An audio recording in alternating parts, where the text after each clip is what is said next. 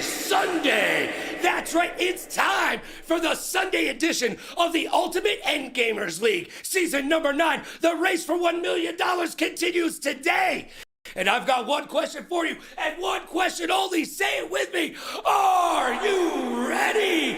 Because it's time to bring forth the rhythm and the rhyme. It's time to get down like a clown like Charlie Brown and turn your frowns upside down. It is time to put the kids to bed and wake up the neighbors. And it is time for the UEL to shine. So what do you say? We get down to that UEL beatdown, baby. Hey, log in, engage, we lit the squadron. Here we go.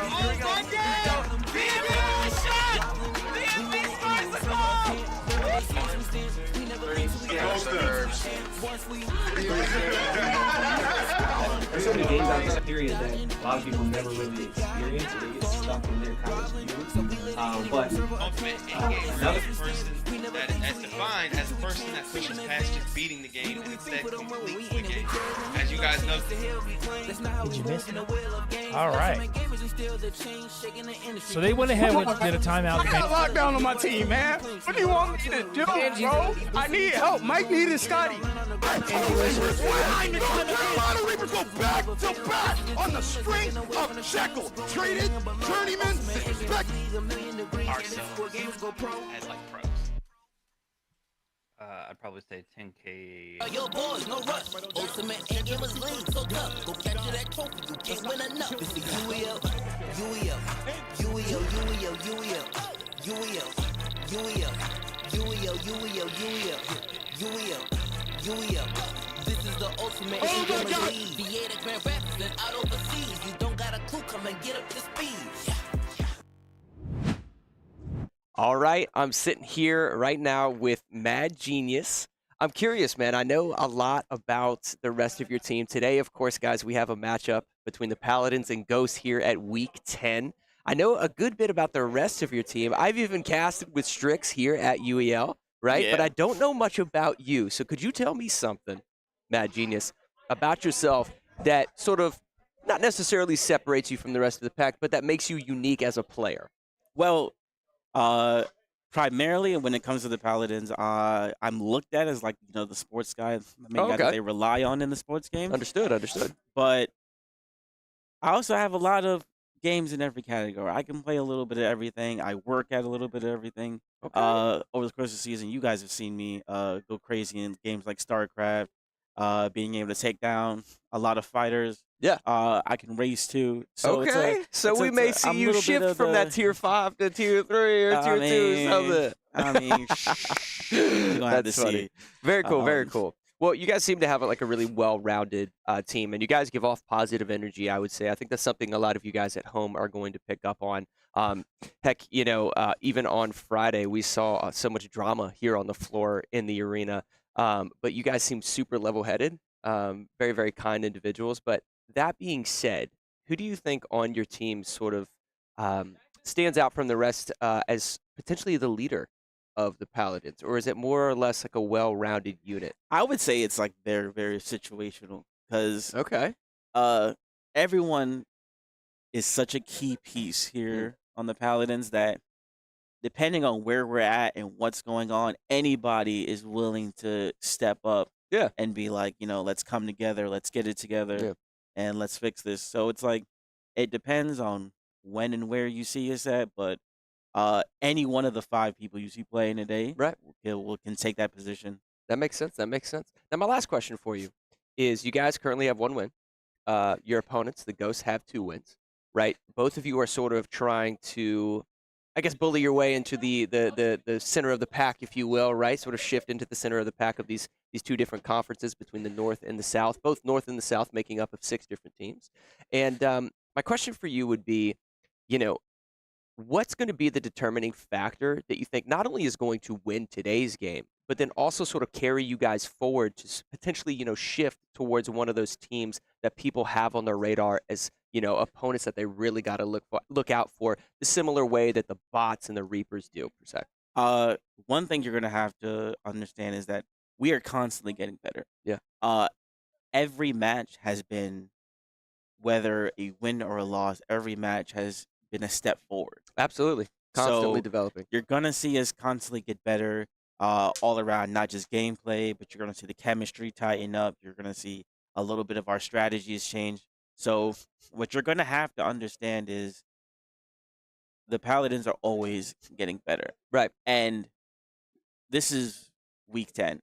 Right. By And the not end of and the season, you're gonna see a completely different Right. team. What you guys seem to excel at that I would say is different since I began here at UEL is sort of the ground that you guys make up on, right? The ground that you guys make up in terms of like developing and learning as a team. You don't let that up. You don't sort of forget about it, or you see that sort of aspect of your team that becomes well-rounded. You don't shift in a negative direction towards genres, sort of neglecting them in a sense, right? You pay attention to all the genres and you continue to become a well-developed team. So I Yeah. like that, man. Well, thank you so much for sitting down with me. I'm looking forward to watching your gameplay, getting to know sort of some of the genres you talked about, sports and what have you. Yep. Looking forward to that, I brother. look forward to playing Pop and everything. Okay.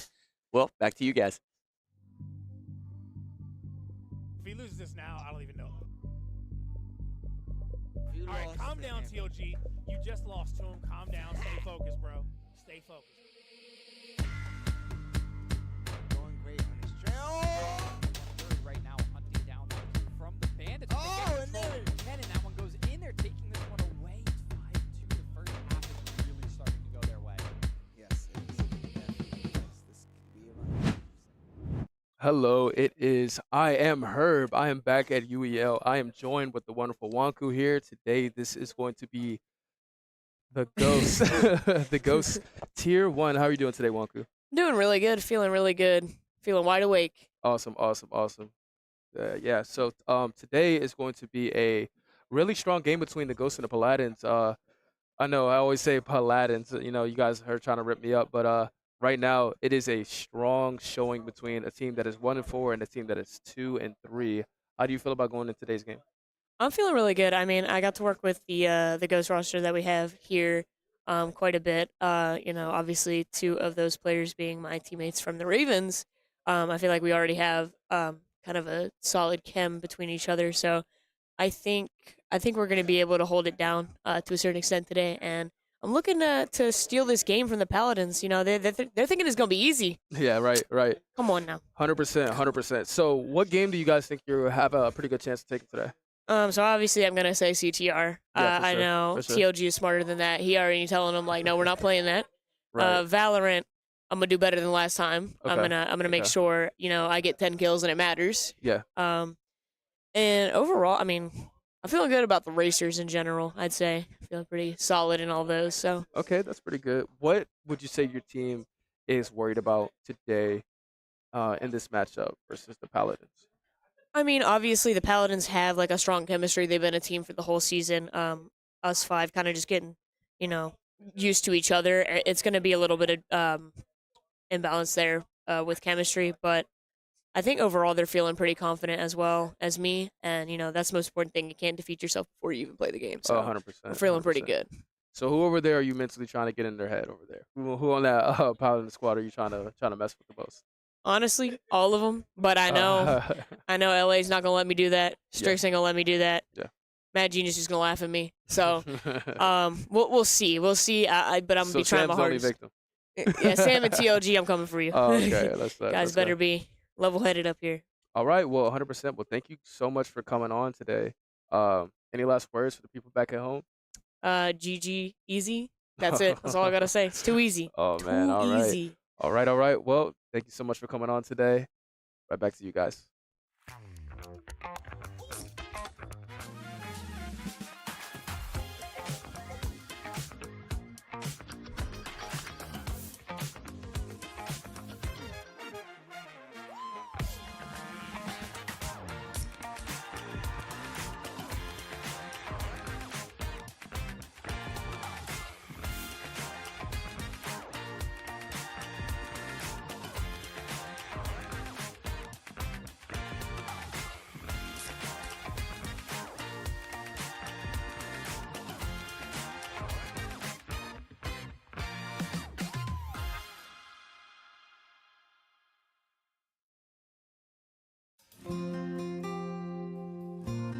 The Be a Friend Project is an organization of upstanders working to bring hope back to bullied kids and build kinder communities using empathy, education, and peer support. The project's signature program is the surprise delivery of friend mail, letters and videos of peer support, to victims of severe bullying to let them know they are not alone and to help them stay strong. I was so happy because I thought really no one cared about it. It was just another girl getting bullied, but it was really nice to know that a lot of people supported me.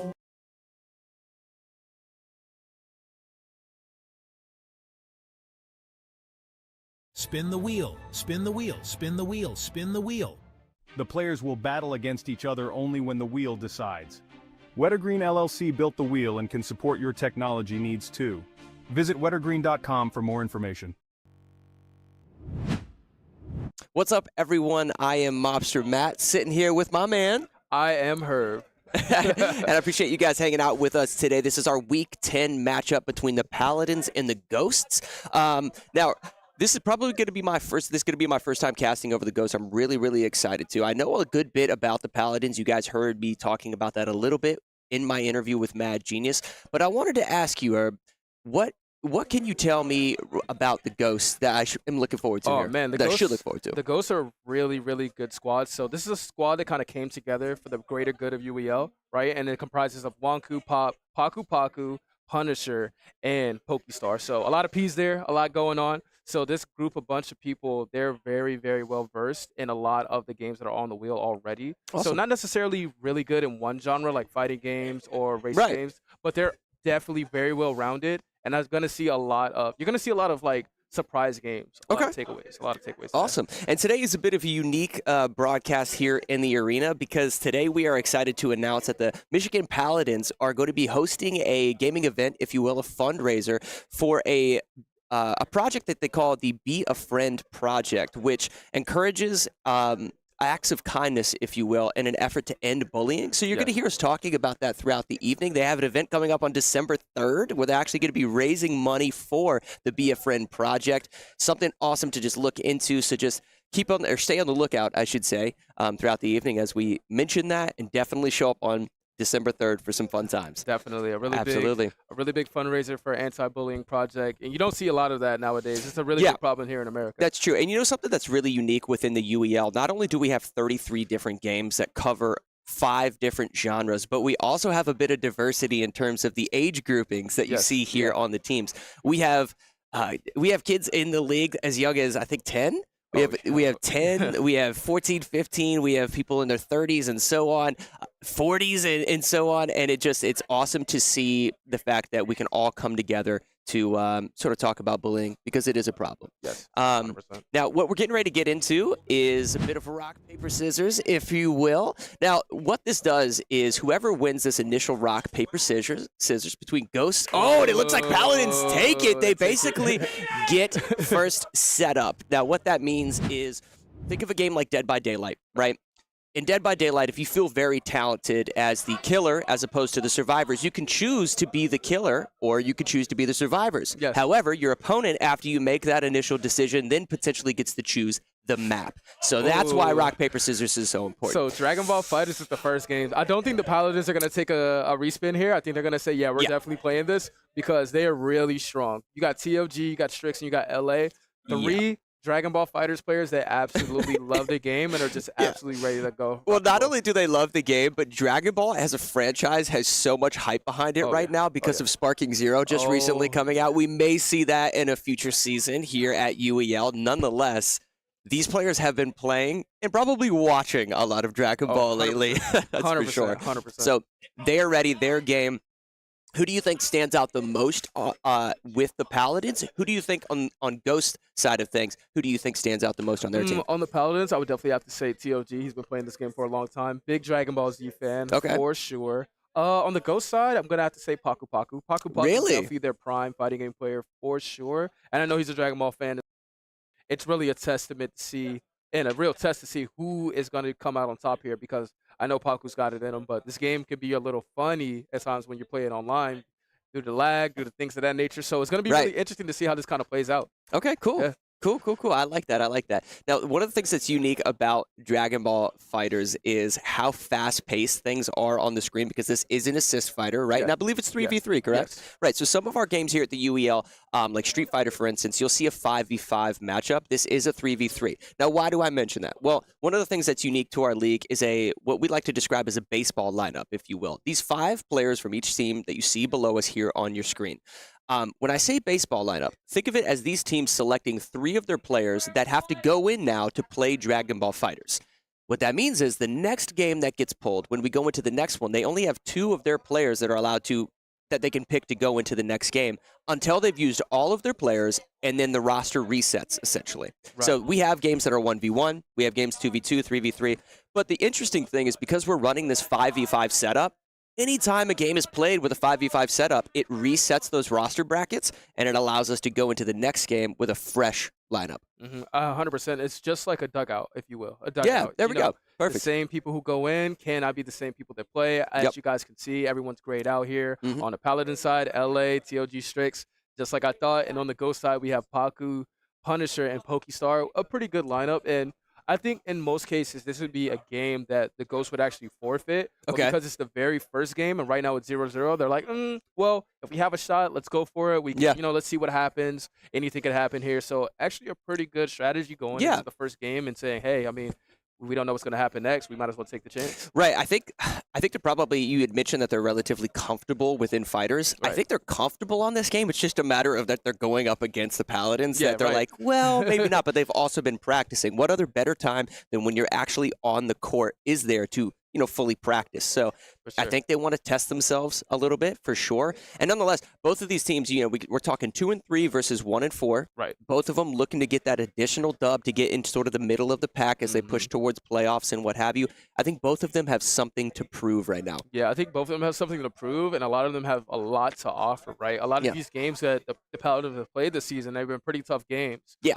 Congratulations to them for their win against the Click, and I know they've had a absolutely tough schedule right after that. And then the Ghosts, big shout out to them, man. It's ticking through and through. Big shout out to Ghost Gaming, man. It's a really true honor having them come into UEL and, represent. So it's going to be exciting to see how things kind of pan out the rest of the season. And right now it's week 10 for some people, but for some of these teams, this is like week 5, week 6. Yes. Like, this is like their 6th game of the whole entire season. So Yeah, and something that you sort of touched on there was the difficulty of their schedule. Just like NFL football, and just like in the NBA, sometimes you just have a really difficult schedule. Well, if you're playing most of the teams, right, within your season, something to note is if you play a lot of difficult teams towards the start, it can sort of throw off the synergy of the cohesion between your teammates and just how you guys are working as a group, how you're gelling as a team.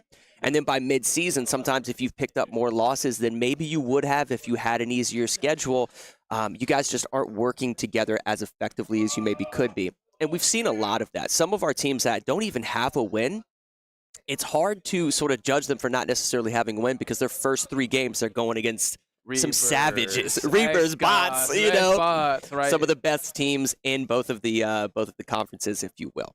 All right, so 100%. So it looks like we're coming to the end of our setup timer here. Hopefully, no timeouts on either side is going to be the absolute first game. So hopefully, brother, we have set up. casted 2 games just recently where teams had less than 2 timeouts by halftime.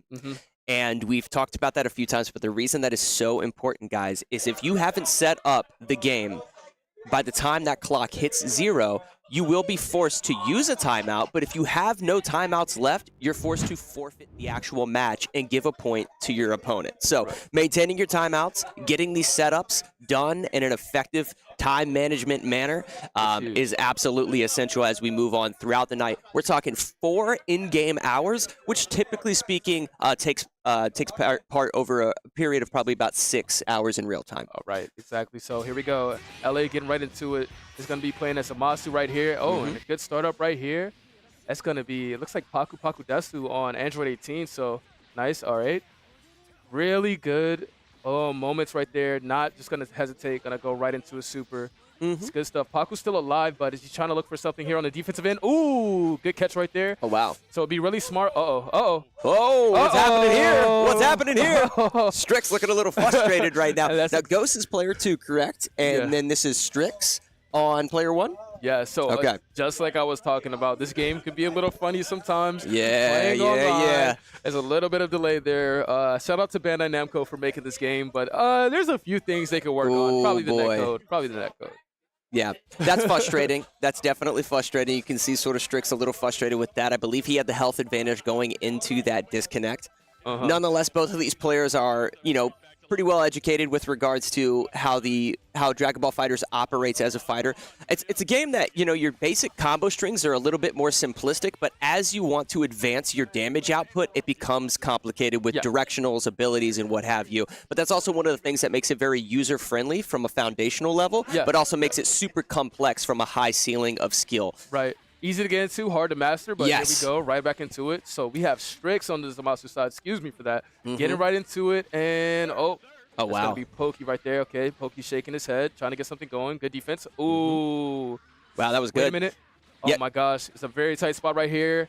And still alive is wow. Made it out of the corner. What's gonna happen? The way he backstepped right there and then re-engaged with his pressure was nice, but unfortunately it put him back into the corner. But he's gonna hit a rush down and connects with it. Strix popping off in his first round. Poor Pokey there. All right, on to the next. Here we go. Adult Gohan versus Damasu. Good grab right there. Gonna get nice tag in. Oh wow. All right, here we go. Android 16. We saw a little bit of action of Android 16 recently with the self-destruct, but it doesn't look like we're going to see as much of that right now as he's actually going for a little bit of damage. Right, I was at home screaming when that happened. Jump, please. Yep. All right, here we go. Nice combo right there from Trunks. Let me get something going even more. All right, looking for it, looking for the hit. Nice. All right. Okay. What do we got right here? He might be able to combo into a super here. All right, there you go. Nice. Wow. Gonna get it. Ooh, great extension right there. All right. Just taking away a little bit of damage. And I believe that's Paku, correct? Yeah, that looks like Paku right there. He's gonna have to do something because, nice snap in. Nice tag in. Both of them were sitting at an equal health pool nonetheless. Solid tag in, but he's getting punished for this right now. Okay. Holy moly. TLG in his zone right now, blasted. Absolutely blasted with an 83-hit combo. Oh my that is absolute insanity. All right. Someone zip up the body bag. He's feeling himself right now. Here comes Android 16 with half health, about 50% health. Let's see what he can do. He has a bit of a gauntlet, if you will, in front of him nonetheless. Nice. Let's see what happens. LA just looking super patient at the moment, sort of biding his time, getting his footsteps, whiffs the rush down right there. But they're just sort of shifting back and forth, utilizing some of those zoning tools in the hitboxes. Yep. Paku does end up getting him into the corner, though. Let's see what he can do. All right, he's going to have to level 3 soon or pop his sparking. All right, going to go for the level 1. Going to settle for a little bit of damage here. All right, he needs that moment. All right, nice. You have to pop. Wow. He might just be able to kill. Wow. All right, no need to pop it. No need to pop it yet. Okay. So he does still have to be careful because the opponent will have 3 bars very soon. Yes. He's going to have to. Ooh, nice. All right, what's going to happen here? Paku.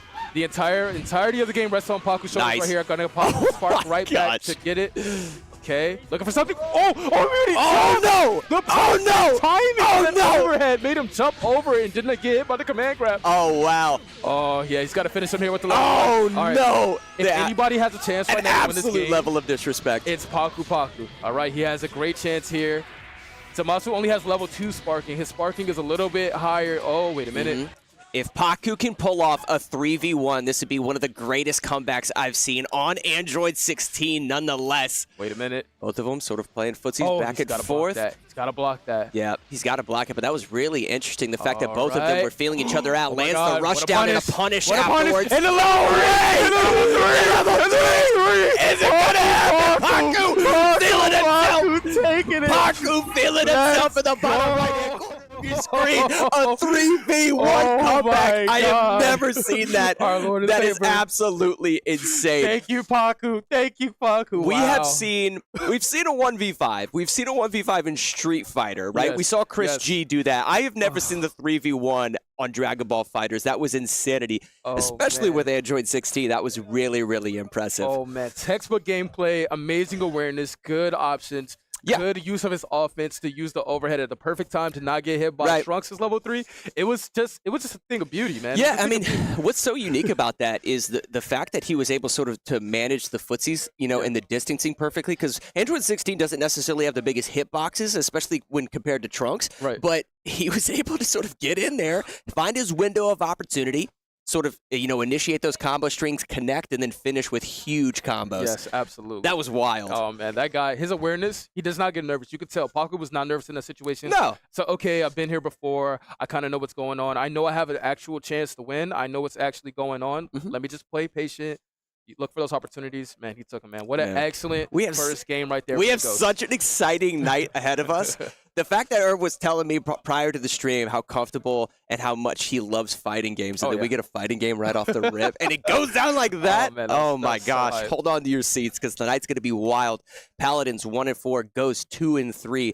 These teams are battling not just for bragging rights per se, but they're battling for positioning within the brackets of the league and so much more. So much more. I think some of the players too sort of want to start building a prowess about themselves. Yeah. Right? Not just shifting from say a tier 5 player to a tier 4, 3, and 2 and what have you. But as we move into the future of the UEL, these players are also fighting for potential draft positioning as we move into the next season and so much more. So there's a lot on the line.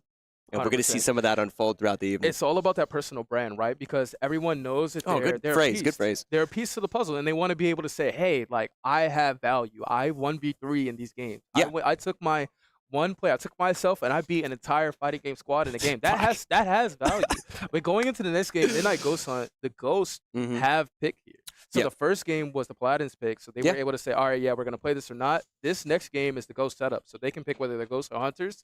And something tells me that they're probably going to go Hunters because it's a little bit easier to play. Yeah. You're kind of the predator versus the prey in that situation, Right. so I kind of like it going into it. It's interesting. I sort of jinxed myself last time we casted. I said that predominantly the Hunters have won every single match, and then during that game in particular, the Ghosts ended up winning. Now, Commentator's curse. Right. Exactly. Now, if you're not familiar with this game, if you've ever played prop hunt within Call of Duty, this is basically the most extreme form of prop hunt that you can imagine. Right. The Ghosts versus the Hunters. The Ghosts are going to be jumping into objects the same way you would in a regular game of prop hunt. They're going to be attempting to hide from the Hunters until the clock hits midnight. Yeah. That's why it's called Midnight Ghost Hunt. The moment it hits midnight, the Ghosts, the hunted, become the Hunters. Right. And they're going to try to out-damage the Hunters, eliminate them, and potentially flip the board and take home the dub. This is going to be a really interesting game because I know for a fact that the Ghosts have practiced Midnight Ghost Hunt. Yeah. The Paladins always mess around. I always say the Paladins. I like to just mess around. The Paladins. I'm going to start saying that. The Paladins. The Paladins. They're going to be the Ghosts, but I'm not exactly sure how much they've practiced that side. It's a bit of a tougher side unless you really know how to use those abilities, how to hide in certain hiding spots, and really your object is to take out the Ghosts. But if you can take them out before midnight, it's just as good as well. Yeah, that's true. The other thing to consider is map selection, right? So there's certain maps that are tighter corridors. They're not as well lit. They're a little bit more difficult. But then also I've noticed maps that have sort of blended themes within the actual design of the map. So it's a little bit more difficult to pick up on, I guess, people that may be hiding in specific objects. What do I mean by that? Well, if you hide in a trash can that is in the middle of, just say like an average merchant store or something like that, you're going to say that trash can looks out of place, right? But then if you're a trash can that's in a kitchen or something, and you're sort of right on the edge of the countertop or something, it may be something that sort of blends into the environment. So there's certain maps that have really heavy themes, like Christmas themes and things of that sort. Hide as the Christmas tree. Right. So you're hiding as a Christmas tree, a candy cane, an elf on the floor, something along those lines. And these objects that they can jump in, guys, are as small as a mousetrap to things that are as big as a forklift. Yeah, right. A literal forklift, right? So you have to check everything, and you're going to notice the Hunters doing that often in a multitude of ways. They can shoot objects. They can walk up and shake the objects themselves, all sorts of things. And they also have abilities, right? So they can check objects at any given time, but if you're pretty well hidden...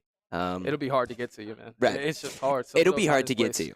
Yeah, and there's also different strategies that we've seen too, right? Like sometimes I've noticed that the Ghosts will sort of stick together and then use organized chaos, if you will. Yeah. And then I've also noticed other things where Ghosts will sit in a specific room and then they'll wait till the hunters check a specific object, and the moment that the hunters shift their back to them, they'll jump into the object that they just checked. Yeah, that's actually So there's all sorts of interesting strategy, if you will, but you also have to have a level of communication and sort of cohesive sort of teamwork in order to pull this thing off.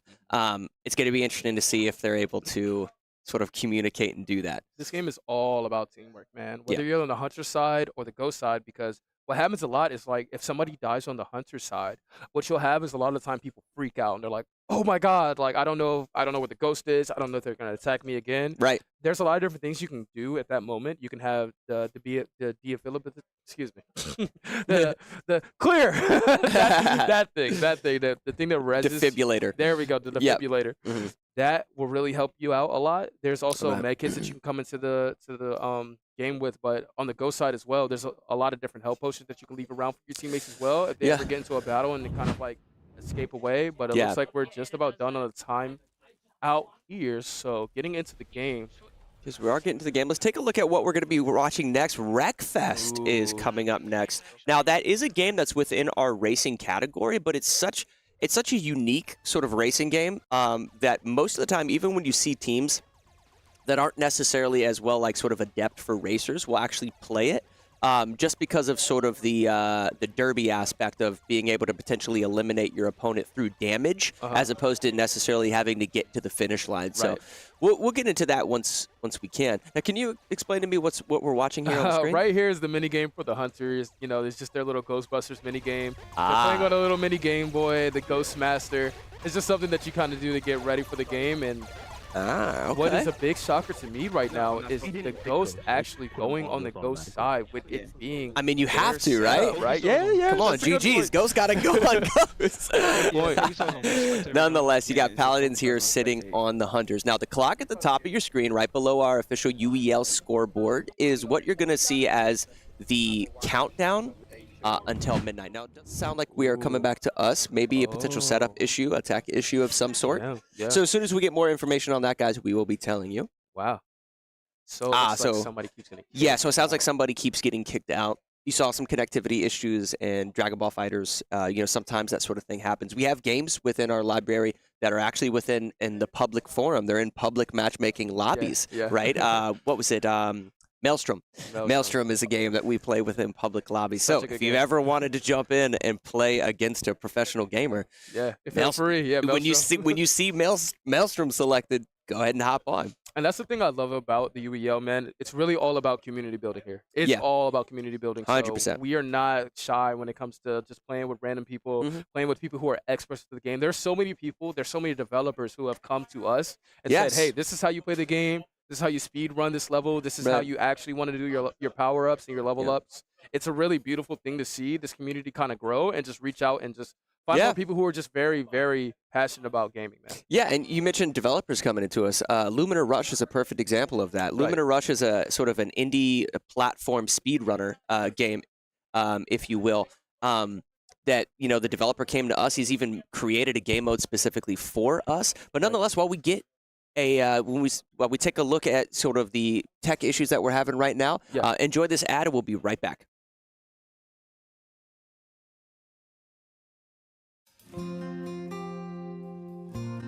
The Be a Friend Project is an organization of upstanders working to bring hope back to bullied kids and build kinder communities using empathy, education, and peer support.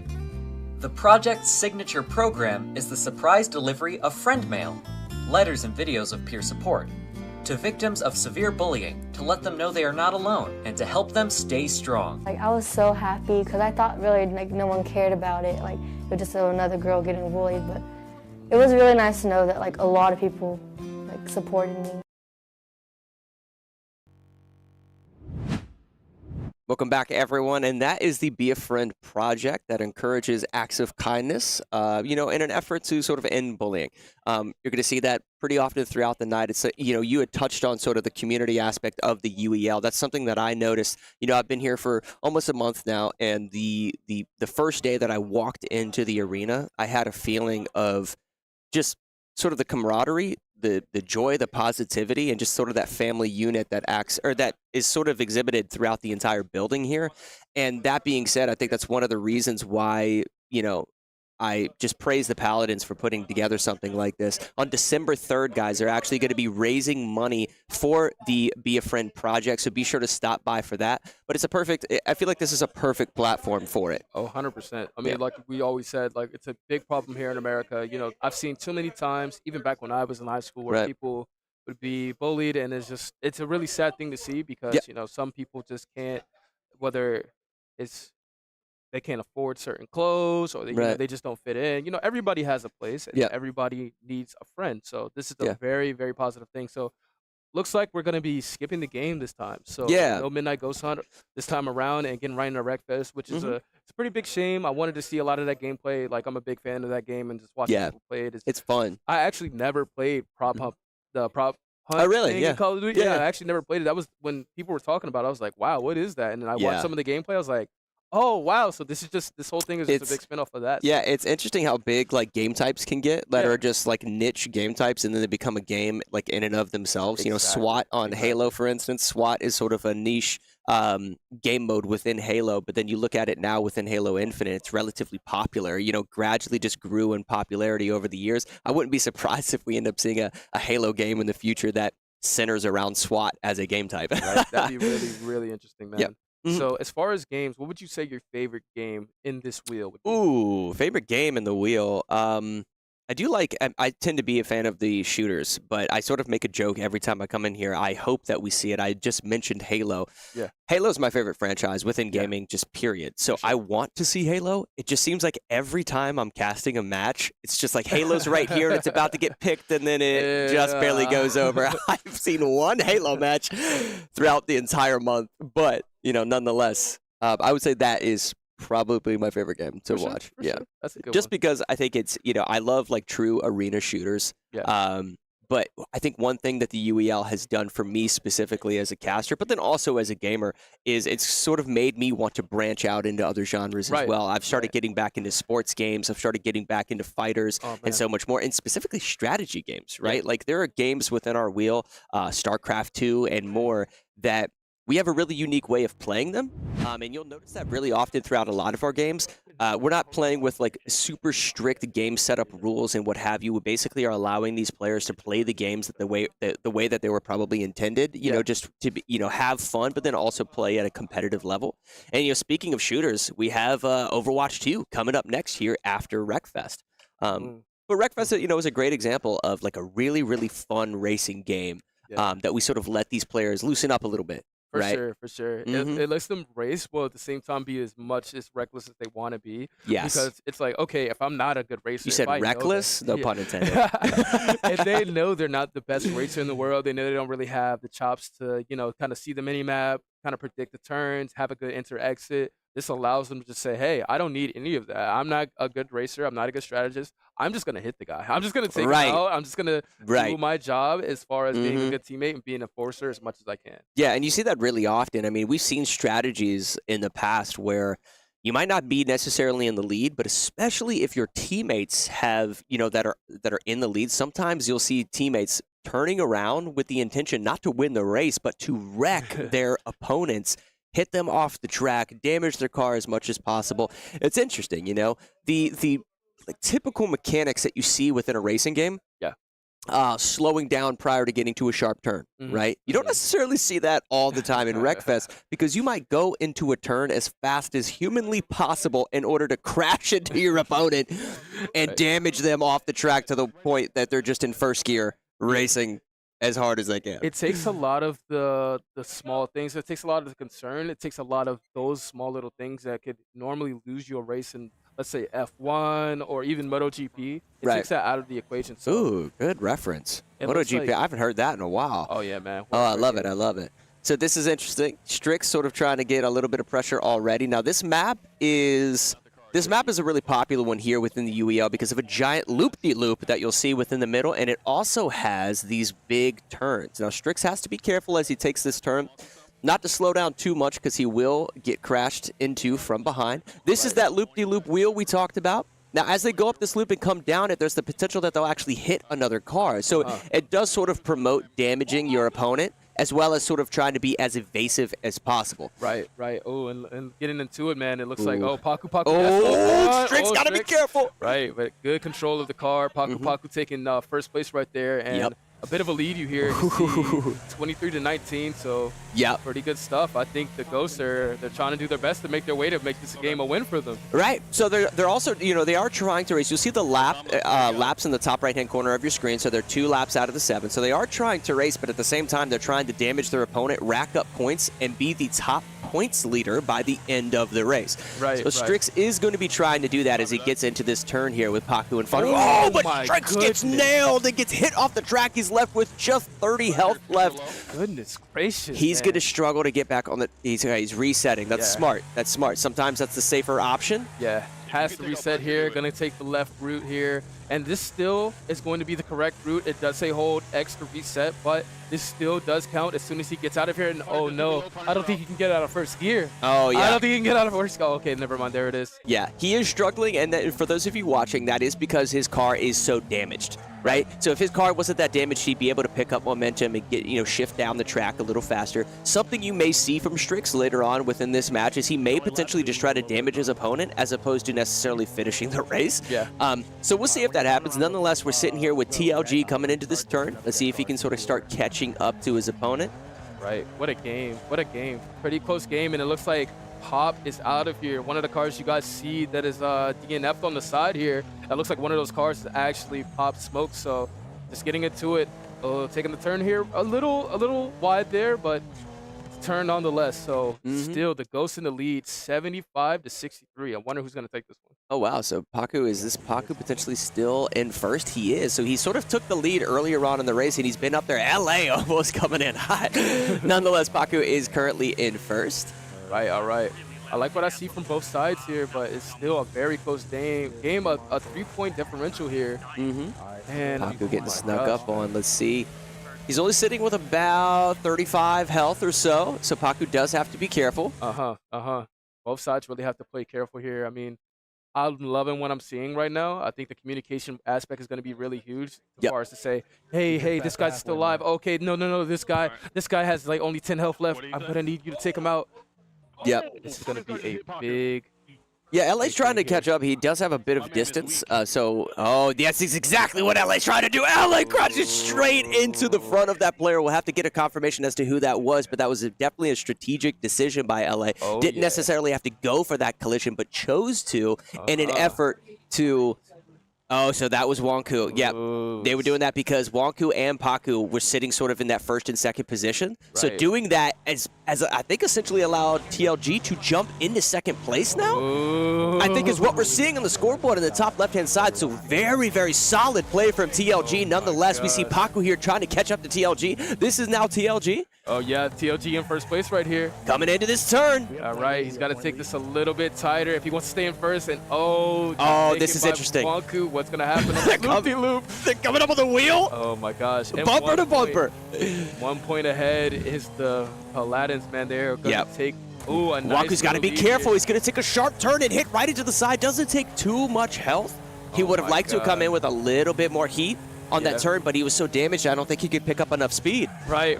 And oh my gosh, coming into the last lap here, Wonku with the overtake, gonna go into the last lap. It's 129 to 129. This is a very, very close This is game. Insanely close. They're basically fighting for macro points right now, and Wonku takes a hit. Takes a hit right there, getting out of that turn. What's gonna happen? Paladins have a slight lead by only 8 points as they come into this loop-de-loop. He's got to be careful not to get hit as he comes down this, but also there is this huge turn right here at the end. Let's see if he can sort of get around this without getting hit. Oh my goodness. He maintained solid momentum into that turn so that there wasn't necessarily a threat of him being hit by the behinds. Nice, solid driving right there by TLG. Right, nice, good stuff. It looks like TLG's going to take first place here. Yep. Trying to close it out. It's Wonku and Paku in second and third. It's going to be interesting to see. Yeah, they still have to calculate points at the we have to very calculate points, guys. We'll get a confirmation as to who won. The reason why we have to calculate points is Paku and Wonku were both, at the front of the pack. Even though TLG won the race, you know, the rest of the Ghost team actually raced exceptionally well. So we're going to get a confirmation here. It's Paladins may have taken that. I'm assuming they did, but they're still trying to finish the match here. Yeah, they have to be very careful coming on the very edge of it, only on 4 health. Yep. So Paku looks like it's the last one.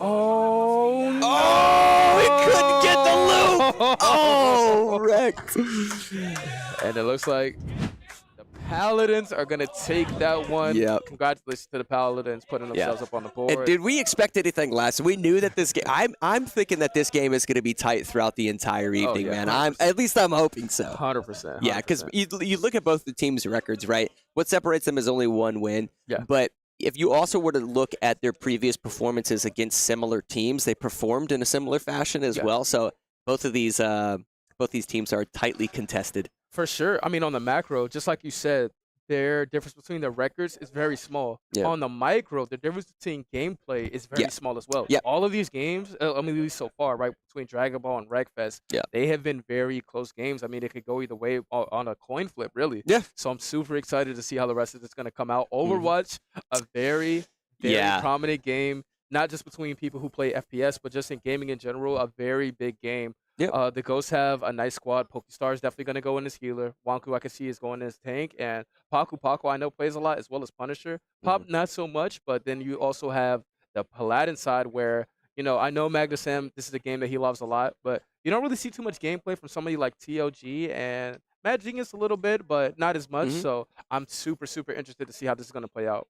Yeah, you know, something to note as we get into Overwatch that's really important is this is a game that not only highlights your FPS skills, you know, your accuracy, your target acquisition skills, and so forth, but it also is a game of strategy. I wouldn't say necessarily as much as maybe Rainbow Six Siege, but you definitely have to have a well-formed team composition, and you have to implement your strategy at your will, be willing to sort of back up, fall back, regroup, and so much more. So there's a level of communication that's required, but there's also that strategy. Now, this is going to play a little bit different than what you're seeing typically in a ranked Overwatch match, so we don't have roll queues going for this, or rolling for this, I should say.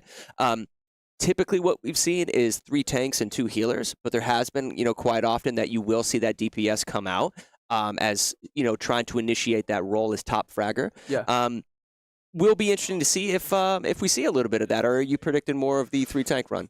I think people right now feel like the meta is the 3 tank into the 2 healers, which I believe is GOATs, right? Yes. Yeah, right. Yeah. So I believe and what I can appreciate about Overwatch, that it's a hero shooter, right? It's a team shooter. It's not the kind of shooter that you see where it's like a team deathmatch kind of thing where like, oh, okay, whoever gets the most amount of kills is the winner, right? It's less about that, and it's more about, just like you said, the shot acquisition, the making sure that you're playing the objective, making sure that you're playing as a team, the competition, using ults at the right time, using abilities at the correct time. There's so much that goes into it that I can appreciate more than other FPS games where it's all about, okay, if we're just a better shooting squad, we're just going to win this game. No, you have to play as a team. The game forces you to play as a team, and that's something that I could really appreciate that you don't see very often. You know, just when you talk about playing as a team, you know, something I noticed last week with a player named Jekyll was he jumped into a game of the finals, and he wasn't as experienced necessarily on the finals. He started off the match like sniping and trying to get a few sniper shots off, but eventually transition sort of shifted into the heavy role on the finals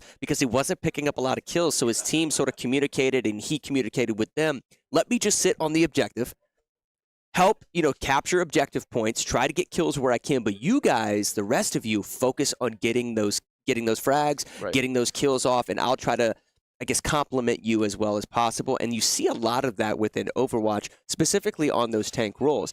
You guys at home, if you're familiar with Overwatch, you can imagine a Reinhardt, right? Holding up a giant shield, trying to apply pressure, go for shoulder charges when you can, basically just swinging that hammer. A lot of times you're capable of running that specific character if you're not as well experienced within Overwatch, because you have a very specific role, a very specific job to do, if you will. So it allows teams to sort of complement their, I would say, lesser tiers, if you will, or their lesser experienced players within the team. Right. And again, this is just beautiful because just like you said with roles, I'm a big NBA fan. The way I like to describe it to people is everybody can't be Steph Curry, right? Everybody can't be Steph Curry. If everybody was Steph Curry on the team, you would give up a lot of points in the paint. There wouldn't be as many people, dunking as much, playing as much defense. There's a lot of different things that go into team composition. So if everybody was the point guard, if everybody was the center, you wouldn't have any success. Everybody I like that. That's a good comparison. Everybody has to play the role. That's good. I actually haven't seen this skin before. I love this skin on the Bastion. That is hilarious. Nonetheless, we're going to jump into it now. It looks like we got Moira and Mercy as the 2 healers, and we are running a DPS, not necessarily that 3-tank setup that we so often have seen. So this is interesting. I like this. And now push the robot. So. Yeah, what I'm looking to see from Moira, as opposed to some of the other healers that we've seen, Lucio, we've seen, some of the other ones, but Moira specifically can rack up an insane amount of damage, but also heals at the same time. Right. That probably is going to be the differentiating factor as this match continues. If the Moira can secure a ton of DPS and heals, it's going to make all the difference in the world. 100%. Moira and healers in general is just a really big role that, again, it has to be something that is well coveted, right? You want that person to be on point when it comes to their heals because you're pushing it as a tank or DPS. When you need heals, you need heals. Yeah, and this particular game type that you're seeing is new to Overwatch 2. Just think of it as tug of war as they start to push this robot. This robot is going to be sort of transitioning from side to side. You can see the progress at the top of your screen, and the goal of each team is to push that robot into the opposing team's spawn point. Nonetheless, here we go. Ooh. We got Zarya pushing up here. We got a Brigitte that is pushing up, maybe getting a little bit of damage, distracting them, getting off some solid heals. Again, complementing those tanks as much as possible. Oh, this is really good. Really good start right here from the Paladins. I mean, they are just putting the icing on the cake when it comes to, and it looks like this one is separated away from the rest of the team. So yeah, a bit of a stagger pick. Yeah, a bit of a stagger pick, which delays their push back to the objective, so they have to now regroup. Mad Genius playing really, really well as this Zarya. It's a little bit more difficult than it may seem, because you have to sort of lead your shots with this, what would you call that? Sort of the arc to that grenade, if you will. Takes a little bit of time to get to its destination, target, right? to its target. Right there, really good. Oh, DPS. DPS being a little overzealous right there. You don't necessarily have the mobility as you might want with the Bastion. That's going to throw their entire team push. The Bastion can only push up to get in a advantageous position if his tanks and his healers are complementing him. At this point, they're just getting stagger picks. They're just getting stagger picks. They're going to clean this Mercy, no problem. Wait a minute. Trying to add some pressure back here. Yeah. Mercy keeping things alive. Mercy is keeping things alive. Uh-oh. Is it going to be enough? No, couldn't make it. No, not at all. And make no mistake about it, that came down to the Bastion being out of position. Bastion just so much DPS, that's damage per second, that you have to be able to complement and sort of organize around the Bastion. The fact, oh my gosh, the Brigitte gets picked early, and now you're going to see a team push without those heals, without that disruption of the Brigitte. They are in huge trouble. So Wku going for the swap here to the D.Va, but gets trapped by the Malgold, and oh my goodness, D.Va out of mech. This is going to be very, very toxic right here. Wow. Right. TLG doing a great job, though. Wait a minute. Oh, Magna Sam with the 2 picks, the 3 picks. Wow. Doing it. They are having a blast right now. So I think it's safe to say that Paladins are going to go ahead and wrap this up. I mean, they have a chance. It's a couple more fights here, but no. Wow. Wow. Push straight into the cap point in the most disrespectful manner imaginable. They even had an early pick, though. Oh my goodness. And TLG was still able to sort of stay in their face with that pressure out of the tank and just secure the win. Oh my goodness, yeah, a great showing right there from the Paladins, man. This is absolutely textbook gameplay. This is what you want to see. This is what you want to see. This is the kind of momentum you need going into the next game as well. So it looks like we have the 2-minute setup timer coming up right now. So next game, Lethal League Blaze, and I know that these guys play Lethal League Blaze. Yeah. Another sports game. Pretty exciting to see. So it looks like they're going to have to play Magna Sam and Mad Genius here. Yeah. I wonder if they're up to speed on the game. Now, was that Magna on the D.Va? Yeah, that was Magna on the D.Va. Okay, so that was Magna on the D.Va. Something to note, Magna was tactically squatting after every one of his kills. That showcases a level of confidence going into these shooters that you might see on display throughout the night. So just take note of that. I know that there's a lot of people at home that are trying to sort of formulate their fandom, if you will, for specific teams and specific players. Magna is a very cheeky individual, likes to sort of showboat a little bit from time to time. He's a fun dude, so just be on the lookout for him, as we move on tonight. It's that young blood, man. I swear, when you're young, you just, 100%. You got to pop off a little bit, just a little bit. You'll see a good amount of that on Fortnite and a lot of the other shooters that we have within the league. For sure. Oh, yeah. So the question to me is the next game set up? Because when you're running a 5-man squad, you usually have a tough time when it's a 5v5 game setting up the next game. So you kind of need somebody who's on the outside to either run a 6-man, 7-man. They kind of get the next thing going, or you just have to be really quick on it. Yes. Or final result or last resort, call that timeout. So I think sometimes the calling of the timeout, it might feel like it's a bad idea at times because you kind of want to save them, but they're desperate times call for desperate measures, and I'd rather call the timeout versus have the timeout called on me to have 3 minutes versus 2 minutes. That way I can just set up the game, be relaxed, say, okay, it is what it is. I need to use this resource. Now, you're talking about setup a good bit. Lethal League Blaze is a game that's going to be 2v2, correct? Yes. Yeah, yes. So even though they just played a 5v5, guys, they now have to select 2 players to jump into this Lethal League Blaze. That leaves 3 players potentially for the next game. Right. Whatever 2 players you choose to play Lethal League Blaze, you cannot have them in the next game unless it's a 5v5. So you got to be careful. Being given additional 2 minutes. Now, something to note with Lethal League Blaze being a 2v2. Below both Herb and I, you'll see the Tier 1 players through the Tier 5 players listed from left to right side of your screen. Typically speaking, the Tier 1 players, Tier 2 players are the most well-rounded individuals that excel within all of the categories, within all of the genres here at UEL.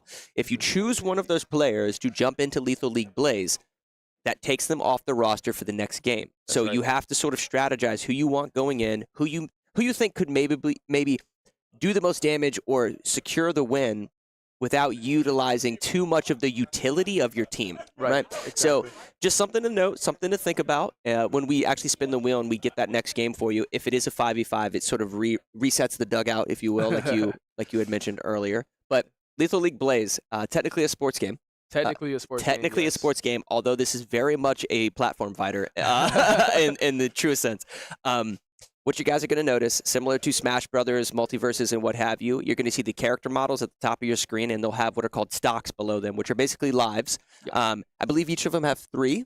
Yeah, right. Each of them have 3. So each of them will have 3 lives, and as opposed to actually attacking each other throughout the game with punches and kicks and what have you, there is going to be what is similar to a volleyball. You're going to see a volleyball that is dropped onto the map.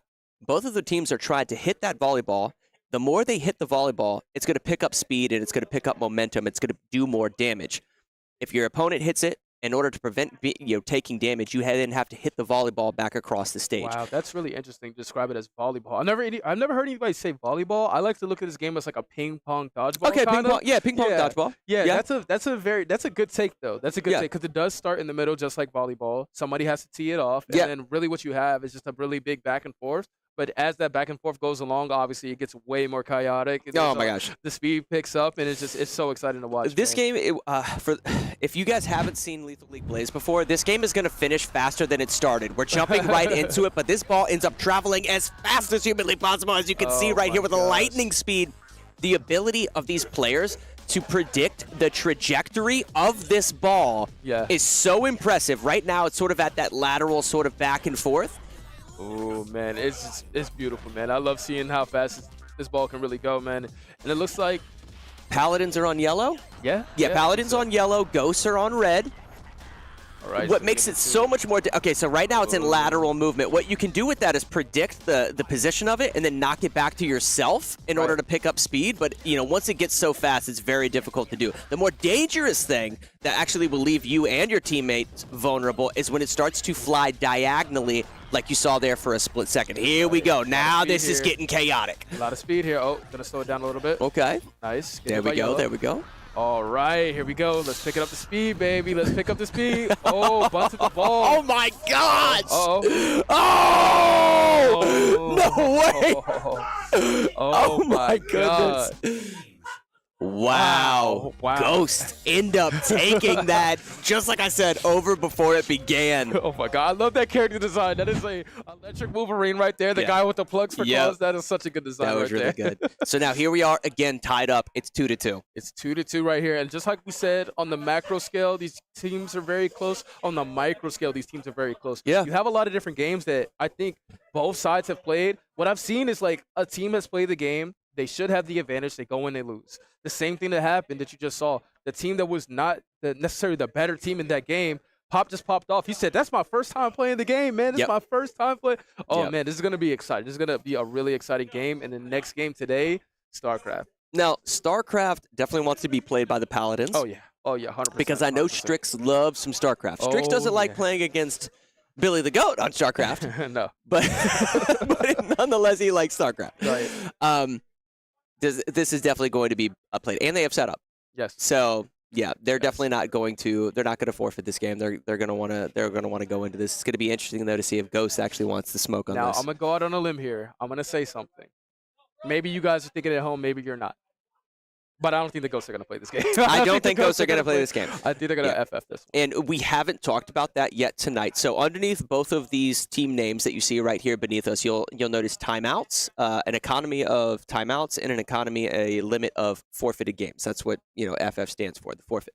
The reason that's important is because if you start to fall behind in the win column, if a game comes up that you don't necessarily stand a good chance at winning, you can choose to forfeit that game in a strategic fashion, with sort of the benefit of there being more time for you to catch up in the win column later on in the night. So you don't want to waste time playing a game that you know you're going to lose. Right. That's sort of where that strategy comes into play. That's why he sort of mentioned that from the Ghost, and we may potentially see that here. And just like you said, the economy of it, there's a lot of different resources that you have. The timeouts, the forfeits, and the actual time itself. A lot of teams that feel like if they are just the better team overall with all 33 games, they're like, hey, we don't want to waste time playing a game that we think we have a chance of winning, or we know it's about 90-10 in the other team's favor.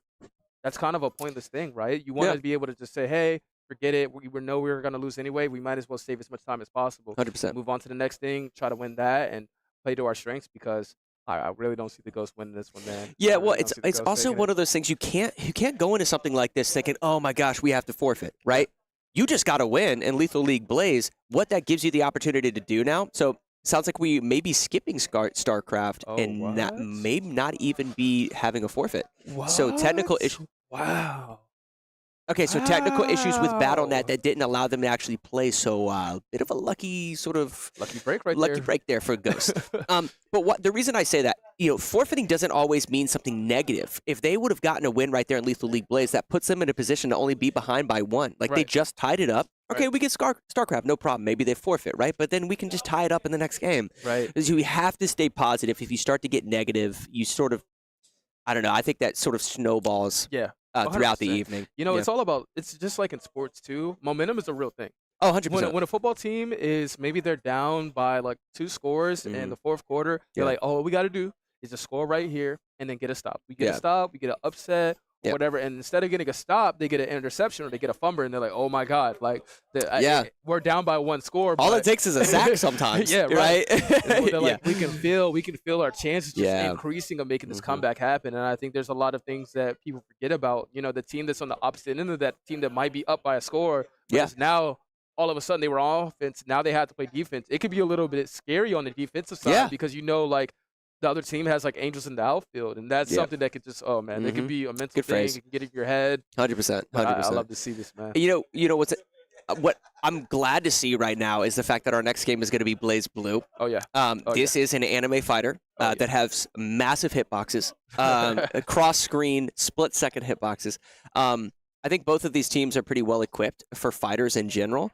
You had mentioned Paladins being really talented within Dragon Ball fighters. Oh, yeah. Where do you see both of these teams within this specific game? So, specifically, I know that LA, I know that TLG are both really good at Blaze Blue. Okay. If anybody were to be good at Blaze Blue on the Ghost side, it would be Paku Desu. He is an anime fighter kind of guy, but from this past season, what I haven't seen, and maybe I haven't seen all the film, I haven't seen him play this game yet. So for me, it's a big question mark. if it's going to be anybody, it would be Paku Paku, but I might be seeing it today, man. I think they put him in for the lineup for this game. Okay, so both these teams feel comfortable within fighters. Yeah. Would you say that Paladins are more anime fighters and then Ghosts are more traditional sort of like Western fighters? That would be a good comparison, I would say. That would be a great comparison. That side definitely loves their anime fighters. They love their Dragon Ball. They love their Blaze Blue. They love like all everything in that realm of that nature. But Skullgirls right now, and whatever. Skullgirls, right? Yep. Exactly. Okay. But Paku Paku, no slouch, and the rest of that team between Wonku and Pokestar, they will play a lot of those traditional fighters. So you'll see a lot of Street Fighter, a little bit of Mortal Kombat. Right. We'll see a lot of that from those two individuals specifically. And Right. I think they have the right thing to kind of go head and head. I'd say overall the fighters are probably 60-40 on the Paladin side, but again, anything can happen. Anything can happen. All right. Yeah, I like that. And, within just the fighter genre in general, here in the UEL, we have 33 games, but of our fighters, we do have like a good mix. You just talked about anime fighters. You had sort of talked about Mortal Kombat being another 2D stage fighter. Yeah. But we also have Tekken, which is a 3D stage fighter, sir. right? So a little bit different in terms of like mechanics and sort of reading your opponent, applying pressure, the speed at which combo strings are coming out and what have you. Nonetheless, we're getting ready to jump into this. Street Fighter 6 is actually going to be our next game. You wanted fighters, and we're getting them. That's right. That's right. Couldn't get better than this. So, being Blaze Blue, this is going to be a one-on-one, correct? Yes, this is a one-on-one. Wow. Right now, what you have here is going to be Mai versus Makoto. I'll tell you right now, the Squirrel Girl is going to be Paku Paku Makoto, and Mai is going to be LA. LA, I've seen him play a little bit. He's pretty good. He's pretty good when it comes to that staff, and you guys are going to be in for a good game today.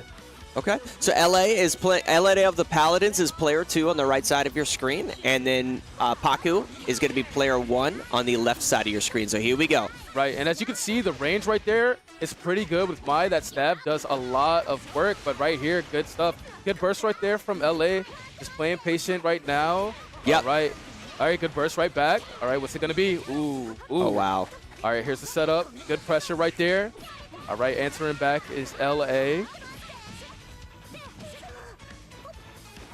Okay, so player 1 is LA. Okay, so player 1 is LA, and then player 2 is going to be Paku. So basically just left and right. Easy peasy. Okay. Good stuff, Paku.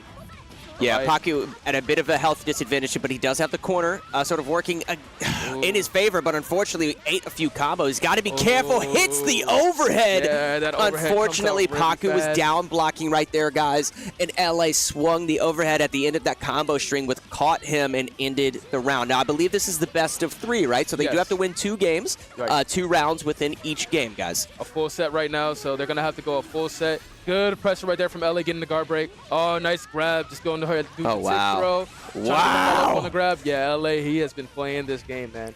He is nice. solid. Solid anti-air, but unable to sort of like finish it and pull it into a combo string. Going full combo just takes a little bit of chip. Starting to zone, starting to play a little bit of footsies. Yeah, solid jump in there from LA, though, nonetheless. Has to use all of his resources. Here comes Paku Paku right back, trying to answer. Oh, wow. Okay, has to burst right there. Ooh. Oh, but oh my gosh! Wait a minute. Wait a minute, but it's not over. Oh, man. Good block See, right there. Wiss is going to initiate with a low. He's going to poke with a low. Oh, yeah, it doesn't even matter. Just chipped him out.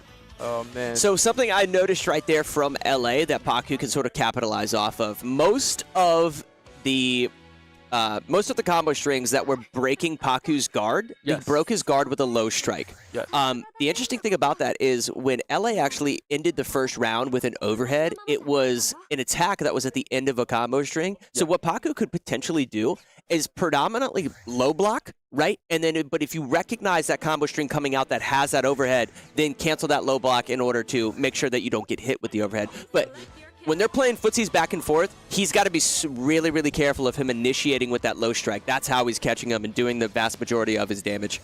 Right. There's so much that goes into it, just like you said, and I could tell you're paying attention. Everything happens so fast. Yes. Everything happens so fast going between a low block to trying to block an overhead to trying to get your pressure back, trying to take a turn back, trying to look out for a throw, a tick throw when somebody just hits you and immediately runs up, goes for the throw. There's so much you have to pay attention to in this game. It moves so fast. Yeah.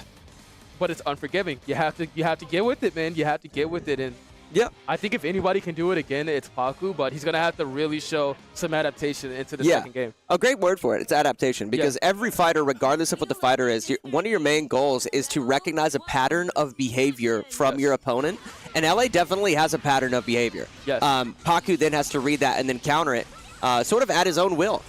100%, 100%. Trying to get something going with the fireballs, but LA has his own fireball right there, kind of like a lance throw. All right, good. All right, he's catching him a lot on these sticks, but LA with the big pressure. A good range. Oh, boy. Oh, my God. Oh, boy. Overhead.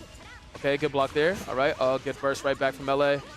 Nice, good overhead. Oh, so it's a 3-hit string. The overhead is a 3-hit string. Yeah. So he could probably just, man, I don't know, though. Oh, man, the cross-up, it's just so much pressure you have to deal with when it comes to Mai. There's so much to look out for. The range. She can my gosh. She has it all. Anti-air jumping with a huge hitbox on that staff.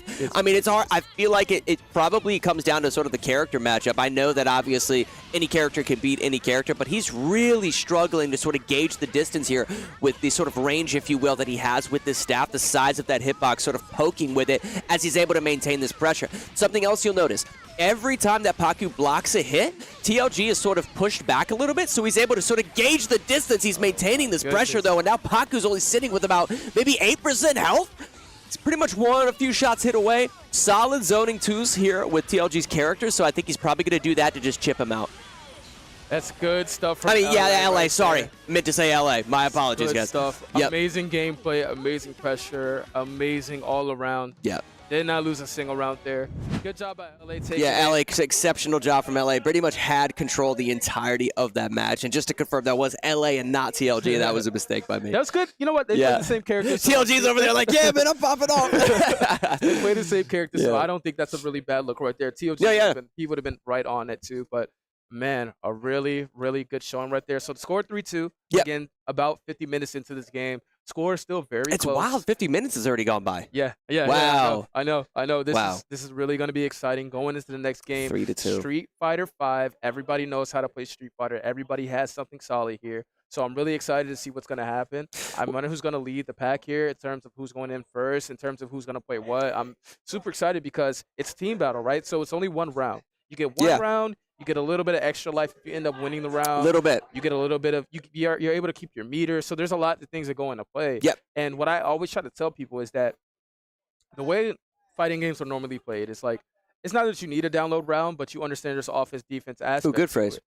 There is a point of adaptation that you just don't get when it comes to the team battle modes in these games. So I just tell everybody, hey, when it says fight, just throw the whole kitchen sink at them. Yeah, you got to throw the whole kitchen sink, but if you are sort of the anchor of the team or if you're sort of the second or third player, you've got to start like recognizing sort of that pattern of behavior that you talked about. Right. You mentioned the phrase download. When he says download, guys, he's referring to your ability, like as an observer, whether you're actually in the match or not, you have to sort of recognize what combo strings they're going for, the way that they're sort of gauging that footsie's range, the way they're sort of playing the specific character. That can come down to pressure, aggression, passiveness. Are they a counter attacker, things of that sort? You've got to be able to download sort of that data, if you will, to sort of implement your own game plan throughout that fight.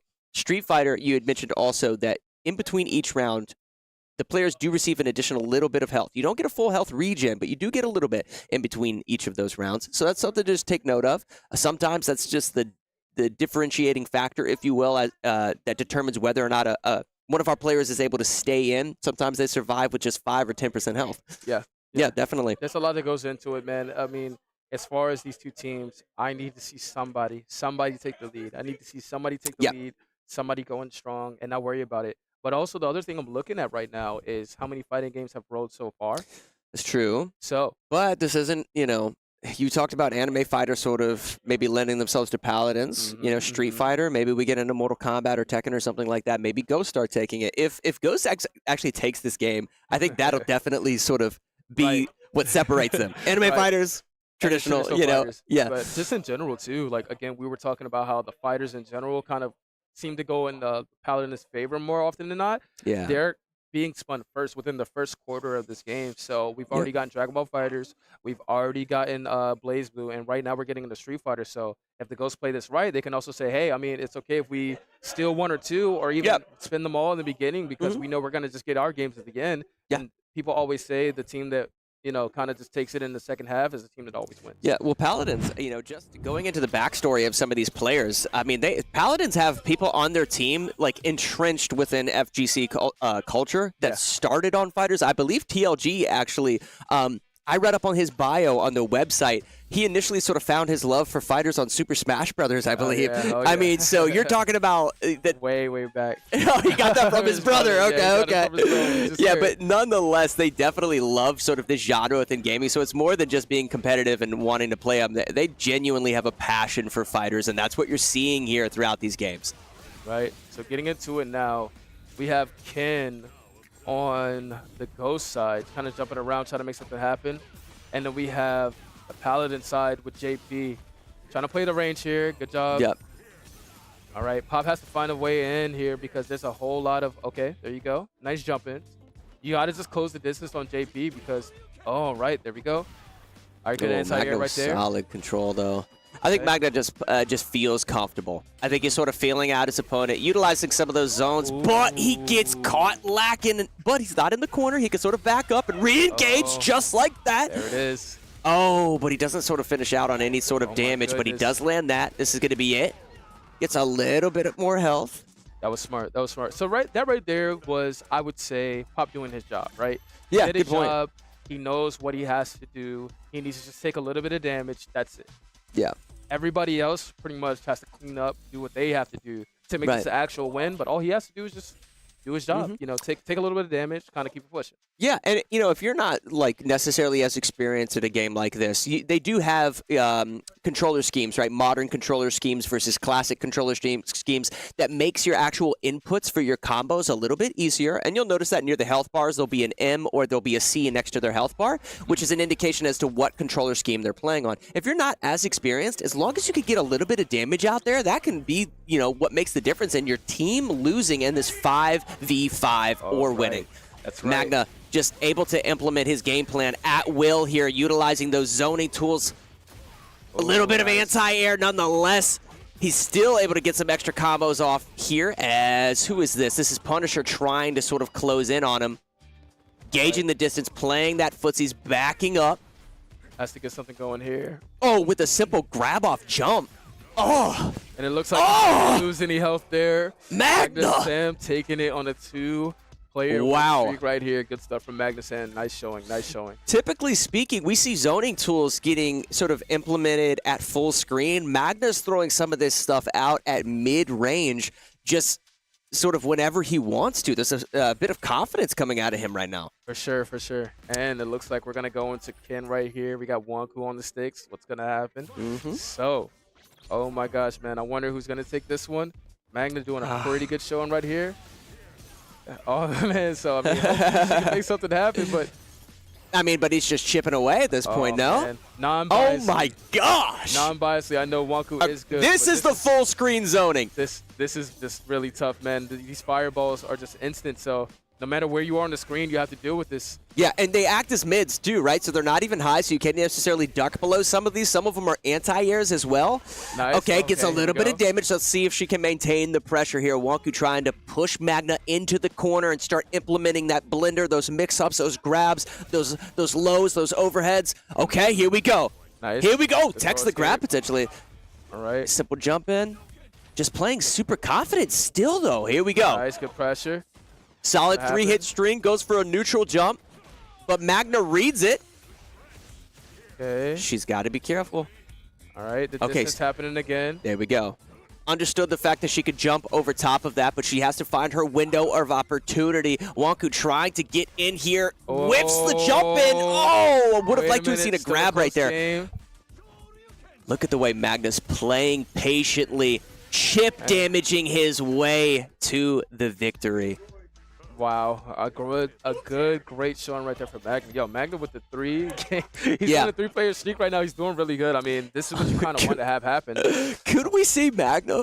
Magna sweep? With a full ace right now? Yo, I mean, the way he's playing these zoning tools, I think the only way to potentially counter Magna is to cancel combo strings into a mix-up of some sort, whether it be a low strike, a grab, something along those lines. You have to sort of play unpredictably in order to maintain close quarters pressure against him, because the second that you back up, you're going to be eaten alive. And there it is, the Everything, command grab. including the kitchen sink, the pantry, everything coming at him right now.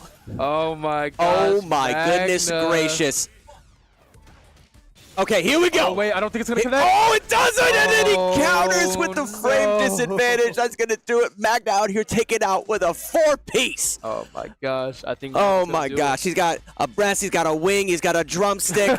he's going for the whole bucket right now. The whole bucket, baby. Yo, if he gets the ace right here, if he gets the sweep, we have to say he's the greatest. We have to say he's the GOAT.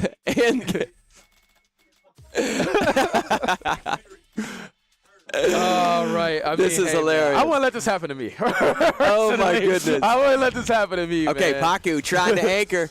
You know, this is just crazy. This is just absolutely crazy. Paku trying to anchor right now. Magna going for the full ace, but Paku's got something up his sleeve. He said, "You ain't doing that to me." All right, here we go. How Bang, dare you bang, disrespect bang. the team like that? Bang, bang, bang. Don't do that. Yeah, come on now. Don't do that. This is my squad, all right? Okay. So this is what I'm talking about right now. Paku Paku has a character from a game I know he loves. King of Fighters. Terry is a character that you're going to see a lot in the King of Fighters games, Fatal Fury games. This is a character that he knows, even if he's not, let's say, the most amazing Street Fighter player in the world. He has a one-to-one connection with this character, and I think that is going to prove to be a big upset for the people on the Paladin side. So getting into it, it's going to be still final round, only 1 bar. So right now, yep, great job, great job. That's exactly what you want to do. Just keep the ball in your court. Good jumping right there. Oh my gosh. No hesitation right now you see from Paku's side. Good grab. Oh, mix up on top of mix up here. All right. So some hits right here are going to be on Modern, so understandable. And right into level 3, so I know they're happy about that. Oh my gosh. He's burning it all. He's gonna be about half health, but still can make something happen. If he gets another combo, he'll have level 3 available. Is he going to use it? Yup. Oh, right into no. Get him out of here. You already took too much damage away from me because you used Modern and got your level 3, so I'm just going to end this right here. Wow. End it right there. So that's exactly what you want to see again. Paku Could we see a reverse sweep out of Paku? That'd be awesome. So getting into it, it's going to be Ryu. So you get a lot of health back right there. So about 25% health, making it about a 75 to 100% difference right there. All of the players left, though, on the Paladins are really, really experienced within just fighters in general, and I think they're all really comfortable on Street Fighter. What I'd like to see potentially from TLG and LA, if they're not able to secure the win, just do a significant amount of damage, just a little bit over time, which is going to make it so much easier for Strix to sort of anchor the team, and I think he can definitely do it. Jumping right there. Oh boy. Oh boy. So that's going to hurt. Oh, TLG's saying, nah, not today. Sweep what? Yes. He said, ain't no janitors in here on the arena floor, and nobody's sweeping. Good use of the jump in, good use of the grab, a counter hit grab, getting a little bit extra damage there too. All right, Paku has to figure something out, but I think TLG knows the matchup very well. No! Wait a minute. No! Gets him out of here. Good cross up on the jump in. Good stuff right there from TLG. Very aware of the situation. Very well, and I'm really proud of TLG right there for picking Ryu. Now, something you often see from him, kind of always like, flip-flops between characters. Ryu is somebody that you can really fit into your gameplay and fits TLG's style of play. He's playing fighting games for years. Just pick good old Ryu, man. Old reliable. You can never go wrong. That's true, and I think something he sort of implemented right there was just unpredictability, right? So that's something I haven't seen often that he pulled off right there to secure that round was a down chip to grab. Yes. He just simply down chipped him, walked up, and then grabbed him. That type of mix-up, that type of blender play. It keeps people on their toes. It keeps people on their toes. If you stay unpredictable within fighters, sometimes that could be the determining factor. Yeah, for sure. He knows combo strings. Yes. He knows how to play the game, but sometimes doing the most unpredictable thing that your opponent wouldn't expect, that's what's going to actually get you the win, and that's how we did it. And, oh, man, it was, like I said, it was just really good to see. And that's what I mean. When it comes to Ryu, he always has this level of unpredictability about him, because when people think Ryu, it's like, oh, it's the main character. He's boring. He's like a plain piece of bread. Like, there's nothing going on. But, no, really what you have is somebody who's been a part of the series the entire time. Has access to every single thing. So I like to look at rock, paper, scissors when it comes to like Street Fighter, like some characters are rock grapplers, some people are scissors, like strikers, some people are paper, like the zoners. Ryu has all of that. He has all of that. So when you go into a game, you don't know what you're gonna get. You don't really know how he's gonna play it because he has great projectiles. He has great strikes. He has great throws. He has good anti. He has good everything. So he's a great vessel to whatever your play style is. He sort of acts as the conduit to whatever, however you want to play the game. So I completely agree with that. Nonetheless, we're getting to move into a game that I had mentioned earlier, Maelstrom. Maelstrom is pretty unique. Now, this is within our strategy category, right? Yeah, so this is strategy category. Think of it as sort of naval ship battles. But I think when people sort of think about naval combat, potential forfeit. Yeah, so we just heard there is going to be a forfeit on, and I believe Paladins are taking that. Ghost forfeited, so they're going to go up 5-2. Now we're going into Fortnite. This is something that I think Ghost can pull off to sort of close the distance, and they need to, because Paladins with that forfeit, unfortunately, there's the luck of the actual wheel. I wish I could tell you guys that we had some influence on the wheel. Maybe we would play some Halo. Not the case. Right. So, unfortunately, they just had a bad, pick right there with Maelstrom, something they're not super confident in. Right now, though, they need to get back into the win column. Yeah. Start, shrinking the distance between these wins. For sure. I mean, they have to figure out how they can make this thing work in their favor in terms of the games that are going to spin. And I like the idea of actually forfeiting. I like to say, hey, we're not going to waste any time. We know we don't win Maelstrom like that. We know they play a little bit more than us. Why are we wasting time here? Let's just move on to the next thing. And something that could be more in their favor, actually, I see it being Fortnite because you have Wonku, again, who's been playing a lot. Punishers, that's another game that he plays a lot. And then Pokestar, I kind of see it kind of potentially going in their favor, but somebody who's actually really good at Fortnite is Magnusam.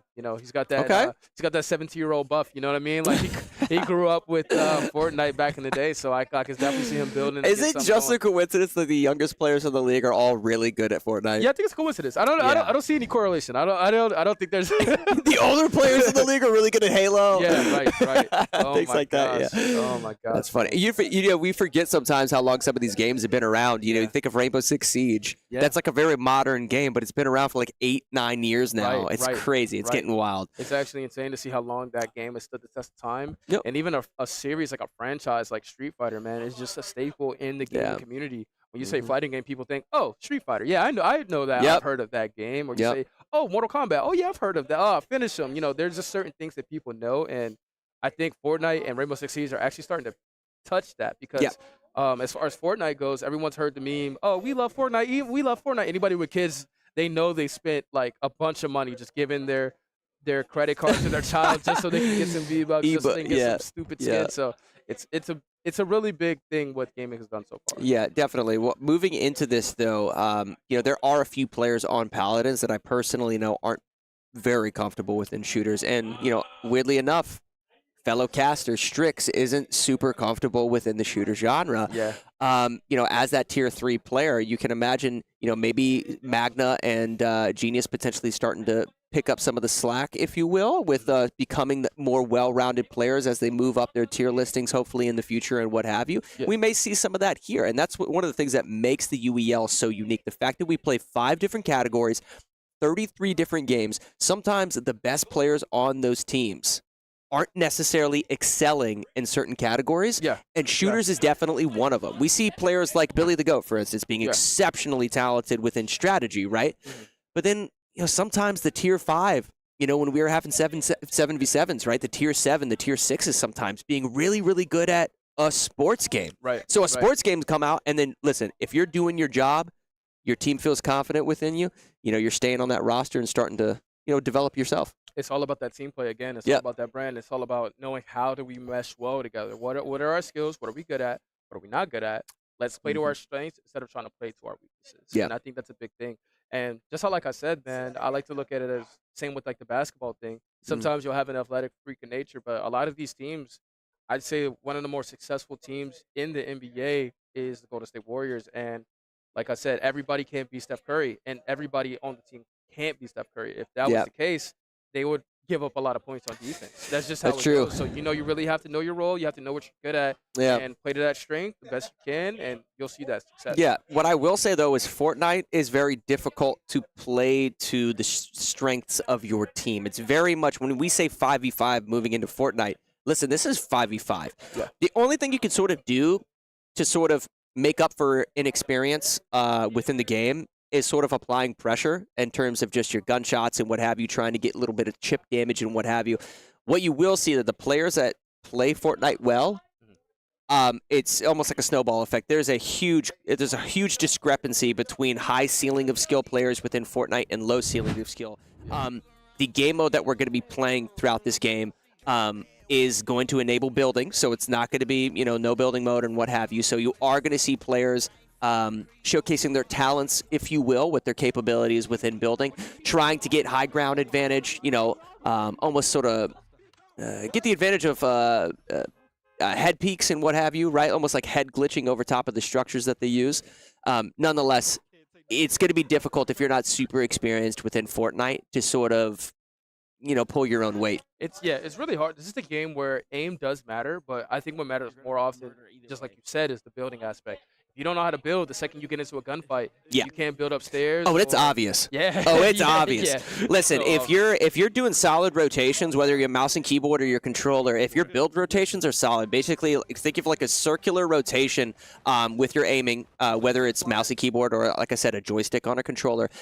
Throughout that rotation, the ability to set a platform, a wall in front of you, a ramp, in a matter of a fraction of a second, that's what separates the top-level players versus low-level players. Now, you're watching Magna right now on your screen. He's advancing towards the center of the circle in order to gain positional advantage. Right. Once he gets to the center of the circle, he's going to swap his material from the structures he's building from wood to brick and then potentially steel so that he can secure his position and not get his structure damaged too much.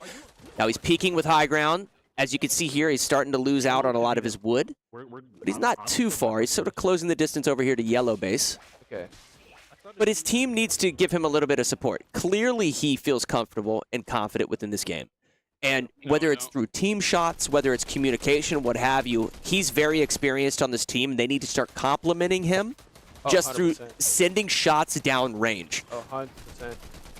Now, normally I don't like the use of a lot of the mats very early on, but I think he's one of those players that can kind of, make things happen because he knows he's going to go to the different material. He's going to go brick and then eventually the steel, I believe.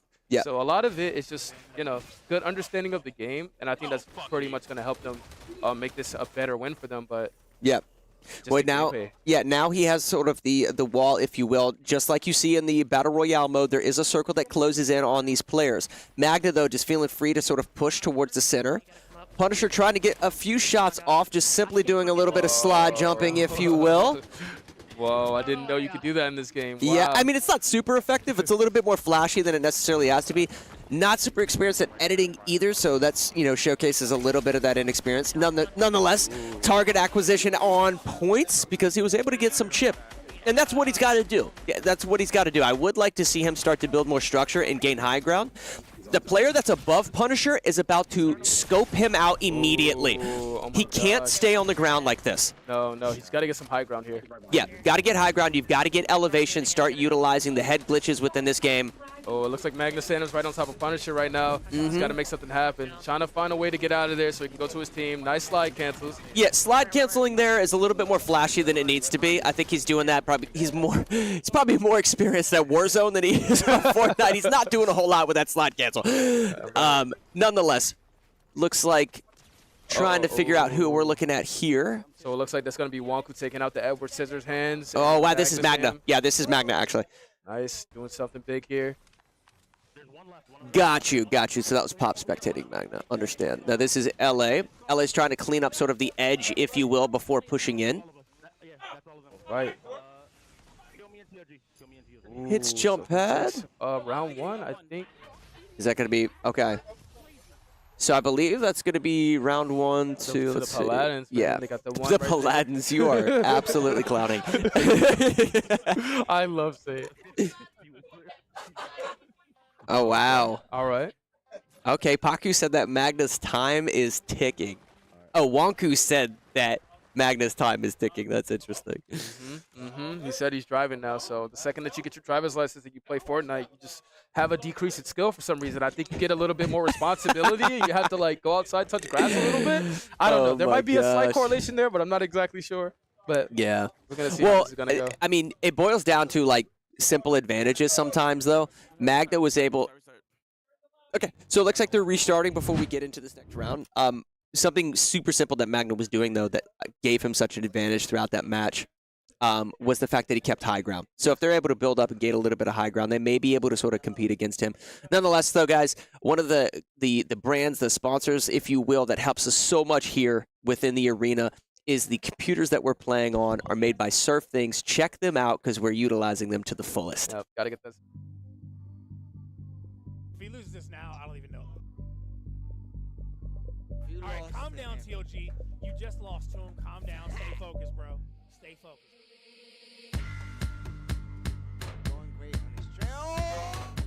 Right now, hunting down that kill from the bandits. Oh, and there it is. And that one goes in there, taking this one away. 5-2. The first half is really starting to go their way.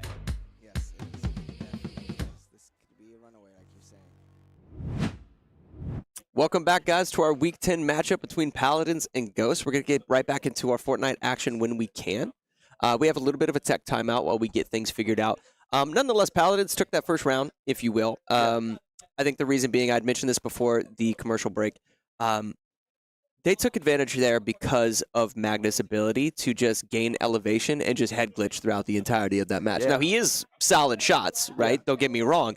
It's just the fact that we saw a lot of the players from Ghost on the floor shooting up at their opponent, which is not Can't have that. which is not good. Yeah, Can't you have can't, that. You can't have that. And, Yeah. and really what I'm seeing a lot is just, Magna carrying the team because everybody else on the team on the Paladins aren't very good because, they don't care about Fortnite, man. They don't care about this game. This is not a game they grew up with. They're like, oh, this is like a kid's game. I'm not one of those guys that likes to do stuff with kids. This is something Yeah. they do not care about, right? It's one of those things, but okay. So there's a little bit of trash talk getting thrown out there about Magna being young, but it's also one of those things looks like, okay, so maybe you are an old head, right? Yeah. But if you are, you should understand that you can't let your opponent have Peeker's advantage Right. from a building Right. 5 stories tall in the Right. sky. So if you're sticking to your fundamentals, why are you letting him do that? Right. They No, can shoot the structures. They can destroy the structures at which he's just basically standing on. Yeah. Right? So they can tease him all he's want, but Magna's playing really, really well. Oh, And super well, we'll see if super they're able to counter him. It is all about that head glitching. It is all about the Peeker's advantage, just like you said. It plays a big role into any FPS game that we're talking about here. So, disappointment, some miscues from the Ghost side. So I would like to see them kind of like pick it up as far as everything goes because this is a genre where I would say I know they wanted going into this game a little bit go in their favor. Yeah. To kind of make this win happen overall for them on a micro. So I want to see a big shift in the gameplay. I want to see a big shift in kind of like the attitude or the strategy going into this next round. Yeah, well, they could, something they could capitalize on is the fact that, just work together as a team and communicate. You have the ability to identify where Magna is on the map. Once you identify where Magna is, you need to start focus firing him down. Yes. That could either be through shots or that could be through positioning, right? Build the structure up to his as a team, stick together, get on top of him, and eliminate him early.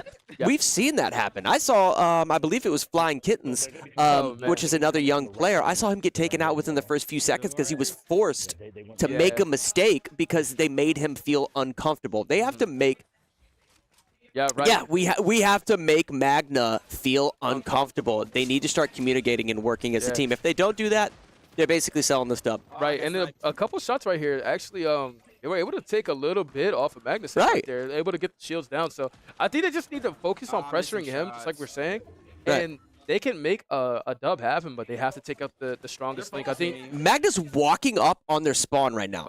Oh man, you hate to see it. I mean, right? they've got to call out where he is. It's not like he's swapping his outfit mid-game or something like that. They need to recognize him and then capitalize off of it. Okay, and you have a few of the Paladins players in the storm right here.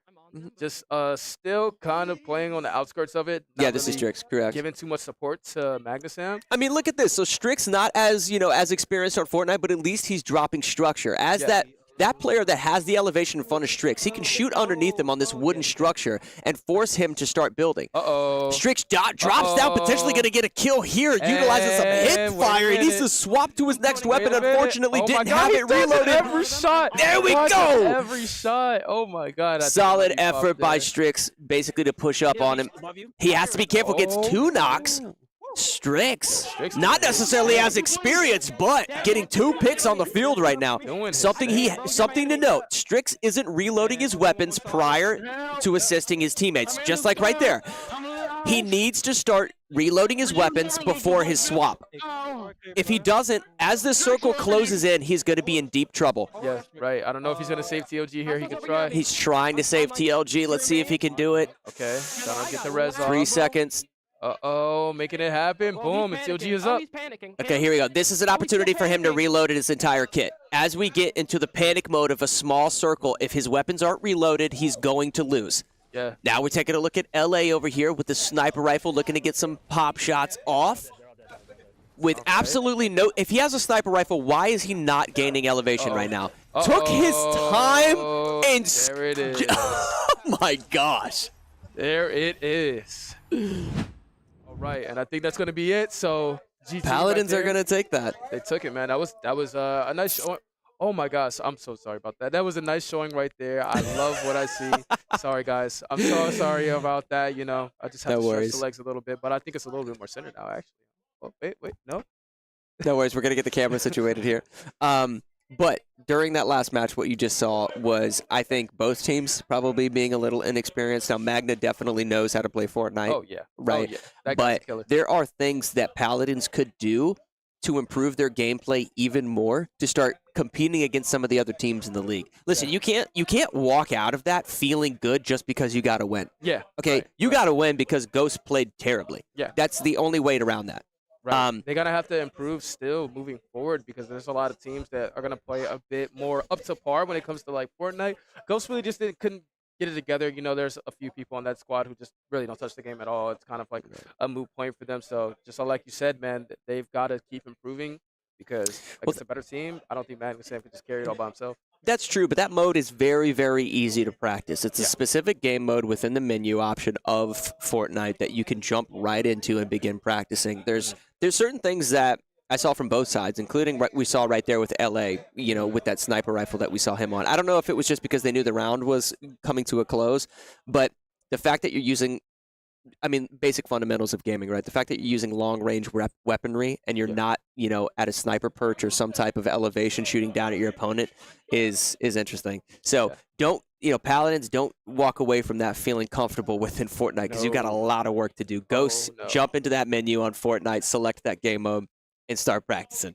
100%. So, getting into it, the finals. The finals, man. Again, Another shooter? Another shooter. What I'm worried about is, again, it being along the same things of maybe necessarily the Ghost would be better in normal situations, but the Paladins having Magnusam to their repertoire, being able to pretty much carry the whole game. So, I mean, it's a big question mark on what the game mode is going to be. It could be terminal attack, could be power shift. It could be a number of those different modes, but that really is going to play a big part. And then also who's going to play what role, right? Who's the light, who's the medium, who's the heavy.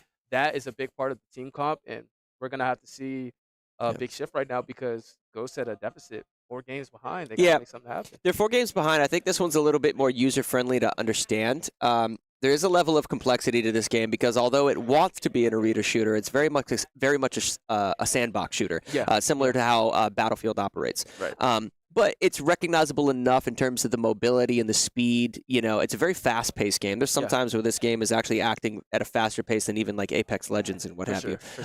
So that's just something to note. So not having to necessarily build, I think the ability to sort of recognize those fundamentals, right, of positioning and stuff that we just talked about. I think Ghosts are going to do a better job at this. Should be interesting, though, to see like what the composition is. We've seen full mediums. Right? We've seen heavies, lights, mediums. We've seen a bunch of different compositions. But, you know, if you do have lesser experienced players on your team, the finals is a game that you can sort of lean into that and start finding ways to complement your composition. Right, for sure. I mean, I like what you just said. We've seen teams with full medium. I think medium is more of like the standard kind of like composition for most people. If I play Call of Duty, what would I be comfortable with? Oh, let me just go right to medium. If I only play again Call of Duty and I have to play something like Overwatch, what should I go? Oh, Soldier 76. It's kind of like the main cop out, the main. I want to say, okay, this is going to be a regular old AK-47 or something to that degree. I'm just going to shoot. Yeah, bread and butter. Run around. Exactly. Exactly. The bread and butter, not too complicated on the ability side. Just going to take my shots and try to get out as much as I can. And, you know, well, see how it goes. There is an aspect of this game, though, that you have to be careful not to be too comfortable. The reason I say that is because the light character in this game, and when we say light, medium, and heavy, there's 3 different character types within this game. If you choose heavy, you're going to have more health. And we do have a timeout on the field, by the way. If you choose heavy, you're going to have more health, but you're a slower character, right? So your mobility is limited. If you choose medium, it's kind of best of both worlds. And if you choose light, you're going to have a ton of mobility, but you have very little health. Very the reason I say it's important not to get too comfortable because lightweight characters are very easy to use and they feel user-friendly. They have grapple hooks and teleports, and it's like, wow, I could do a lot with this character. However, you're playing against players in the UEL. You're going to get smoked, and that health pool is going to drop very quickly if you're not utilizing those teleports, that grapple hook, the range of the SMG, target acquisition with keeping your shots on target. If you're not able to do that, get off of lightweight and start helping your teammates. That being said, one of the things that helps us run not just the craziness of StarCraft 2 and some of our strategy PC games with 1,000 units on the field, or the pacing of the finals as they jump around all of these buildings, is the SurfThing computers that we play on every day. So check them out, guys. If he loses this now, I don't even know. All right, calm down, TOG. You just lost to him. Calm down. Stay focused, bro. Stay focused. Going great on his trail. Right now, hunting down that kill from the Bandits. Oh, and there and that one goes in there, taking this one away. 5-2. The first half is really starting to go their way. Yes, it is. Spin the wheel, spin the wheel, spin the wheel, spin the wheel. The players will battle against each other only when the wheel decides. Wettergreen LLC built the wheel and can support your technology needs too. Visit wettergreen.com for more information.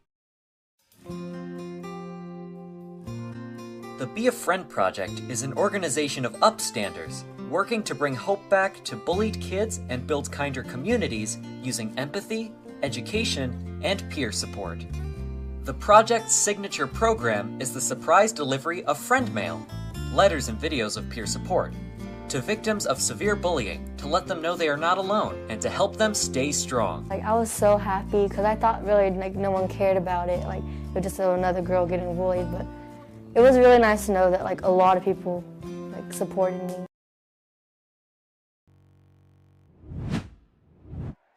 Welcome back, guys. Now, what you just saw there was the Be a Friend project, which is basically sort of encouraging people to, commit to acts of kindness in an effort to sort of prevent and just take away bullying, throughout not just our schools or any other type of activities that our young audience, children and everything get into. But just a reminder, guys, Tuesday, December 3rd, is going to be Giving Day. We hope you can support the Michigan Paladins as they stream games to raise money for the Be a Friend Project, again, a nonprofit organization that is encouraging acts of kindness to end bullying. Every game we play brings us one step closer to helping kids and teens impacted by bullying, encouraging them to stay strong and know that they're not alone. That's right, that's right. Here to fight the good fight against bullying, big anti-bullying campaign. And as we go into the game, we have that next wheel spin that's going to be Valorant. So I like to see a lot of gameplay. So it looks like we got a little trash talk going on. Got a little trash talking going already here in the finals. You're taking a look at LA as sort of playing the medium position of this building, of this structure. Great target acquisition there. Get the quick elimination now. I believe he is playing a medium. You can tell by the auto turret, but he gets dropped with the quickness. Don't know who that was that necessarily took him out, but we'll get more information on that here in a second. Now, what you're watching here is going to be Wonku. You can take a look at Wonku's team composition in the bottom left-hand corner of your screen. They have a couple of mediums. Yeah, they're definitely doing their thing with these medium builds right here. They do have a light, though, and Wonku obviously playing light as well. What I think this is going to come down to is a lot of chemistry, right? So you have players who are probably good individually, like Wonku here, but no real team synergy built up over time. And I think that might be the difference between who's going to win, who's going to lose here, because TOG coming in with the heavy, obviously going to try to figure out how to play his part. Good use of grenades right here. Yep. Oh, wait, going to peel it back. And he's using shield, too, in terms of his abilities. Not only does he have deployable shield, but he also has that bubble shield, if you will, to sort of stay on top of the objective. If TLG is not able to get on this platform and start playing the objective, it's going to really, really hurt his team. He's struggling to do so right now. Yeah. While he works to get on this platform, though, he needs to be complimenting his team. He needs to be gaining elevation. He needs to be downloading intel, making call-outs, getting chip shots on his opponent. He's maybe, let's see here if he can, okay. So this is Mad Genius now on top of the platform, probably already laid down quite a few of those auto turrets that we talked about with this medium. Nice, nice. Playing very well right here, playing as a team. Love to see this happen.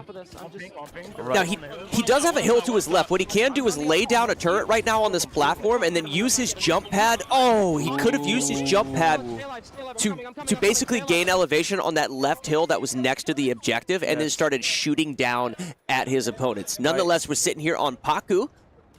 Ooh, nice. Good use of the noob tube right there Yeah. from Paku. Bouncing it off the ceiling there. Great stuff, but they have to find a way to get into this platform because they can't just, take shots here. And just This is definitely a consistent problem that we're seeing. Paku and TLG playing both of these heavies, unable to get on top of the objective. They're going to get smoked. They're not doing their job, the job that we had just talked about prior to this match starting.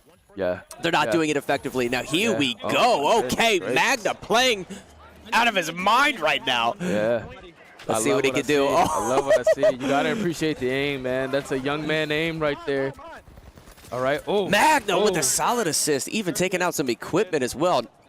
Yeah, I'm loving what I'm seeing from this kid, man. He's really putting his team on his back right here. Yeah. Able to get these picks and use Now, I believe the this is sniper the up lightweight close. character, correct? Yes. Yes. This is a lightweight character, and as you can see, you want to have your best FPS player on lightweight. I mean, you just have access to so many different things. And we just talked about that, right? Like, even though lightweight is comfortable and fun to play, typically speaking, your best characters are top fragging with the lightweight characters just out of sheer mobility.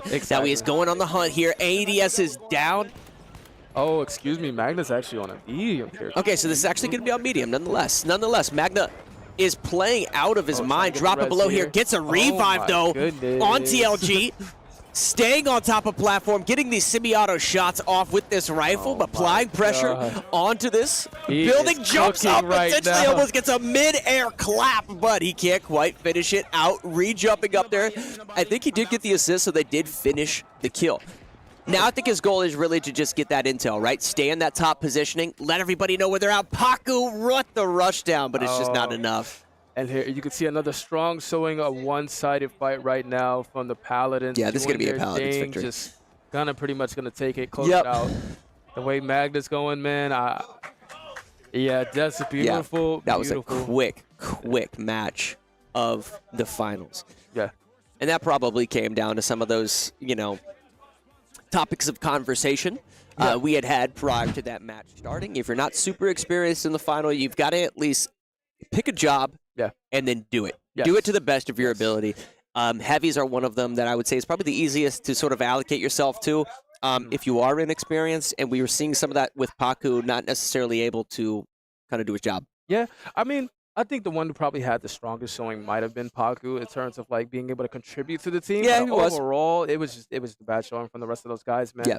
That may have been a team game that they just say, hey, let's just forfeit. Like, we're wasting time. Let's move on to the next thing. Keep the ball in our court. Keep the momentum. Yeah, the fact that they wanted to play it, I would have expected them to perform a little bit better. Yeah, because Paladins aren't necessarily the most experienced shooters, but Magna, carrying, his weight in gold right there, not just transitioning from Fortnite onto the finals, but you saw him sort of as that top fragger right there, jumping up and down on those jump pads, the medium character, able to even get off semi-auto rifle shots, right? He's not even using the automatic weapons in the game. He's getting precision shots, which shows a level of confidence.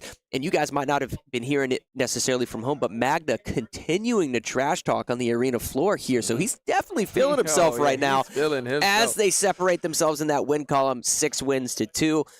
We'll see if they can maintain that momentum. I'm hearing a lot of it, like, don't run from me. Where are you going? I'm loving to hear it. Yeah. Man. There's nothing more infuriating, right? Knowing Magna's age. Yes. Some of these guys are twice his age, and he's trash talking them. I mean, what can you do in that situation? You got to tell him to get off the bottle, man. That's what you got to tell him. Get off the baby bottle. You're still in diapers, man. That's the only way you can really clap back. You drag him to the trenches in Halo and show him what the OG days of Xbox Live were like. That's what you got to do. So, getting into this next game, man, Valorant, I wonder who has map choice. This is a game that I love. You will always hear me sing Valorant's praises. You will always hear me just love this game, rave about this game. This is a game that I never thought I would really like that, but I don't know, man. Riot, they know what they're doing. They know what they're doing. They're a talented developer, and this game is very unique. A little bit slower paced than some might assume. It acts different than your typical like arena shooter, if you will, as a tactical shooter. Something you guys will notice often if you're not familiar with Valorant is the requirement of sort of shifting your mobility from running or walking, I should say, to standing completely still in order to maintain an accurate shot. So you're probably familiar with reticle blossom, right? As you continue to shoot, your reticle on your screen sort of blossoms outward. In order to maintain your accuracy, if you're moving, that blossoming effect is dramatic, if you will. But if you basically just plant your feet and stand still, you can get a much more accurate shot, whether it's with automatic weapons or a semi-auto pistol of some sort. So you're going to see players sort of, I guess, just sort of sticking in the same position as soon as combat unfolds. There is times where they'll shift and try to sort of strafe, if you will. But the understanding of their positioning and planting their feet, securing those super accurate shots becomes really impressive once you understand the mechanics of how Valorant operates. Exactly. It's all about, like you just said, making sure that you're strafing with your shots, making sure you're resetting your shot, because Loom it's a sort of recoil, if you will. When you're shooting the gun, it's kind of a recoil where the spray pattern will just get a little bit crazy. But really the gunplay is important, but also another big part of this game is game sense. So game sense is all about, how to enter a site, how to fake a site, how to just take point, how to just get the spike down, play defense after getting the spike down. Just a lot of different things kind of go into play. And like I said, game sense is really going to be the difference maker here. So it's going to be big to see really who's going to win that battle when it comes to who's a little bit more intelligent when it comes to the game plan. So getting into the next one. Oh my gosh, we got it. Go. I swear if someone forfeits this, I'm going to cry myself to sleep tonight if someone forfeits Halo Infinite. Nonetheless, Valorant is in the selection right now. You had mentioned game sense, another super important thing that's sort of within the subcategory, subgenre, if you will, of game sense is positioning. Because this is an objective, game, positioning when it comes to whether you're planting the spike or you're defending the plant itself, sometimes you don't even necessarily have to understand a ton of the abilities in the game to just be in the right position at the right time, holding down specific choke points, applying that pressure with your shots or whatever abilities that you do have in order to prevent your opponent from coming over to defuse the spike. So it's really all about that, man. And one of my favorite characters to play, Brimstone, that character is a character that will literally prevent you from defusing the spike even after death, right? You can throw up a molly. That molly might not come back down into the spike until like 10 seconds in. Even if you get that pick off, there's nothing that you can do at that point, because what are you going to do? Just stand right in the molly? So there's a lot of different characters that you see. Man, that's a fast load-in, man. Those SurfThing PCs, man, they get the job done. I thought we were going to be here for another hour before we loaded in. That's funny. And there is sort of a loadout kit sort of economy, if you will, guys, similar to if you've ever watched or played Counter-Strike.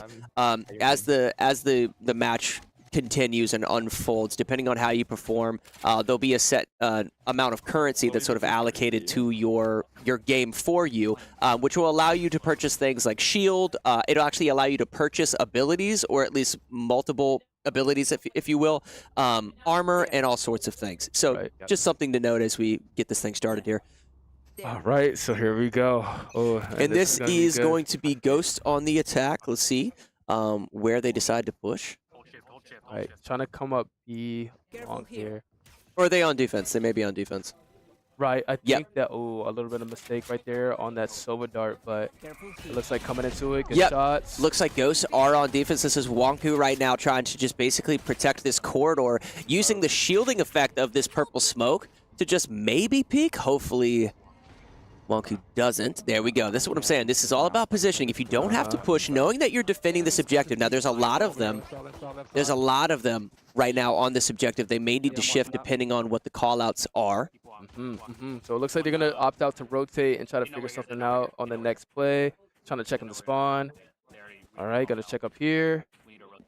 And these are these angles, right? This is basically like just subtle, very, very sharp angles of peeking. The moment that you see a player. And something to note here, Wonku right now is playing at a high level just in terms of basic fundamentals by aiming about 3/4 of the way up every single doorway that Wonku is walking through here.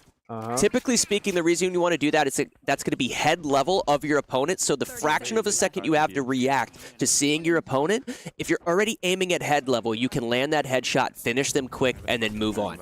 All right, so opting not to take the heal here. Oh, the one corner Wonku doesn't check is the corner that her opponent is sitting in.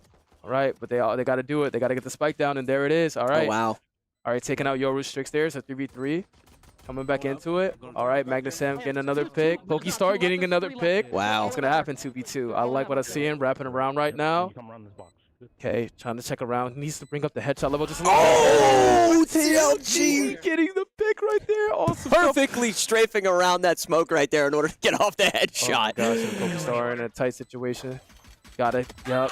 Pokestar. Oh, Pokestar gets dropped by Mad Genius. Coming through. Very, very well done by the Paladins right there. That was exceptional. These guys are fucking terrible. Oh my goodness. Baba! Oh my Watch your language, young man. Oh my goodness. All right, well, Paladins go up.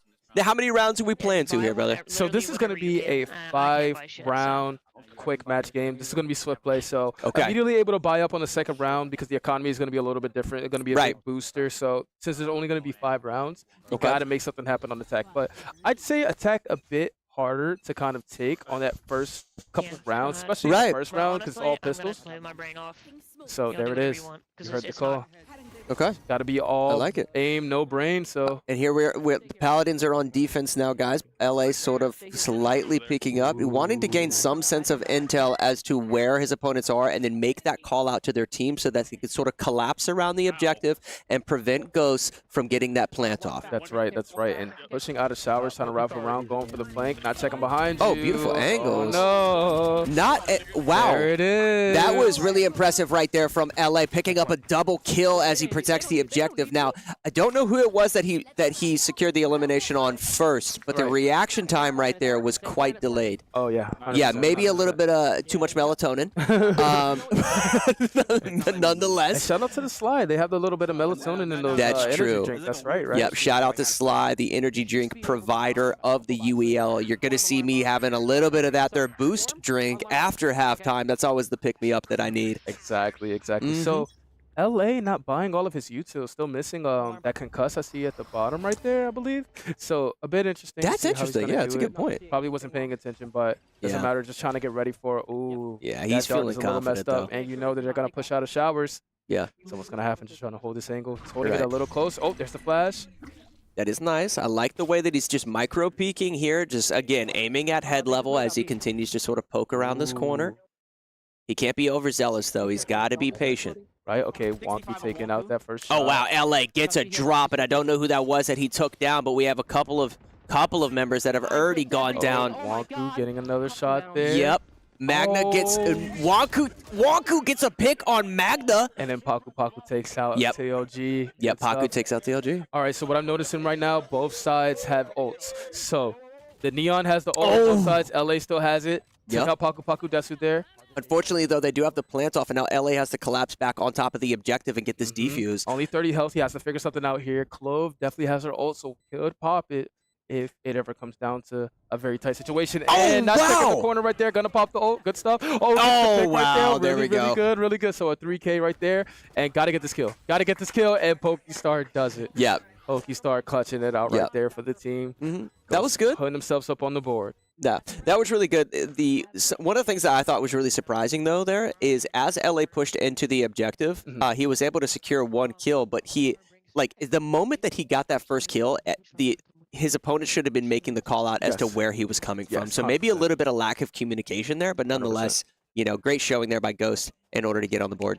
And honestly, I would say in this game, like that's everything, right? Right. Like, Oh, like absolutely. communication is everything. It's the difference between people who are gonna buy or who are going to get to those higher ranks online is that communication level. Yeah. Uh-oh, Oh my uh-oh, goodness, uh-oh. Punisher getting snuck up on by LA out of the spawn. All right. Listen, and then- they were on attack and LA pushed into them to pick up a double kill, doing something as unpredictable as that. You gotta love it. LA having Wait a fun minute. right now. Land your Oh, shots. And then Pokestar Pokestar landed. getting the shot off. He's got to plant soon. Here he is, Gotta going for the plant soon. of the spike. The moment that this happens, him and his teammate need to identify where they can push in to potentially defuse this, and then basically just hold their angles. Aim at head level. Utilize any and all of your utility, as you see Pokestar doing right here. Oh my God. Blocking off those lines of sight, if you will. Oh my God. Yep, Oh my God. He's got to figure out. Yep, one just dropped. Hey, there it is. Oh, you hear somebody walking onto the site. Now, You I can hear believe the this is sand. Wonku. Nice. Wonku Yep, taking Wonku it. but hooks up one. You got to swing that. It's a 2v1 and they the take it. Pokestar Very, takes very it. well done. Good stuff. Good stuff. And you could hear a little bit of the communication between the two of them. That's what we wanted to see. I believe that was Wonku and Pokestar, Yes, right? yes, Exactly. So absolutely, great absolutely. communication there. So Now, is that between the Tier 1 and the T5 communicating with each other? How ironic is I that? think That's it's great very team ironic. synergy. You got to appreciate it. That's good. 100%. I can see Pokestar breathing out right here. Right. He's got to, you take his time with it, make sure he buys all the util that he needs, and is able to play really smart because right now they're on defense. And it's a little bit easier to play on defense, Right. on the defensive side, to kind of like, predict where people are going to be. You can Right. let shots line up, and just like people can come to you. So we have to see a bit of an upturn right here on the Ghost side in terms of defense, man. Right. Hopefully they can make something happen because there is no overtime in this game. There is no overtime, no OT in this mode. If it goes 4-4, the next person wins, no matter if they're Yeah, on defense or absolutely. offense. Absolutely. Paku trying to sort of just micro peek these corners little by little. Up, he sees somebody, plants his feet like we talked about. Plants his feet, but they he's gonna know get that he's concussed. there. He knows that he's there. Oh, he Oh. should have shifted right back around that corner if he could have. Yeah. Unfortunately, though, wasn't able to land the shots and Alright, gets so we picked know out. somebody's Now, at the A Now, side. Wonku did mention at the start of this round that she was going to peek and sort of play a little aggressively on defense. She communicated that to Pokestar, wanting him to actually drop his smokes at specific hallways in order to give her the advantage of pushing the positioning that she likes. All right, here we go. So it's going to be a retake. Got to make something happen here. Got to move a bit faster because, Yep. Uh-oh. LA taking out Pokey. Oh, the side cancels. All right, great there's map that. recognition, though, from Wonku to be able to turn around like that. Nice. Oh, Nice. solid Good kill on shot, good TLG. shot. She still has to get Oh. back to the objective, though. And oh no, the teammate wrapping around right there. Unfortunately, I don't know if there's going to be enough time. No, there's definitely not. Unless They're trying to get Unless- there. She sees the shots, checking the other angle, goes Unless- for it, but that's going to be it. They're not going to get the and the defusal off. This is Sova. going to go 3-2 right now. Not making it in time. A little bit of pressure. You can see the disappointment on Waku's face there. Man, that's a tough thing to see, man, especially when you know you have to lead the team. You know you have to Yeah. tell everybody what to do as you're doing the thing as well. You can't be quiet. You have to tell everybody what to do. It's a big composition. Right. You have to be the composer of the orchestra as well. Oh, nicely as said. play the instrument. Right. You have to play the instrument Yeah. and tell them what to do at the same time. Well, it's pretty tough. difficult. It's difficult within Valorant, right? Because most of the time you're going to have a split team protecting and or attacking two different objectives. Now, if you're on offense, typically speaking, you can all attack one objective, but there is strategy around having a flanker, having someone to sort of gather intel, if you will, but it's difficult. You know, you get shot in the head once and you're probably going down. Right. So, as hard as that can be, you know, sometimes it's too late to sort of collapse on top of the objective. Nonetheless, Wonku landed some solid shots at range, at distance with that map knowledge in order to aim directly at that specific hallway, knowing that's where they're pushing from. May have had some intel from her teammates to be able to identify that. That's right here. And if I'm Wonku, honestly, I'm going for the ult. I'm ulting right away just because I know this can be in so quickly.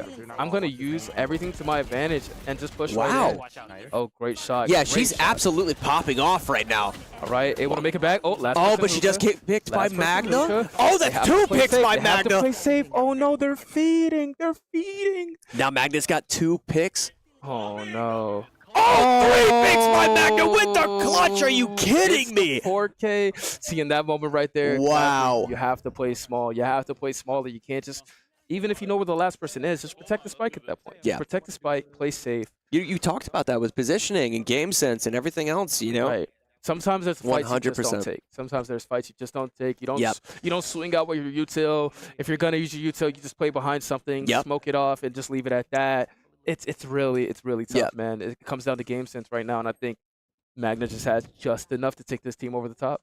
Yeah, and we'll see where they push. It seems like, they are pushing coherently as a team, but they also sort of have some other players splitting off as they make sort of their direction towards this specific objective here. Right. But they do have some of their players pushing sort of that middle hallway as they sort of try to rotate around here. And then this is going to come down to angles, utility of those abilities, if you will. A little pre-fire there with that's game sense right there. Oh, 100%. Knowing specific abilities as you advance throughout these hallways where players can be perched up on and what have you.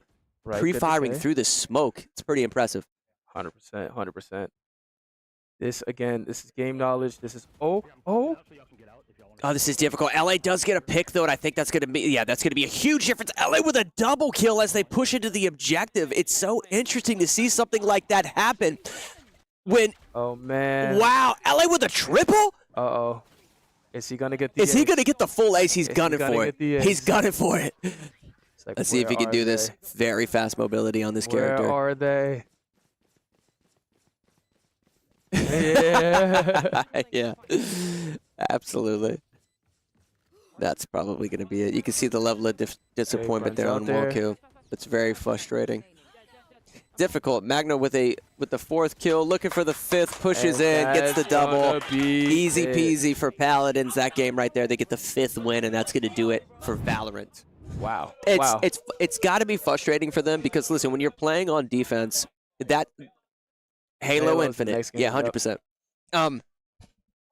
That specific situation that unfolded right there at the end of that round, they took two separate hallways pushing into the objective, and they just did a better job at utilizing, number one, the utility of their abilities, and just those micro peaks that we talked about. Your opponent, they're pushing into you. They can only come from two specific hallways. So the fact that they outperformed them when they know exactly where they're coming from is super impressive. LA picks up a triple kill and then just makes it so much more easier for Magna to come in with the double. Yeah, LA was doing his thing, man. Honestly, he was really, the awareness was there. And even before a game, he told me he doesn't play a lot. He said he's like, oh, I'm like bronze, I'm not nothing too crazy. He showed a lot of just awareness, a good game sense, and good usage of his aim. Like those kills were on point, man. Yeah, they were. And our next game that we move into now is going to be Halo Infinite. Definitely looking forward to this. Now we are playing this, a little bit different than what you may see in ranked matchmaking within Halo Infinite. This is going to be 2v2. So, that baseball lineup that we talked about, what two players are you going to be sending in after that full reset of 5v5? They can throw anybody in that they want. So send in your two best shooters. This is going to be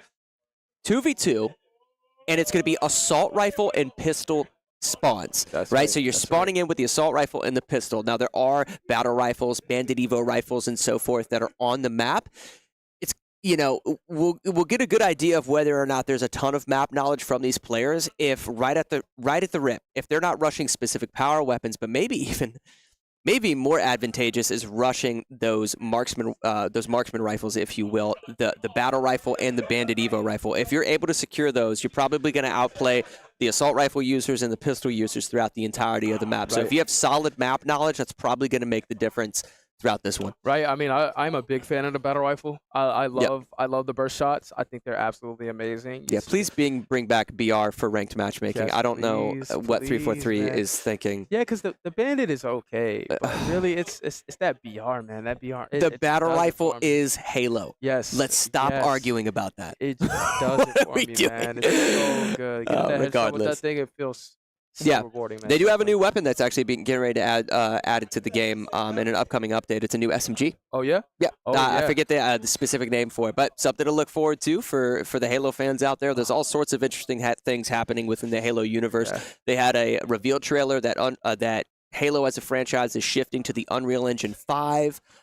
They're working, I believe, on 2 new titles, a spin-off title and the next main installment. So tons to look forward to. It's a great time to get back into Halo Infinite. Constant updates, battle passes, fun modes, custom games.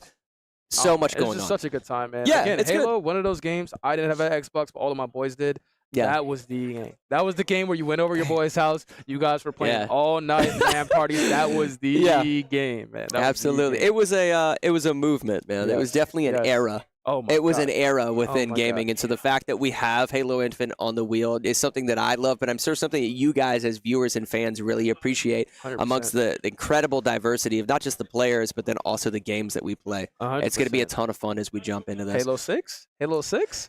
I mean, well, technically Halo Infinite is It's Halo Halo 6? Okay, right? okay, So it'd be Halo 7. But, Okay. you know, we'll probably see that. If I had to guess, I think they're in relatively early development, but we'll see that probably in the future wheels of the UEL, whatever that may be. If I had to guess, it's probably about, you know, there's some people that are saying it's maybe closer than we think. Yeah. Unreal Engine 5 is such like a sort of a standard within game development right now that we may see that sooner than we expect because it's so user friendly, whether it's developers at 343 or if they're contracting, they probably can get, you know, development done on that a lot quicker than they were on their Slipspace engine. Definitely, definitely. Something that I know a lot of developers use, and a lot of games that are my favorite games are a big part of the Unreal Engine 5 engine. So we have a timeout by the Paladins right now, but just getting back into Unreal Engine 5, bro. Tekken 7, one of my favorite games ever, man. It made on Unreal Engine 5. A couple of Gears of War titles. Unreal Engine 5, but one of the best things that I know that keeps those people who are working those games, those developers, keep them energized is that Sly energy drink, man. That is one of the best energy drinks out there, and I know they have a bunch of different flavors. I mean, why don't we find out more about it right now? Here we go.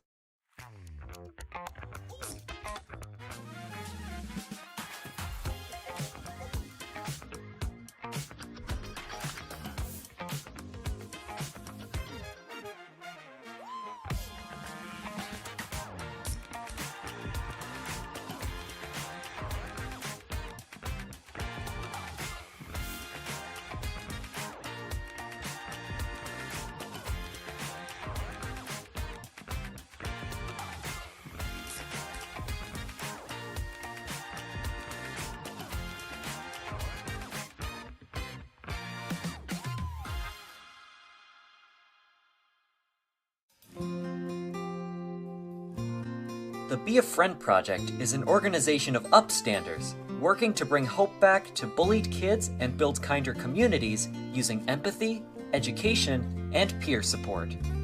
The project's signature program is the surprise delivery of friend mail, letters and videos of peer support, to victims of severe bullying to let them know they are not alone and to help them stay strong. Like, I was so happy because I thought really like no one cared about it. Like, it was just another girl getting bullied, but it was really nice to know that like a lot of people like supported me.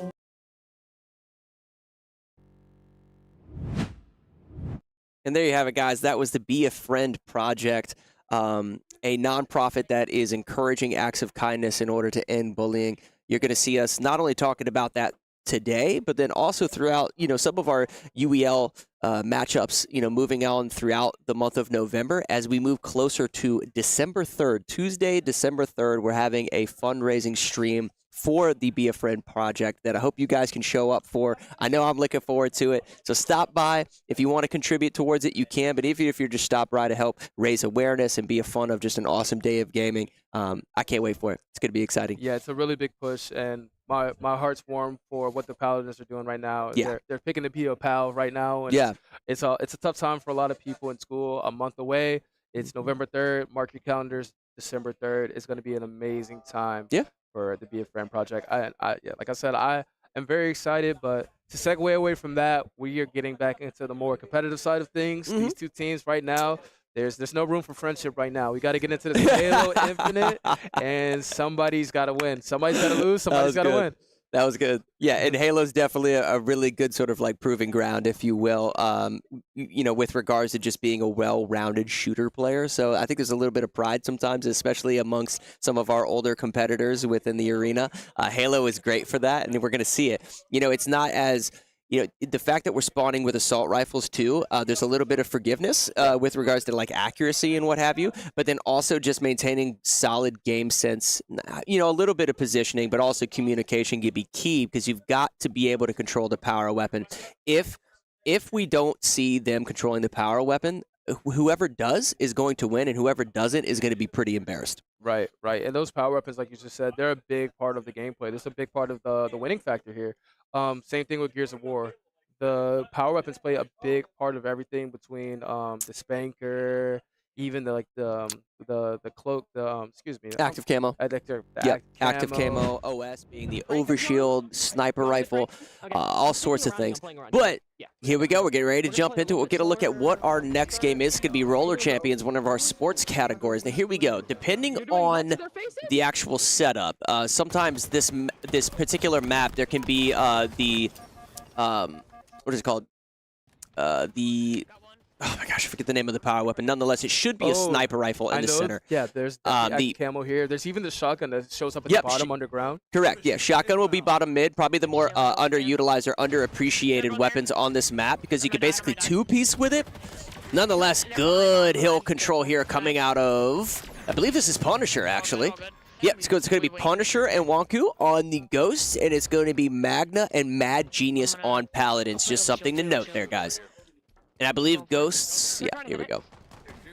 So they actually did end up getting, was that OS or camo? We're going to get it. Tell here, but there it goes. So it's actually going to be Overshield. All right. They are picking up a ton of time. Overshield player needs to initiate in order to take the vast majority of the damage and then clean up afterwards, and that's exactly sort of what they did.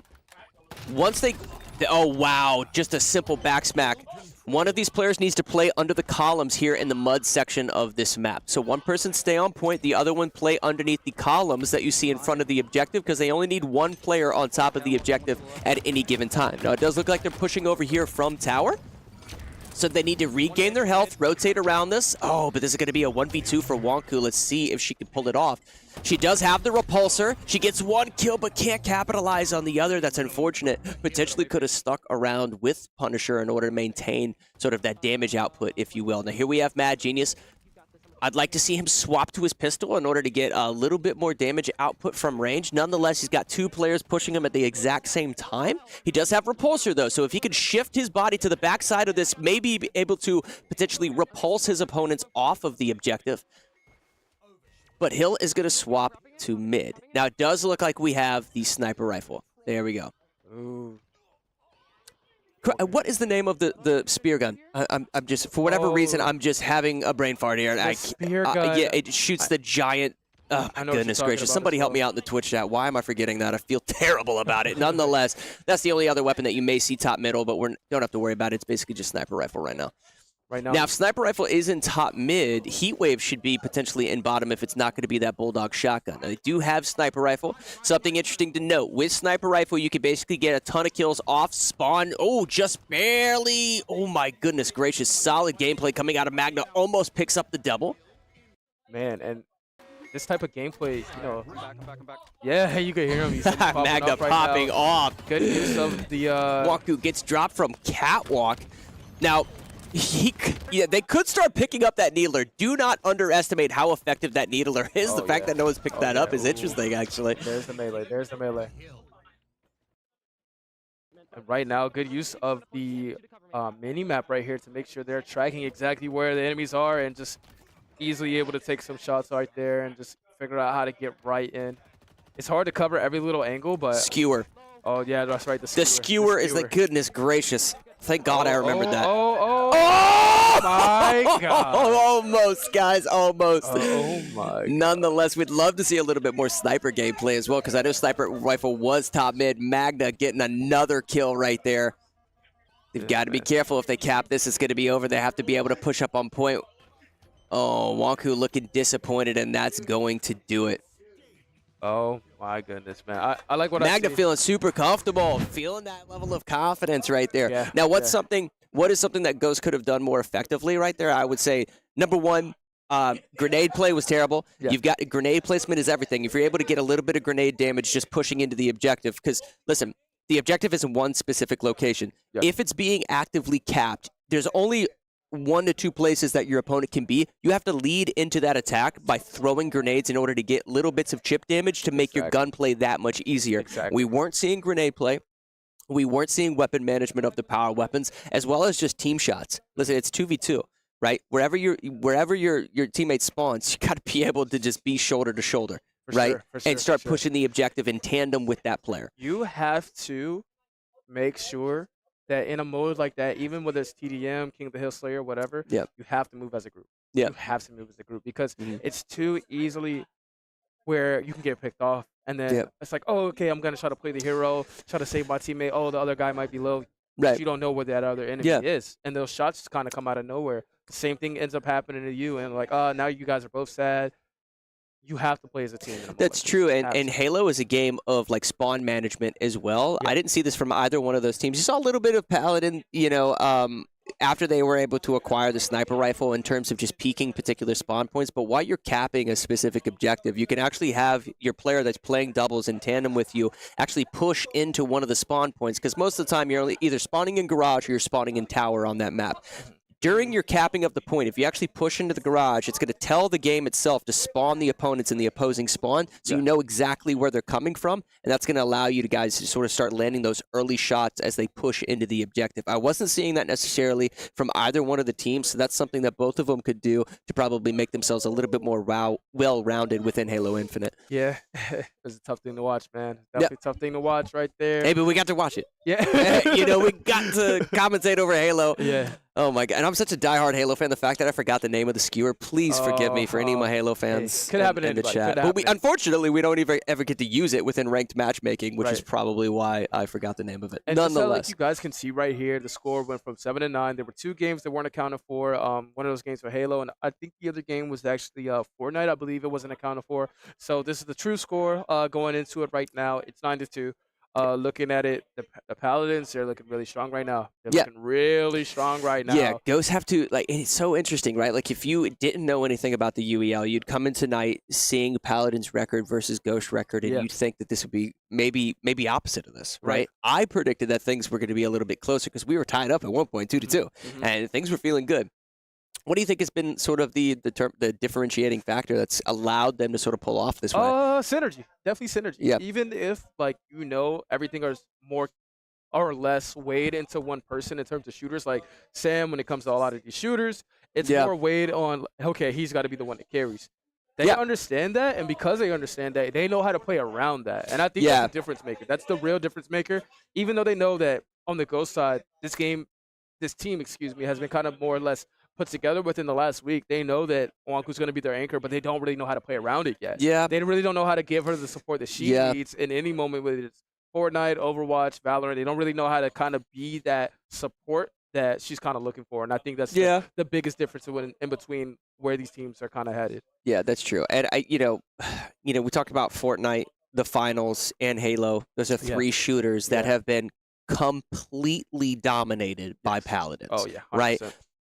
That's something that Ghosts can take away from this. They've got to start practicing within those games. And listen, a lot of the games that are on our wheel are actually free to play. Yep. Halo Infinite is a free to play game. There's no reason that you can't just download that game, jump on, and just get. And listen, we're assault rifle and pistol starts. That's quick play. Oh, yeah. Jump into quick play and start getting comfortable with those weapons, because I was seeing things from the Ghosts. They're using the assault rifle at distance when you've got that sidekick pistol on the hip, that hot pocket on the hip. What are you doing? That thing is nice. Take that thing out, man. It's got the fastest, amongst the fastest TTKs in that game, and the fact that they're not utilizing it while they see an opponent in open field, no cover around them. There's little things that they can do to make themselves a more well-rounded shooter team. They've got to start doing it. Nonetheless, we're getting into Roller Champions. Oh my goodness, another shooter coming up next. And then Rainbow Six Siege right after that, man.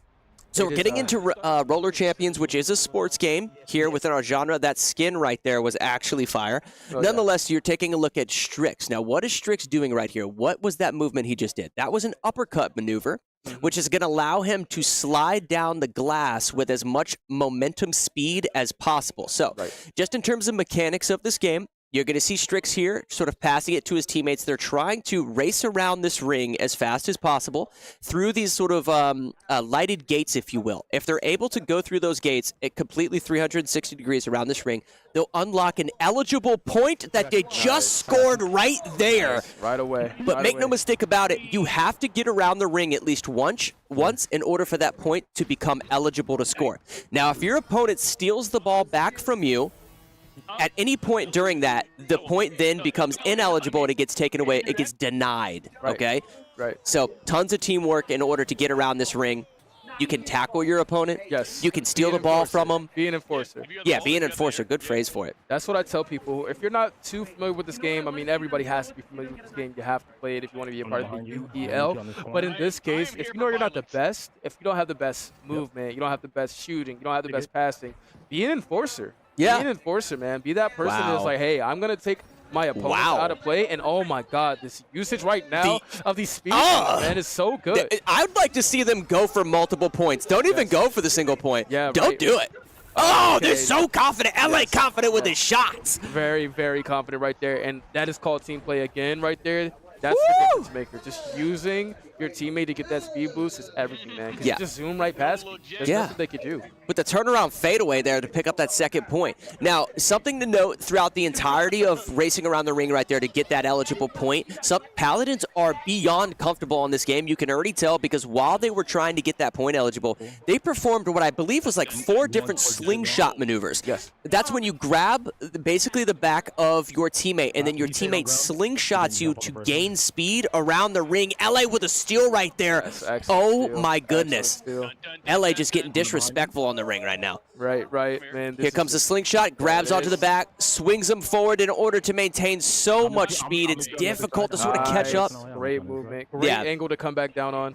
Yeah, they took a bad angle towards him, but he's utilizing sort of the serpentine sort of pattern of rollerblading. Oh, but it gets potentially stolen, and it does. Good denial. Good denial. Right there. LA having some fun, though, nonetheless.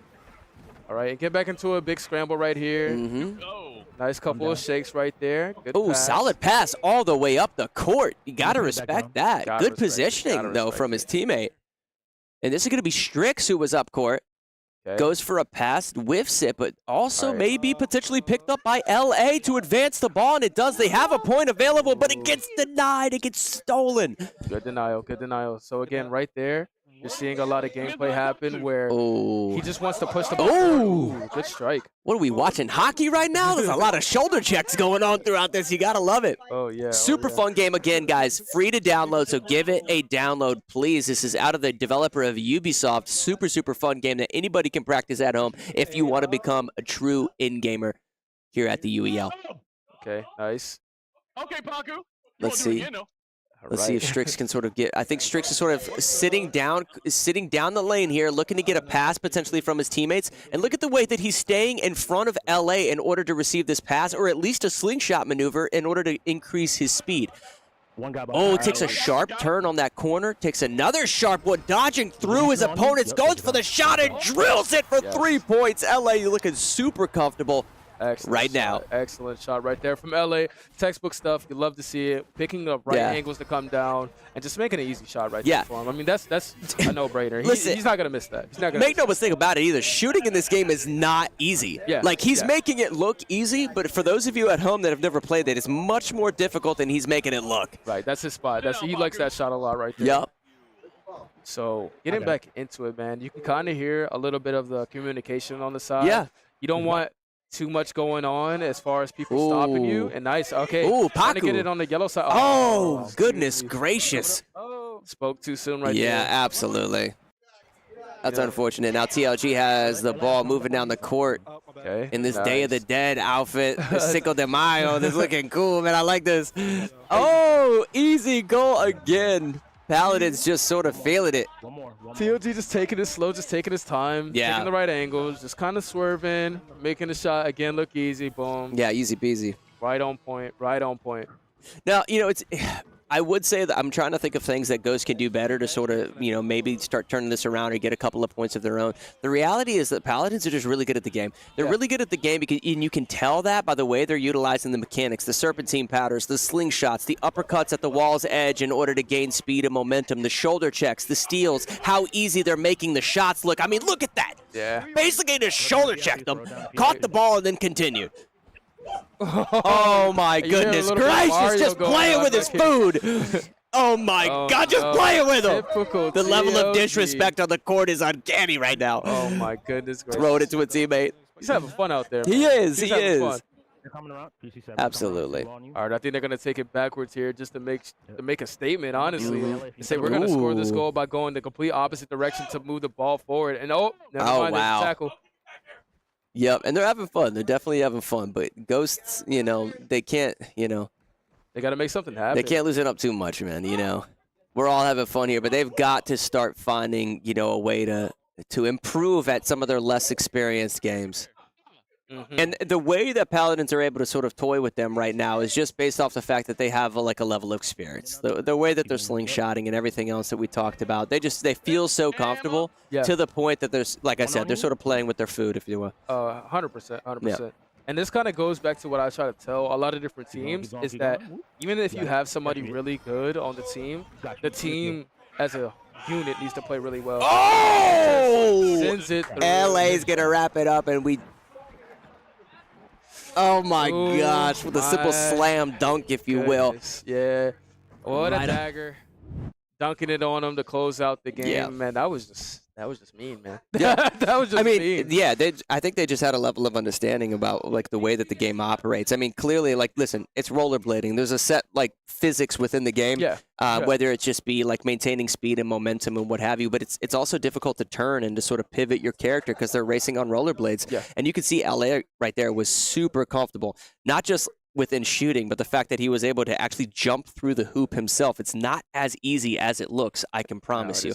Regardless, though, guys, it is 10-2, and right now we're getting ready to jump into halftime, so go grab a snack, and we'll come back to this Week 10 matchup, Paladins versus Ghost. With the game that they're playing, what exactly is happening, but there's a complaint that players from the other team are pausing, and they assume that somehow messing up their flow of the game. So we're gonna investigate after this match. If there's gonna be an issue where the other team is not allowing ours to perform as best as we can, the admin has to have a sanction against the other team, or we'll have to replay the game. But I doubt that that's going to be the case, so I assume there's going to be a sanction in case we actually suffer from this. There were complaints, and we complained twice, so we'll see what the overrule is going to be by the end, and that's it. We'll see. Because I seen him. And he's like, it's not in the rules. I seen him go invisible, like a pause, but it's not pause. It's when you turn to the side or go backwards. So when he spun out, then it pauses. Because I said, look, it's all fucked up. It's not on expert rules. I know. Just go to it. If it's on expert rules, I'm wrong. Yeah, it should be 9-1. I said if it's on expert rules, hey bro, then I'm wrong. But he's sitting there. And they already closed it all out. Yeah. So I was like, it's too late. So that's a forfeit. That's a forfeit. Thank you. Thank you. Thank you. Where does it say it in the rules? Thank you. Thank you. Where does it say it in the rules? Once you well, we already checked with the game master beforehand, so that's a forfeit. I mean, if it's not in the rules, should that be something announced to everybody? It should be announced. Like game master calls. And we was told nothing about it. It's not in the rules. It's not in the rules. Hey, just like the fuel's not in the rules, right? The what? The fuel at Forza. That was unlimited, right? Y'all also had the Forza. That was messed up too. But we'll take this one. Don't worry about it. Look, Zach, look. In the rules it says if a player does not finish the DNF race, their race will not be finished in 60 seconds. But we never finished the race. But if you're resetting the whole thing before him, you're restarting the whole thing to get a faster time. That's what we're saying. But we have 60 seconds to do that. Yep. It acts like a DNF when you reset. It was never. That was never a thing. People have been resetting all season. That's how it is. What is the call? The DNF for the club. That's insane. Because it's restarting the time over. It's restarting the time from the beginning. And that's not a GM decision. Well, it's integrated. That's one. Okay, that needs to be in the rules. That needs to be in the rules. Wait, if it's not in the rules, how are we supposed to know? It's not the rules. People have been doing it all season. Yeah, literally all season. I don't agree with you guys, but he's the GM on site. But he don't need to be. Hey, get him out of here. That's messed up. That's how you know they salty, bro. They salty. Hey, go ahead. What? So Reapers win! Not really. Handicap. So far, we're doing pretty good. In the beginning, it wasn't in our favor, but we bounced back and we're winning almost every single game. So it's looking good in our favor, but we definitely got to tighten up a little bit more. Everyone's nervous. I'm nervous. The other team is nervous. Our players are nervous, but me and Cutters, like as leaders on the team, it's our job to be the vocal ones, and we can't show them. We have to make them think we're the best. They have no chance at winning. They shouldn't even show up today. So when we win a game, we got to scream. When we lose a game, we got to tell them they're biased anyway.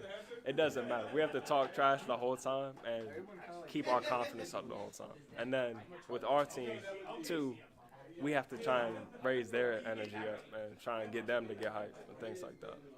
At the end of the day, like, we have to play through. So even though we lost timeouts, even though we lose in games we don't think we should lose, we just have to keep playing the game. If we get caught up and just give up because, oh, we lost a timeout or we lost Forza, that's how you lose. You lose when you let the game go. You cannot let things like that determine the game.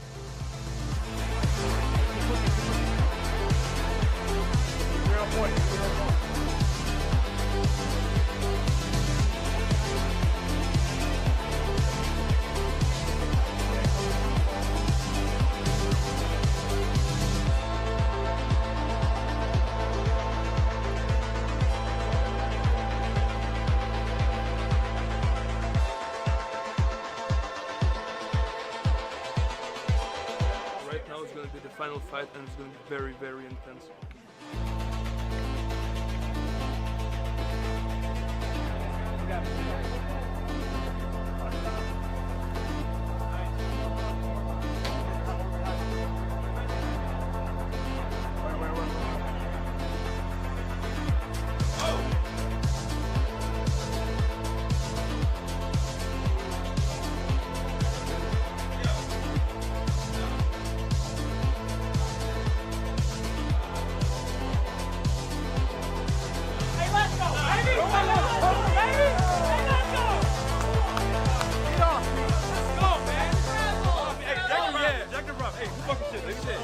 Hey, let's go, bro. Hey, yeah.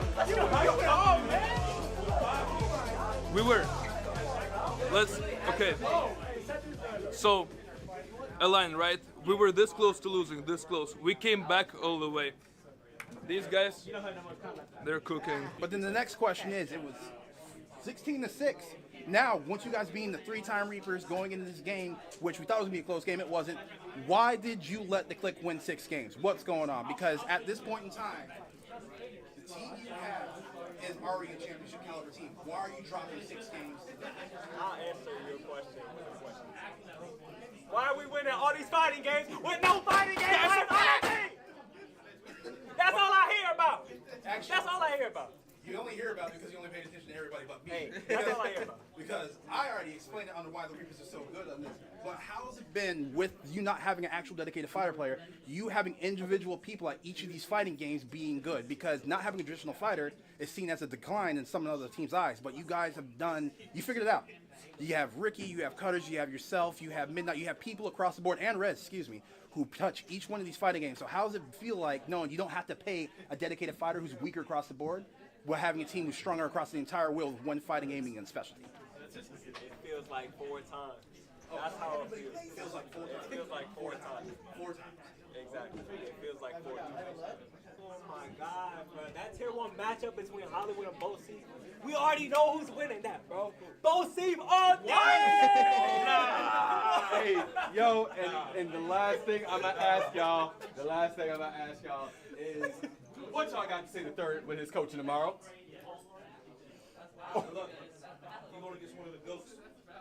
One of the greatest of all time in the UEL. But he's got one of the GOATs. He's got no feet. Come on, bro. Blaze winning tomorrow, getting their first win. Can't wait to see it. Can't wait to see y'all tomorrow at 3 p.m. Shout out to SurfThing for these amazing PCs, baby. Hey, thank you, gentlemen. We are going to go back over to our post game, and we will get the commentators to get us out of here. You guys have a wonderful night. We'll be right back. Viewers, don't go anywhere. Oh, God, I love you, motherfucker. Come on, Cordy. Come on, Corker. said that they were going to beat us today. And we just fucked them up, bro. Come on, bro. I can't get hyped, bro. Get hyped. Yeah, come on, get hyped, bro. Let's go. Let's go. Courtney! Oh, my God. Oh, my God. Aiden? Oh, my God. Hey, Ricky, come on. Let's get hyped, Ricky. Hey, put your hands in the middle. Yeah. Welcome to Gracie University, and thank you for checking out our certified Gracie Jiu-Jitsu Training Center in Fredericksburg, Virginia. Whether you're training here at headquarters or at any other certified training center around the world, there are 3 things you can expect when learning Jiu-Jitsu the Gracie way. Number 1, structure. Gracie Jiu-Jitsu is for everyone, but only if taught correctly. Way too many schools have this one-size-fits-all approach. The problem with this is you have people with all different needs being taught Jiu-Jitsu the same way. So what we've done is spent a ridiculous amount of time creating specific programs for each and every demographic. And the benefit of this is that each person is going to get from Jiu-Jitsu what they need from Jiu-Jitsu. Gracie Bully Proof, nonviolent self-defense, confidence, and character development for kids ages 5 to 12. Women empowered.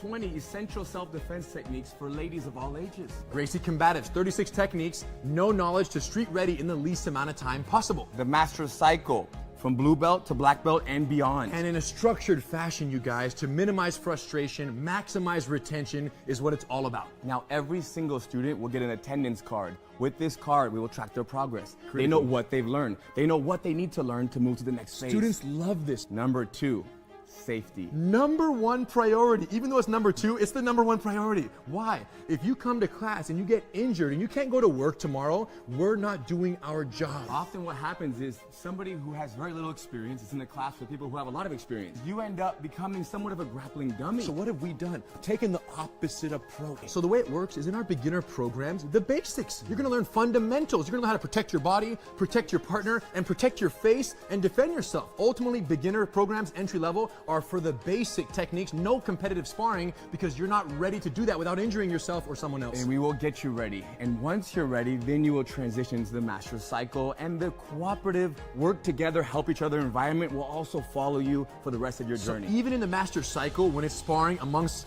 training partners who are trying to defeat one another, the collaboration energy is very strong. You're working with each other, not against each other. Of course. Number 3, street readiness. Now, Jiu-Jitsu exists as both a self-defense system in the highest regard and a recreational sport. And unfortunately, most schools dedicate all their training time to the sportive aspect of the art. What does that mean? That means that somebody could be training for 2, 3, 4 years. More, 10. Forever, and never talk about what might happen in a real fight.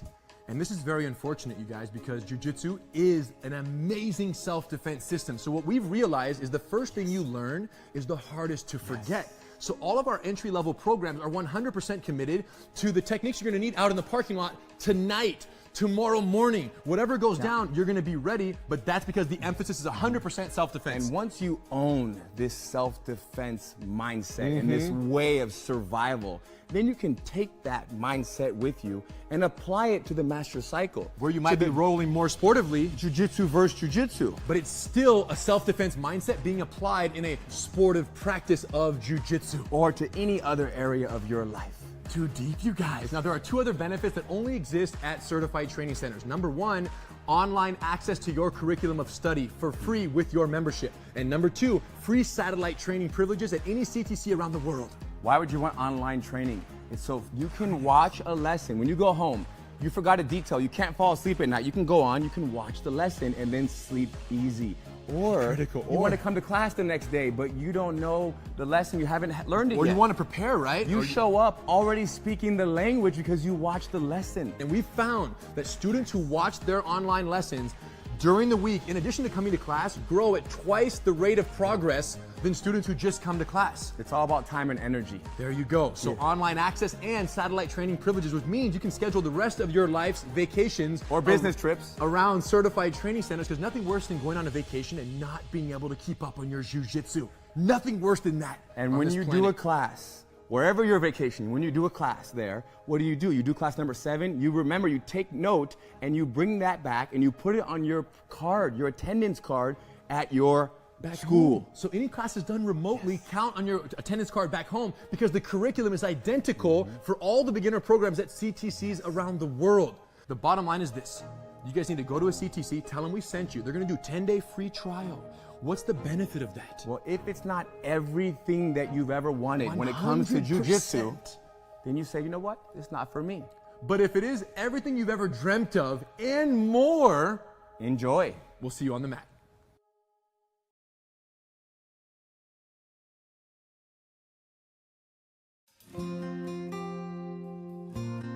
The Be a Friend Project is an organization of upstanders working to bring hope back to bullied kids and build kinder communities using empathy, education, and peer support.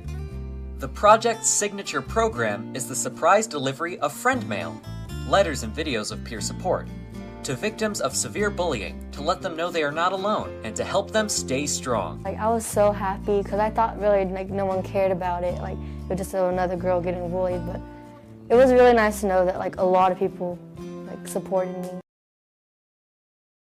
Spin the wheel, spin the wheel, spin the wheel, spin the wheel. The players will battle against each other only when the wheel decides. Wettergreen LLC built the wheel and can support your technology needs too. Visit wettergreen.com for more information.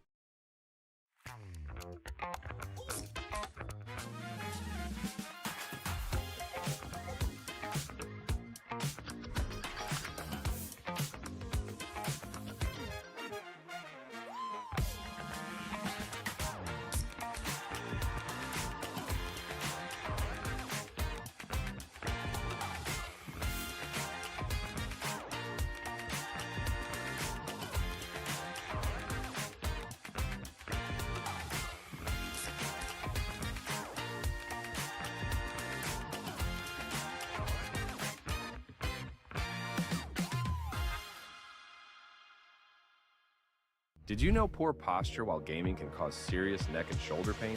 Meet the Volare Pillow. This pillow is designed specifically for gamers. It gives your neck and shoulders the support they need, reduces strain, and helps you sit comfortably for hours. It's extra comfy and hey, you can even pick your style. It comes in rare, legendary, and epic levels. Match it with your setup by choosing from a variety of colors and designs. Don't wait for the next ache to hit. Level up your comfort with Volare. Use code UEL15 at checkout for 15% off your order. Grab yours today and feel the difference in your next gaming. If he loses this now, I don't even know. All right, calm down, TOG. You just lost to him. Calm down. Stay focused, bro. Stay focused. Going great on his trail. Right now, hunting down from the bandits. Oh, and there. And that one goes in there, taking this one away. It's 5-2. The first half is really starting to go their way. Yes, it is. The Be a Friend Project is an organization of upstanders working to bring hope back to bullied kids and build kinder communities using empathy, education, and peer support.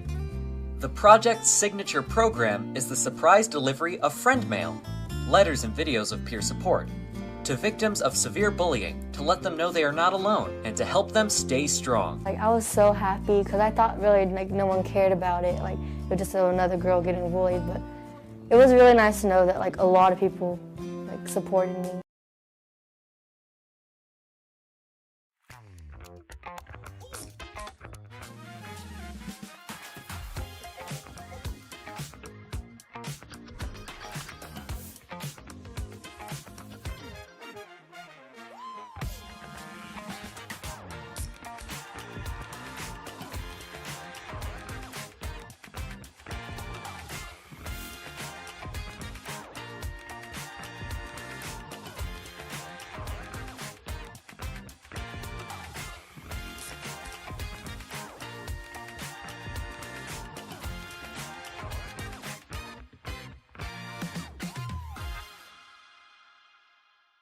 Spin the wheel, spin the wheel, spin the wheel, spin the wheel. The players will battle against each other only when the wheel decides. Wettergreen LLC built the wheel and can support your technology needs too. Visit wettergreen.com for more information. Security cert. Welcome back, guys, to our Week 10 matchup between the Paladins and Ghost. Currently sitting at 10 10 wins on the Paladin side, 2 wins on Ghost. Oh, wow. Ooh, and an early forfeit by the Ghost. For Rainbow Six Siege? Yeah. Rainbow Six Siege. I don't think they felt like it was worth it. They're like, no, like, it's going to be a pain. Let's just move on. Let's just go. Dang. Get this out of the way. I don't know. Again, I kind of see maybe even the first game of half kind of being like a 0-0 situation. Like, you never know what's going to happen. You try to play it out, see if it goes your way. Ejected Rivals, okay. All right. I think it's a matter of just being one of those shooters that they're not confident. Right. Yeah, they're not like super duper confident in. So it's like, okay, how are we gonna play this? Do we have the synergy? The answer is no. Let's move on. But even with that, I don't know. Maybe kind of playing the time like opposite in your favor. Like, okay, you know you're not gonna win, and you might not win this entire game. Do you really want to make it quick, or do you want to play a game that's gonna burn some of the clock? That way, it'll just kind of be over with faster. You bring up a really good point. I think Rainbow Six can take up a lot of time because you have setup, and not just like setup in terms of getting the game started, but you also have like the actual rounds themselves. There's minutes that pass in just the prep phase for Rainbow Six Siege, and then you've got the rest of the round as well. So that probably is exactly what they were thinking. Nonetheless, they've got quite a road ahead of them in order to tie this thing up and kind of move forward. Now, something to note, Paladins, now that halftime has occurred, both teams only have 2 timeouts. It's something sometimes we don't necessarily mention, but after halftime, both teams only have 2 timeouts. And if they end up spending both of those timeouts, there can be situations throughout later on in the evening where teams are forced to forfeit games because they haven't set them up correctly. So sometimes that can sort of lend itself towards a couple of free wins, if you will. Ghosts need some of that moving forward. It's a shame, man. You see it happen all the time with some of these teams, man. It's like they kind of forget how to set games up, and they forget that there's an actual timer there where they have to call a timeout, and you just see it. A team almost going to like 0 timeouts with 1 hour and 30 minutes left. It's like now you have to set up every game, right? Now you don't have a choice, or you are going to be forfeit. And I'd rather call the timeout than have a timeout force, because at least you get an extra minute and you can kind of reconsolidate, get yourself together, and kind of get things going, man. And I would hate to see that happen for the Ghosts right here. Yeah, and there's a little bit more that goes into it than you guys at home might think. So it's not just about getting the actual game set up and getting the launcher and everything on these SurfThing PCs, going. It's also about getting your specific lineup organized and submitted to management here in the UEL so that you guys have the overlay. You know who's coming up next, who's on deck, who's in at the moment, who's been eliminated, and what have you. They've got to get all of that information to the organizers here, and sometimes they just don't do it in time. Nonetheless, both teams still have a few forfeits left. We still got some timeouts. Who do you think, Ejected Rivals is benefiting more in this matchup between Paladins and Ghosts? I'm not as familiar with this game, but, regardless, it's very fun to watch. Oh, with the Racers, man, like I always gotta say, Wonku's gonna do really well, but it looks like she's not gonna be in this game this time around. It's gonna be Paku and Pop. But by the looks of it, I know Magnuson plays this game. I know he has a couple tracks. I know he has some things that he wants to get out there so he can pop off and say, yeah, I play Ejected Rivals. Yeah. But it really just comes down to who has setup here. It's gonna be Paladin side, or is it gonna be the Ghost side as the who's able to actually get the game going and set up. So to have the advantage on that pick. Yeah, Magna's been playing really, really well today, not just within shooters, but just, I guess, as I know he's in a tier 4 position right now, but I think he stands out to me as the player that I probably have noticed the most, not necessarily because he's been the loudest, per se, but he's just played exceptionally. That may be a result of those so many shooters being selected throughout the evening. Yeah, it definitely makes him look really good, man. He's able to show off his core skill, which is that shooter ability, so I'm really, really proud of him this kind of game, but I'm so disappointed in the Ghosts right now. I mean, maybe something could turn around. Maybe they can get a win here, steal something, kind of build up some momentum, and put a few more points up on the board. So I would love to see it. Next game is actually going to be Forza Motorsports. So all right, here we go. Starting. All right, here we go. Next game is going to be Forza. Like so 2 racers in a row is interesting. Now, is either one of these teams more experienced within racers? Definitely the Paladins as a collective group, I would say, is a bit more experienced right Understood. now. We have, I think this is Mad Genius actually trying to come down here. I don't know if he's understanding this track at all, but whoever comes in first place is going to be the overall victor for their respective sides. So let's see who makes it here.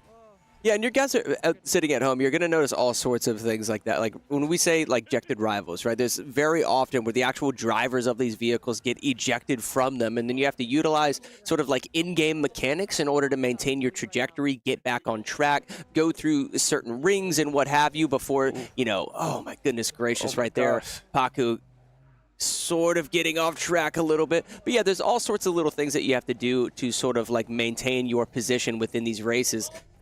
Oh, solid play right there by Paku, though, to eject from his car and then get back right onto the track. That's a part of those things that sort of makes this game different from, say, a simulator or even some of the arcade racers that you see, like, you know, Wreckfest and what have you within the UEL library of content. There's a lot to be said about what this game truly is. Oh, wow. And they go, ooh, oh no, we just got away from that cam, man. That was a nice little jump. Yeah, that was a nice jump. I was looking forward to seeing that. All right, but here we go. Right back into it. We're looking at 4th place right here, which is actually, looks like, again, it's going to be that Pops. That's Pop's name right there. Yeah. Uh-huh. Oh, that's interesting. All right, kind of making his way around. And he's really, you know, he's not necessarily in the best position, but he's trying to catch up as best as he can. Don't necessarily see anybody in front of him, but it's also just, this is one of those situations where if you're not as experienced on this game, goodness gracious, it's that unfamiliarity. Gotta eject. It's that unfamiliarity. Yeah, the unfamiliarity, like sort of concept that we talked about, guys, right? You got to be able to eject from your car to start getting to that next phase, start going through these loops, if you will. Oh, yeah. You know, just getting a little bit more energy every loop you go through, right? In order to maintain, you know, these jetpacks, these wings, and what have you that you see within the game. Beautiful gameplay right here. Just coasting right Wow, through. Probably gonna Magna make it just right to playing the end. super comfortable. Yeah. Yeah, you had mentioned it sort of at the top. You know, he feels good. You saw the trajectory of his jump right there, and he's feeling good. That's good stuff. That's a win right there again for the Pals. Easy man. peasy.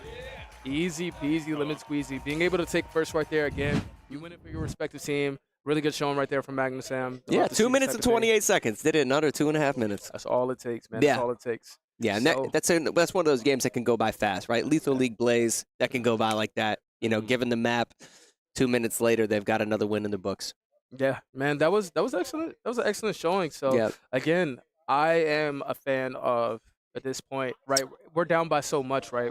Let's play every game. I mean, we're down by what is it going to be 10 games now? Yeah, So if we they're play down by every game- 10 games, but you know, the fact that they put Pop in and he wasn't as experienced on that game, they have the rest of their roster to work with. Yeah, Yeah, they have the rest of their roster to work with. I mean, really, I think what the Ghosts need right now is a sports game. They need to get 2K. They need to get NCAA. They need to get FIFA. They need to get one of those sports games that is more on the traditional side. Yeah. They could probably help them out as far as like getting some wins up on the board. Right. And then maybe a CTR here or there. That'd be a really big push for them. But the caveat to that is like Wonku has to be in. That's true, Has to but be in. Forza is pretty like straightforward. I would say there's not as many variables. I would say is probably Formula One, and Forza. The name of the game is going to be driving clean, right? So within Forza, it's more simulation than some of the other games that we have within our category. Not quite as simulation as I would say Formula One. But very much within that direction. And what that means is you're going to see these players driving somewhat realistically, right? Taking, you know, turns a little bit slower than usual. But when I say that they've got to drive clean, if you go off track, if you bump into your opponent, if you don't drive clean, you're going to get a time penalty that is allocated to your username. And then by the end of the track, whenever you finish, that additional time will be added onto your time, will play against you, and may result in your opponents actually taking the win. Yeah, it's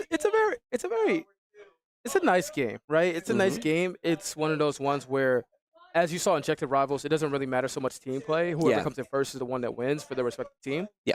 This one is where you could come in first, but your entire team could still, you know, lose it all because it's all about penalties. It's all about, you know, if you DNF'd on accident, if you were in the pit too long or something like that and just end up in a low placing. So there's a lot more team play again, which I really do enjoy in the UEL. I really do enjoy the team play aspects of things. And this is one of those ones where it could go either way. It really depends on the track, the cars, all of that. And all 5 of these players are going in for this. Formula One being a little bit different, it's a 1v1, but in Forza, all 5 of these players. You talked about some of the actual teamwork. Something that I I've noticed that I'd like to see more of is when teams actually box out specific players, like on turns and what have you. So sometimes managing your position, you're not even necessarily trying to advance up the track as fast as possible. You sort of want to just make sure that opponents behind you don't necessarily get in front of you. Right, so right. there's a little bit of that you'll see throughout it, but depending on the course that's actually selected, you know, we may not see any of that, right? There may be, you know, quite a distance between each and every different position throughout the race. We'll see if that happens. But we have seen, you know, some pretty popular courses within Forza that are regularly selected, if you will. Man, listen, I'll tell you what.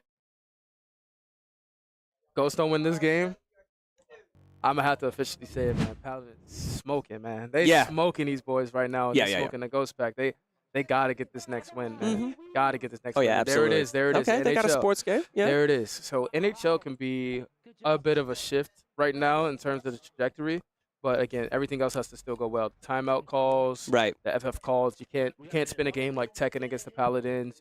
You can't spin a game like Mortal Kombat could be up in the air. So. Yeah. Some of the Paladins I don't think are as super experienced on Mortal Kombat as I would say probably Street Fighter and Tekken. I notice them sort of labbing that and playing it a lot more often. But, you know, I would say they still have a good amount of experience regardless of whatever fighter game that they do select. So you're absolutely right. Ghosts 100% need this win right now. And this is a game that I like to just fire up and kind of just look at the car. You know, like I love seeing the shaders. This is one of the most well-built games I've seen in a long time. They've really made this an excellent game for people to play. Again, shout out to everybody at home right now. I know you guys are watching on your SurfThing PCs while you're drinking your slides. Hey. I really appreciate all of you guys for looking out and being a part of the UEL. You guys are showing that UEL spirit right now. This is it's a game that doesn't necessarily determine whether a playoff situation is going to happen. But you make a good point. Yeah, I mean, they're both definitely fighting for the middle of the pack. They're, you know, definitely fighting to be respected, you know, by the rest of their conferences, if you will. Yeah. But the fact that both of them have a win is good, but Ghost definitely needed this. Paladins looking good, though, nonetheless. I mean, you're talking, you know, right now you're saying, I don't know if 2 and 4 is still pretty rough, but nonetheless, all of these players are, you know, fighting for a little bit of sort of prowess about them. So you mentioned branding, right? Yeah. You like brand is the name of the game. They, you know, it's not necessarily all about yourself because when they get drafted in future seasons and by future teams and what have you, they also want to make sure that they're really good team players. Yeah. And I would probably argue, to be honest with you, they're 1 and 4, but even during the games that the Paladins have been down and they've been struggling, I mean, we've seen them in games where they're down by almost double-digit wins, right? Yeah. But even in games that they're down, they keep sort of a level-headedness and positive mindset. Yeah. And that's, I think, what has allowed them to start picking up a couple of these wins because they are developing as a team. When we move into the next season and then seasons down the road of the UEL, these team owners want players on their team that can work well together, but they also notice that pattern of actually developing as the season goes on. People love that sort of thing. So I think Paladins, in my opinion, probably have sort of like, they're very well-rounded. There's a few things that they do need to work on. Shooters, they've gotten their practice in today, but against the best teams in the league, they definitely need to work on that some. But I just love their attitude. They seem to be a sense of camaraderie amongst all of them. They're very positive, very friendly towards each other, which I can't necessarily say is the case with all the teams in the league. Yeah. Yeah, definitely can't hold that against them, and it looks like we're getting into it now. So red team is going to be the Ghost, blue team is going to be the Paladins. Yeah. Yeah, we're looking at LA right here, sort of turning around this corner's got to be careful not to nick into the rest of these players, slowing it down. Now, the other thing just to note, right, you do want to get into the lead, right, because time is everything, right? You're racing to get the fastest time. But if you push into these corners a little too fast, right, because you are trying to advance in your positions, if you don't slow down enough, you are going to go flying off of this track. If you happen to be using a car that's maybe a Formula 1 model style car, the wheels are completely different on those those styles of cars. It's going to be much more difficult for you to get back on the pavement, to get back on the track as soon as you go off course. LA sort of picking just a well-rounded vehicle here. Right. And nonetheless, he's just playing smart. Yeah, he's playing clean. This is definitely an aspect of what you just said, playing smart. He's picking a car that has great handling as well as great speed. And Wow, so that's actually, this is what we talked about, guys. That was actually a forfeit from the Paladins because they set the game up incorrectly. Those are some of those tech mistakes that may allow Ghost to get back into this fight. Wow. Okay. Okay, there. Yeah, that's interesting. There it is. Okay, so the smoking, not as bad. Not as bad. You know, we made ourselves, made the score a little bit better, 3-12 right now. It's not a bad look. And like I said, a sports game is something that the Ghosts really, really, really, really need right now. So this being NHL, as far as the next game, it could go in their favor. You know, Pop is a great player when it comes to NHL. Got to put in Wonku here, and then like the final verdict is just either are you going to play Punisher or are you going to play Pokey? Yeah, well, we've seen some huge comebacks within the UEL, but this is an example of what I'm talking about, right? Once you've reached halftime, because you're limited on timeouts, there's a lot of problems that sort of happen as you advance throughout the night. Yeah. Picture this situation, if we will, because like I said, we've seen huge comebacks. It's 3-12. You can imagine a situation where Ghosts may be able to pick up at least 3 wins, right? So that would give them 6. If Paladins make another 3 mistakes, which is very possible, we've seen some really good teams just make not setting up the game correctly, accidentally attacking during a button check for fighting games, right? Not able to find their controller. I quite literally have seen players not able to find their controller after halftime, right? There's all sorts of things that can happen. They may be able to get sort of some of those free wins because of Paladin mistakes. That could happen 2 to 3 times. So you get 3 more wins, you're sitting at 6. Maybe 3 mistakes from Paladins, which is doable. You're sitting at 9 wins. Then what happens? It's a 9-12 situation. Now, you got to have a lot of luck on your side in order for that to happen. But the other thing to sort of focus on is the wheel itself, the destiny of the wheel. If they're able to get some solid games. Wheel's got to be on their side. Listen, we've got an hour and 42 in-game minutes left, right? Hour and 42 minutes. It's very doable to pick up a handful of wins and then just a few tech mistakes by Paladins. You can do it. NHL right now is a solid game for Ghosts jumping into that sports category for them to initiate that comeback. They've got to do it right here, though. They have to. They have to. There's no ifs, ands, buts about it. They have to get a dub here because, I mean, it's just looking really bleak. Like you just said, we're talking about 9 wins. We're talking about 9 wins. You basically have to secure a solid 3 or 4 within this last 40 minutes and then about 5 in that last hour. Well, I think what they should focus on is anytime you're trying to maintain a positive state of mind, whether it's in life or whether you're actually like competing in a competitive manner, like within, say you're playing a game of football, right? High school football, college football, something like that. Maybe you're in Pee Wee. Maybe you're playing flag football right now and you're watching, right?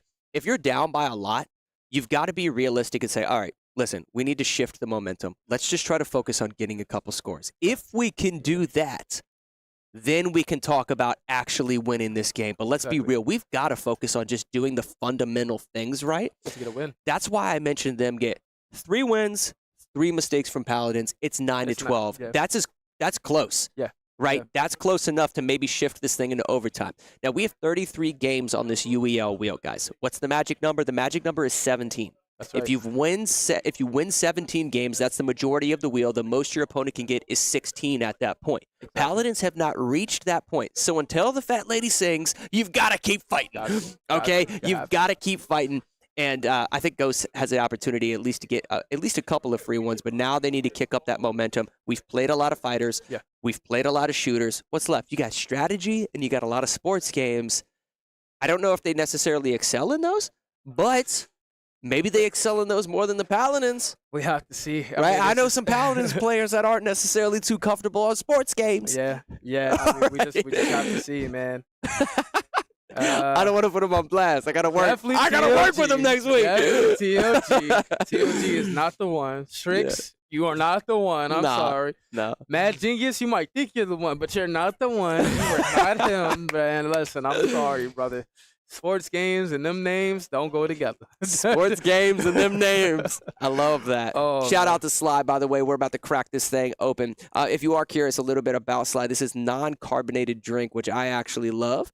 So it's non-carbonated and tons of vitamins to just keep you going. They got 3 different versions of it. I'm drinking the Boost right now to give us a little bit of energy. They've got ones that'll help you relax you, get you ready for sleep, put you in a good mood, all sorts of stuff. So give them a go. I'm going to open this right now. Give them a try. Yeah, man. This is their tropical flavor. Ooh. Oh, like I'm on vacation here in the arena. I love it. That's good. So, yeah, this next, jumping into what's going on right now? I think they're doing a technical timeout right now. Okay, so what it technical looks like. timeout. What it looks like, yeah, it looks like a technical timeout. Okay. Maybe something happened with controllers, Yeah. or maybe the game didn't open up correctly, so they just kind of have to redo that. And do we know who has setup right now? Oh, I wish I knew. I really wish I knew, man. I really wish I knew because, I mean, this is one of those games where. Well, I have to. Okay, so necessarily matter. Paladins didn't set up Forza correctly, so I believe Ghosts have set up. They cannot afford. They cannot afford making any issues. Yeah, they can't for forfeit sure, any games. for Listen, sure. I'll say this right now: if they are forced, like if they forfeit a game, that's one thing. I think they play out. Yeah. I think they need the practice. I've mentioned it many a times. The best practice is when you're actually on the court in the game. Yes. I don't care what rules. Yes. You need to swallow your pride and start practicing these games. Okay. 100%, So 100%. don't forfeit any of these games because I mean they do only have a certain amount of time left. Yeah. Which is true. That's. But I want to that's see tough them thing. play these games and at least try, unless it's something that's a given, bro, like StarCraft or something like that, you know. But Yeah. we don't have to worry about that. I'm That was glad, earlier I'm on. glad they're skipping it. Okay, so it sounds like our Game Master is is giving them an extra 2 minutes. We'll see how this thing unfolds. NHL, though, we've got NBA still on the wheel. NCAA still on the wheel. Yes. NCAA, though, is probably a game that I think, like, you may not necessarily be super experienced in sports games, but you've probably played Madden, right? Like, if you're living in the States, you've probably played Madden, at Once least or at your twice friend's in your house, life. something like Yeah, that, yeah, right? yeah. So that's a game that a lot of them, like, fundamentally sort of understand. So that one's a little different. But the rest of the sports games, especially like Roller Champions, listen, if you're not putting in the hours, if you're not labbing, you're going to get exposed. You're going to get exposed during this broadcast, especially if you're forced to go in, right? Like if you just played a 2v2 game, and so you only have 3 members of your roster that can play and say like a 3v3, right? Like, you know, some of the sports games. If you're forced to play and then you don't know what you're doing. Yeah, it's a bad. So listen, put in the hours, especially if you're sort of, I would say, I wouldn't necessarily describe them as off genres, but they are genres that are less popular, I would say, sort of in the public eye within pop culture and marketing and things like that. You don't necessarily see as many competitive, massive esports tournaments for sports games. I know Madden sort of had its time, but you're not, seeing arenas sell out to watch, the Roller Champions tournament or something along those lines. And that's one of the things I love so much about UEL is it's all about showcasing the most well-rounded gamers in the world. They have to be good at all of these categories, which I think also enables the viewers to sort of enjoy a plethora or wider library of games and not necessarily just play that game. Black Ops 6 just came out, right? There's going to be plenty of people out there that don't necessarily want to just play Black Ops 6, but all of their friends are playing it. They want to get on. They all right, well, I guess if you guys are on, we'll jump on there. Nah, man, if you want to be an in-gamer, you play everything that you guys want to play, and that's what we excel at. For sure, for sure. I mean, it just goes back to what we were talking about. Like, there was just the League of Legends Championship that happened yesterday, man. Yeah. Like, all of those League of Legends players, they are skilled at that one game, but, you will see that arena sell out. Not so much maybe like the Madden and the 2K guys. Like, we do have the 2K arena here at the Capital One Arena up by DC. Shout out to District E, by the way. But, for those games that are a little bit more on the niche side, like the Roller Champions and things like that, like you don't really see something too big, but that's why I love UEL, because before the NBA was made, there were different basketball leagues, but people played very differently. Yep. Some leagues you couldn't dribble before you shot. Some leagues you had to take the shot as soon as you got past the ball. Some leagues, basketball, you could literally dribble the ball, travel, dribble the ball again, travel some more. Yeah. But it wasn't until you had to have a combination of dribbling, passing, knowing how to shoot, 100%. knowing how to, play defense correctly, the three-point line, all of these different things combined is what made the NBA, and that's why it works. And that's why when we see these different players, we celebrate them because we know they're so skilled in not just one category, but all those categories. Because there's plenty of people who watch the NBA and they see somebody miss a shot. They're like, oh, that guy airballed. I'm better than that guy. Yep. Try again. Like, no, you're not. Because I'm sure there's a lot of gamers that watch us who are like, oh my God, I can't believe they lost that game of NHL. And they're like, oh, I'm way better than that guy. Hey, 100%. Come and prove us wrong. Come and step into the arena. Absolutely. Oh, Final Stand Ragnarok. All right, now there we go. That's a strategy game that, could kind of go either way. I do think that sort of lends itself towards the Paladins, but we may see an upset depending on how much they've actually practiced. Who knows? We will see. Nonetheless, we're taking a look at NHL here. We'll get a word on who is playing here, who here in a moment. And I'll get that to you as fast as I can. Now, something just to note while we're watching NHL that's super important is positioning. One of the things that bothers me the most is when players advance up the ice in order to hopefully get a one-on-one with the actual goalie, to get that one-on-one against the goalie. Sometimes because you're advancing up the ice, you find yourself leaving your teammates behind, and then there's too much pressure that then gets applied onto the goalie. Now, something you're seeing here against Boston. So Boston's goalie right now has a lot of pressure around him, is losing a lot of stamina. Oh, we're going to have to take a look on who ended up getting that goal. Okay, looks like, let's see. So Ghosts are actually playing Tampa. Okay, so Ghosts are playing Tampa. Ghosts are playing Tampa. That's interesting. Okay. And Tampa Lightning is going to be in the blue jersey, so it looks like Paladins are in those white jerseys. Here we go. And we got Pop, Punisher, and Pokestar that are playing on the Ghost side of things. Now, hold that. Just remember, guys, that the actual goalie in this isn't necessarily user controlled. Which is different compared to, say, FIFA, right? Yeah. FIFA, you can accidentally actually swap onto the goalie, and we've seen many a times players not realize they're on the goalie in FIFA, and they run out, and they get scored on, right? Yeah. You know, everything is a little bit more automated, I would say, here on NHL, right? All you really have to do is just hold the puck, get to your boys, pass it around, and do your... Ooh. That was a good spin move. Oh, my Love that spin goodness move. gracious. Just imagine he got that goal off. That would have been nice. Oh, get the puck. Nicely done. Oh, wow. That was from the Ghost. Now, was that just a regular puck? Let's take a look here. Something to note within okay, that was just a standard puck. Something to note for the viewers at home. In the top left-hand corner of your screen underneath that scoreboard, you'll see what are called ice pucks and money pucks. Yep. Money pucks, if you score a goal, you get an additional point. If you score an ice puck, you actually steal points away from your opponent. So think about that as we advance throughout the rest of this. 40 seconds left within this period. Yep. That was a good pass down to the corner. Ooh, that was a nice hit. Yep. Almost got it in. Mm-hmm.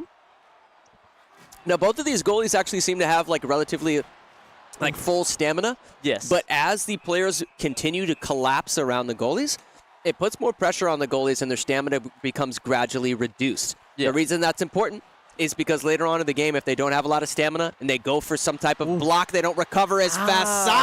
Solid play, though. Good shot by the Ghost. Yep. Who was that by? That was by Pop. Good job, going Pop. for another spin move. But getting knocked down on the floor, though. See, now this is a situation where Paladins had one of their players advance up the ice too early. That could have resulted in a really bad situation where they would have been in a 3v2 because they were overzealous with sort of pushing the offensive there. Nonetheless, both of these teams relatively balanced as we go into the second period. Yep. Okay. Yeah, not too bad. Not too bad from either one. They seem to both be relatively experienced. You can tell by sort of the spin moves that they're doing. Just sort of, I would say, ice management in terms of their positioning. It's not too bad. Something I'd like to see a little bit more of, potentially, is assisted shots on the goal just like that. Ghosts are doing it a little bit more, I would say, than Paladins. So assisted shots on goal is going to be key. Don't be a puck hog, if you will. Make sure that you're passing to your teammates. Allow them to sort of get into that position. Oh, wow! Goes for the pass out and gets chopped. Oh, who is this on these pokes right now? Oh, my God. This is Mad Genius. That was super crazy. Mad Let's go, Genius Mad playing Genius. out of his mind, no pun intended. The goalie is now at 20 to 30%. I'm going to call him Mad Scientist here in a second with the way that he's experimenting with the ghosts. Wow. This is insane. He is a one-man wrecking machine if he gets this Come on, Mad Genius. If he gets this there's no way. No! Don't do it to him! He's going to have children one day. He's at 0%. The goalie is now at 0%. Is Mad Genius going to pull this off? If he pulls this puck off. Pass it to him. Oh, my gosh! Wow, good Mad pass Genius to the plays teammate. NHL. That was definitely something to see. Mad Genius is definitely doing something for his team at the moment. Oh, my God. Wow. Pass it to teammate. Wow. Try to get the hit. No. Mad Genius coming back up the ice again. They need to get out. It didn't work out in their favor. They need to get the pressure away from the goalie. They got to get that back. Yeah, their goalie is absolutely exhausted. Pass it. Ooh. That's true. This ice puck is active. So the top left corner of your screen, guys, the ice puck is active. Assisted shot. Gets blocked. Mad Genius going for it again. He can't quite get it. Something to note, guys, they actually, and this is something Mad Genius is doing a lot of, is going for a lot of poke checks, which is different from a shoulder check because you're not throwing your body into your opponent. So by going through for a poke check, you can actually maintain your momentum and speed on the ice. That's why he's able to maneuver around them in a quick fashion and continue getting shots on goal. But we have an accidental pause right now. Oh, no. Someone is going to cry themselves to sleep tonight because they accidentally paused the game. Let's find out what happens. Yeah. Oh, that's tough. When we get back into the game, I would like to talk about a nice little strategy that it works out really well when the enemy team have the pucks in their hand. Okay. What I would do is the bumpers, you press both bumpers, you can slide on the floor in front of them. Yes. And you can take it out of their control. Okay. And you can take it back in your possession and then try to attempt to get a free goal out of it. Yes. And then, so another thing to note would be the fact that Ghosts weren't necessarily trying to aid in the blocking for their goalie, because the same way that you can sort of slide on the ice, you can go for attempted blocks in order to aid your goalie and alleviate some of that pressure that the goalie is feeling. They're not doing a lot of that. They're just out of position while Mad Genius is just steals the puck again. Get it back. That was a good take back. Pass it up. Oh, boy, here it comes good again. Pass up. Pass it back. Ooh, assist. No pass. Ooh, shots on goal. Good hit. That was a really nice shot. Oh, nice little steal. Nice little steal. Good Now steal. they need to separate. Here we go. Pass it up. Nice. Go to the left. Not to the left. Come on. Goalie has it back in the favor. Oh, wow. I'm surprised he actually passed it out. He has a 1v2 right now. Ooh, good slide, but no, not well enough. He tried looking for his teammate around. The Ghosts have to work on sort of splitting their defense. That was a really nice shot from, who was that, Mad Genius, I think? Or Well, the Ghosts need to split their defense a little bit, especially even on offense. A lot of them are sort of collapsing around each other, and you'll notice 3 players on the same side of the ice. They've got to start getting better positioning in order to help. Right now, he could have passed that up. Oh, almost actually got that. They need to start having one at the top of the game. There we go. And Here to we the left go. to right of the goalie. That's what they need to start Honestly, doing. weirdly enough, Paladins were in terrible position. I'm surprised they didn't capitalize. It That was doesn't such matter. a good shot. Was that Genius? From? Was that Mad Genius?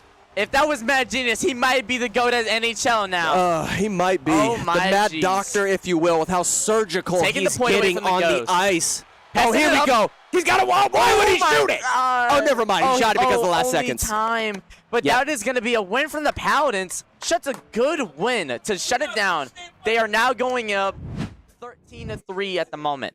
Yeah, that was really, really surprising. I was expecting Ghosts to sort of, they want to steal the momentum back, right? Yes. They're down by quite a lot of wins, and they wanted to sort of shift that momentum. We had sort of talked about a few times that Paladins weren't necessarily as well-rounded within the sports category. We know a couple of players on their team that aren't super comfortable within sports.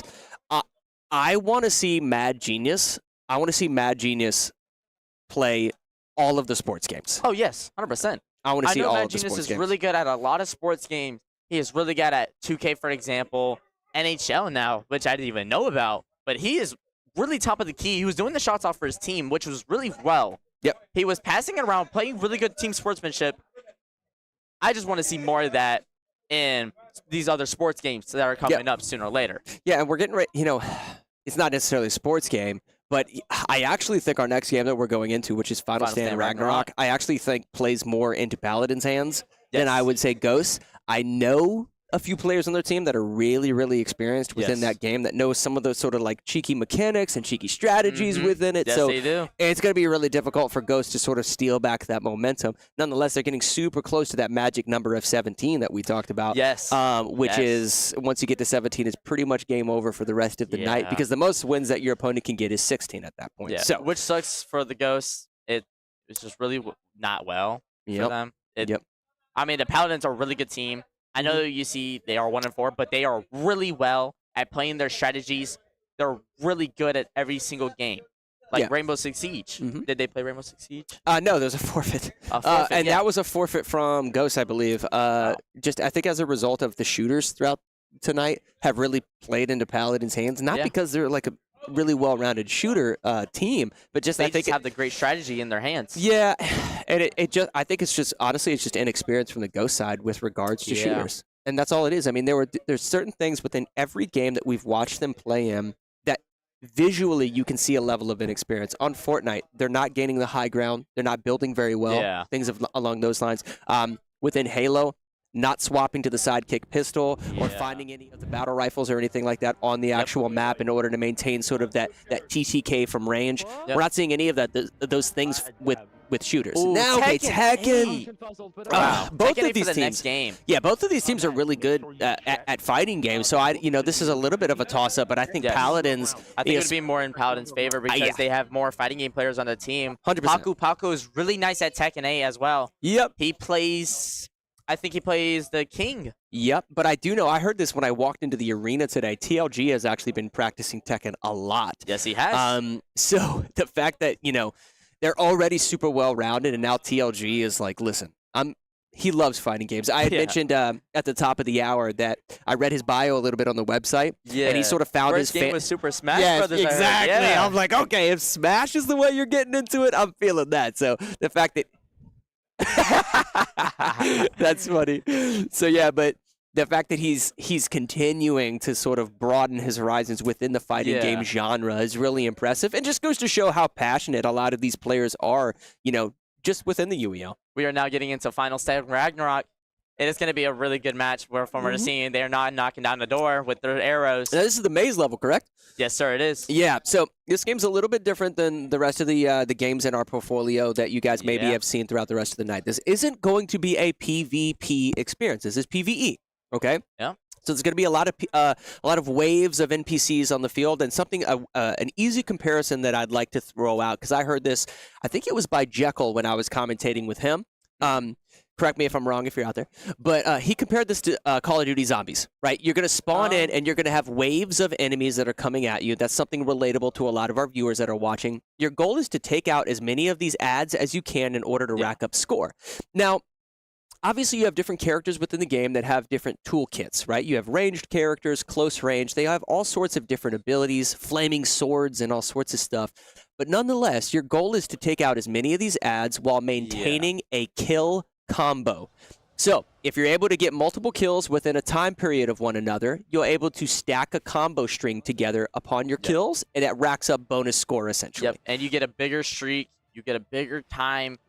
Oh, we got the strategy going off now. Oh, wow. They're doing the revive strat. Yeah, so this They're is a not revive noticing. strat. They're both getting each other low at first, so then once the streak goes down, all Magnus Team has to do is just step on the spike twice, and he can get revived once again. Yeah, 100%. We are now on TLG fighting off the zombies, the spider webs. Yeah, two completely different styles of action going on here. There's a lot of going on over here. Yeah, and shout out to SurfThing PCs who is able to run and handle all of the ads on this screen at the exact same time. Nonetheless, TLG goes down in a fashion that I don't LA's think getting he up wanted. TLG. That's going to be an extra 1,000 points right there. It's an extra 1,000 points, but I don't think he wanted to go down. I don't think so either. I don't think it was a mistake. Yeah, absolutely. Nonetheless, they're going to try to maintain a kill combo as much as possible. Now, here's something interesting to note. There's also, you just mentioned the revive strategy. There's also strategy involved with finding your opponent and stealing kills from them. So you're not necessarily worried about getting the most kills as much as you are just trying to simply steal kills from your opponent. Because they're not fighting each other. Like I said, this isn't PvP, but you can see each other on the stage within these maps, and that's what you'll see maybe later on. Yeah, I know you brought up Jekyll would bring this game towards Call of Duty. Yeah, like Zombies. Yeah. I wouldn't really contend it as Call of Duty Zombies. I would say it would be the modernized, not all the old and glory. Oh no! no! I would contend it as traditional zombies, though. Cold War, BO6. Yeah. You know, the new ones, new and old ones that recently came out. Although Black Ops 6 Zombies low-key fire. Yes, it very much is. Love it. Yep. Yeah, 100% no. Nonetheless, there are going to be, as they advance throughout this actual match, another thing you're going to notice is going to be different levels of NPC opponents that they're trying to take out. So as the game starts, it's a lot of easier kills. You're getting kills in a relatively fast manner, but then there's boss fights that occur and much more difficult elite enemies, if you will, and you're you're basically going through one as well with the X-Acts and the Broad Mothers. Yes, you have to go through that. You have to take them. If you're free enough to, you can easily take it from the enemy team so you can get the points and your team could potentially win it. Yep, 100%. Another thing to note is the buffs that actually fall down within the buffs that you can actually get within this game, and you'll notice them in the bottom right-hand corner of each of the user interfaces as we swap between players. These buffs can be anything from damage output, they can be health, they can be speed, attack speed, and so forth. But nonetheless, getting those buffs can sometimes make the difference between being able to wipe these NPCs or these ads in a relatively fast manner, or maybe being less effective. Yeah, and with this map as well, you have to be careful about poison traps, as Punisher just stepped on the poisonous trap right here, right now. Yeah. It's only going to do a few amount of damage, but it's still going to be enough. But you can still get knocked just in case if you get caught in that. But they also have spikes on this map too. Yeah, and you can see the kill combo on the left side of your screen where it says 48 kills. Unfortunately, he just dropped that combo. But then there's also going to be a progress bar over there. Just something, you know, just to note, pay attention to as they begin to rack up these big kill combos moving on later into the match. And as you can see at the top right too, you can see the kill counter. He has 170 kills, which is nice and acceptable. Yep. And here we go. So that combo string is on the left side. He's at 15 kills, and there's a little bit of a progression meter. As long as that progression meter doesn't run out, he's able to maintain his momentum.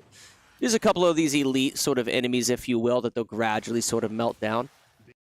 And when you see the enemies that are on fire, think of that as a dot, a damage over time that is applied from the archer, if you will. Adds a bit of a flame effect and sort of kills them off little by little. Yeah, the archer name is Aurelia, I think it is. All right. Or Aurella. I don't know, but she is a really good choice of mine. I choose her because I think I like the arrow aspect. Right. Now, this room specifically, is this a relatively simple room, would you say? I would say it would be a mixture. Okay. If you get trapped up against a corner by the zombies, I would say you're dead at that point. Okay. All right. It would be really difficult for you to get out unless you have your 3 ability as Aurelia, which stuns the zombies completely. Right. And you can use your 2 bind, which throws around flame AoE damage around you. And then you could combine that with your 1, which kills them all completely. Yeah. That's how you would mainly get out that corner. Yeah, so sometimes positioning can be like very, very important as they push into these separate rooms because you don't want to get trapped by the enemies. I mean, who was it that we saw actually get down by accident? TLG. Yeah, TLG got caught lacking. Yep. Yep. And if I was the Paladins, I would be worried about Pokestar because Pokestar is about to go down at the moment. And here's the Soul Reaper. Take it. Yeah, here's the Soul Reaper boss fight right here. Again, I just talked about the gradually, continually, these boss fights get more and more difficult as they advance. You can imagine both teams trying to get to the boss fights as fast as possible, and then they're also just trying to melt the bosses as fast as possible. So you got to be able to manage your utility, manage all of your abilities, your cooldowns in an effective manner to take out these bosses as quickly as possible. That's what makes this so unique. It's not, like I said, it's not a PvP experience. It's who can eliminate these ads, these NPCs, this PvE experience as fast as possible. So you got to know the game. You got to know how it operates. See at the bottom right, you see the Q&E. Those are special abilities you can pick up after killing a ad. Like a big monster, whatever. You get those by picking up treasure chests too. Those can help out really well. You can get damage buffs, you can get health, you can get armor, you can get anything. Yeah, and we did just hear that there's actually 1 minute left for them to rack up as many points as possible. Now, what's going to happen at the end of 1 minute, guys, is you're going to see all of the players take their hands off of the controller because they can't continue to attack ads. If they decide to attack some ads after the time has run out, they're going to be in big trouble by the game master here at the UEL. Nonetheless, there is some cheeky sort of rules that the they sort of bend, if you will. Sometimes you'll see players drop down an AoE effect or some type of dot effect, a damage over time, right before the time runs out, so that as they take their hands off their controller, it's a revive. You're missing one more though. Yeah, that's true. That's true. He is getting revive points. Wow. Yeah, they're getting revive points while also getting a few kills here and there. We'll see if they can actually eliminate the Soul Reaper in the amount of time. Before the time goes out. Yep. And time is about to go out. 2, 1, and that's going to do it. Wow. Soul Reaper is gone. Now, like I said, there is sometimes, guys, they're taking their hands off the controller, where as the time runs out, they'll drop an AoE effect on the ground so that they're actually doing damage to ads after the time is over. But technically, they're not breaking any rules, so it is interesting. Now, what they're going to do here is basically run to just SD, which is self-destruct. They're going to try to end the game as fast as possible while also not grabbing any more points in order to bring up the scoreboard so we can count up and tally who actually has won this matchup. Yep, they would be trying to go to the spikes or poisonous traps to step on those to get knocked down quicker. Yep, and here they go. That would be the easiest way. Do not hit that door because it could result into some points. Oh, they want them to hit the door is what I'm hearing. So I guess they want them to get down by the enemies right here. They don't want them to attack. You make a really good point. Like, I was going to say. They want them to stop, and they put their hands off the controllers or keyboard or mouse. It would be interesting to find out whether or not destroying doors actually does give you points. I think it will. But that would be up to the decision of the Game Master. Yeah. The Game Master would have to make that call if they want you to destroy that door, just so you guys can get to the next arena and get down by those zombies. Yeah, that's a really good point. Do you have any predictions as to who's going to take this? We're going to tally up these points here in a second for those of you watching at home. So from what I've seen, Wk10 has done really good choice. She has picked up 3 of the enemy teams, especially one of her teammates, and they have gotten exceptionally well amount of points. As you see, Wk10 has 495 I was going to kills. say almost 500 kills from Wk10 right now. I think this game would go into the Ghost favor. That but would be who knows? interesting. Anything can happen. Yeah, they need to grab this win so they can stay with under that double-digit loss ratio, if you will. Yep. They get this, they're only 9 wins down. All right, let's see who has the most points. Wk10 with the highest score. Nicely done. Nice. Taking a look at my man 300 there in the bottom right-hand corner. Wk10 with 11,000 points while her team. Punisher with 3,000. Paku with 4. Pokestar with 5,000, while LA with 8. Madness Sam has 8. TOG has 7. And Strix with 5. 300 trying to do some math right now. Trying, I should say. Ooh, I think it's going to be hard, but I think this game goes into the Paladins' favor by just a few smidge amount of points. Yes, because even if Wk10 has that 11,000 points, it's still going to be difficult because Punisher's in last place. Paku down in there. Pokestar as well. It's just going to be really difficult. And that was a Paladins win. Wow. Paladins win by 25,000? Okay, Paladins win by 25,000. So now they're 11 wins into the lead. Okay. Not looking good right now for Ghost. That was a game that I felt like they really needed. And now we are going into Tekken 8, one of the Paladins specialty fighters. It's hard, gonna be a hard one, but because NHL was one of those games that you were like, okay, maybe. Final Stand Ragnarok, you're thinking, maybe. And now you're going into Tekken. I don't know. Yes, but Paladins are real comfortable within fighting games. Yeah. He came into a tournament one time, and he did exceptionally really well.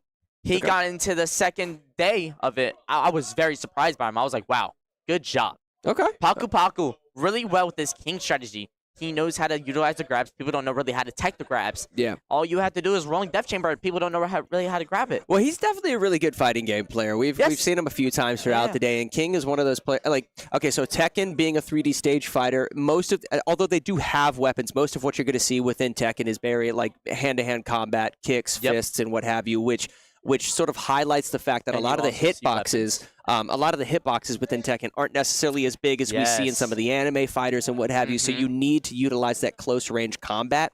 King is a character that utilizes grabs, and if you're really, really good with King, I think he's amongst the higher-tier characters that we see being used here at UEL.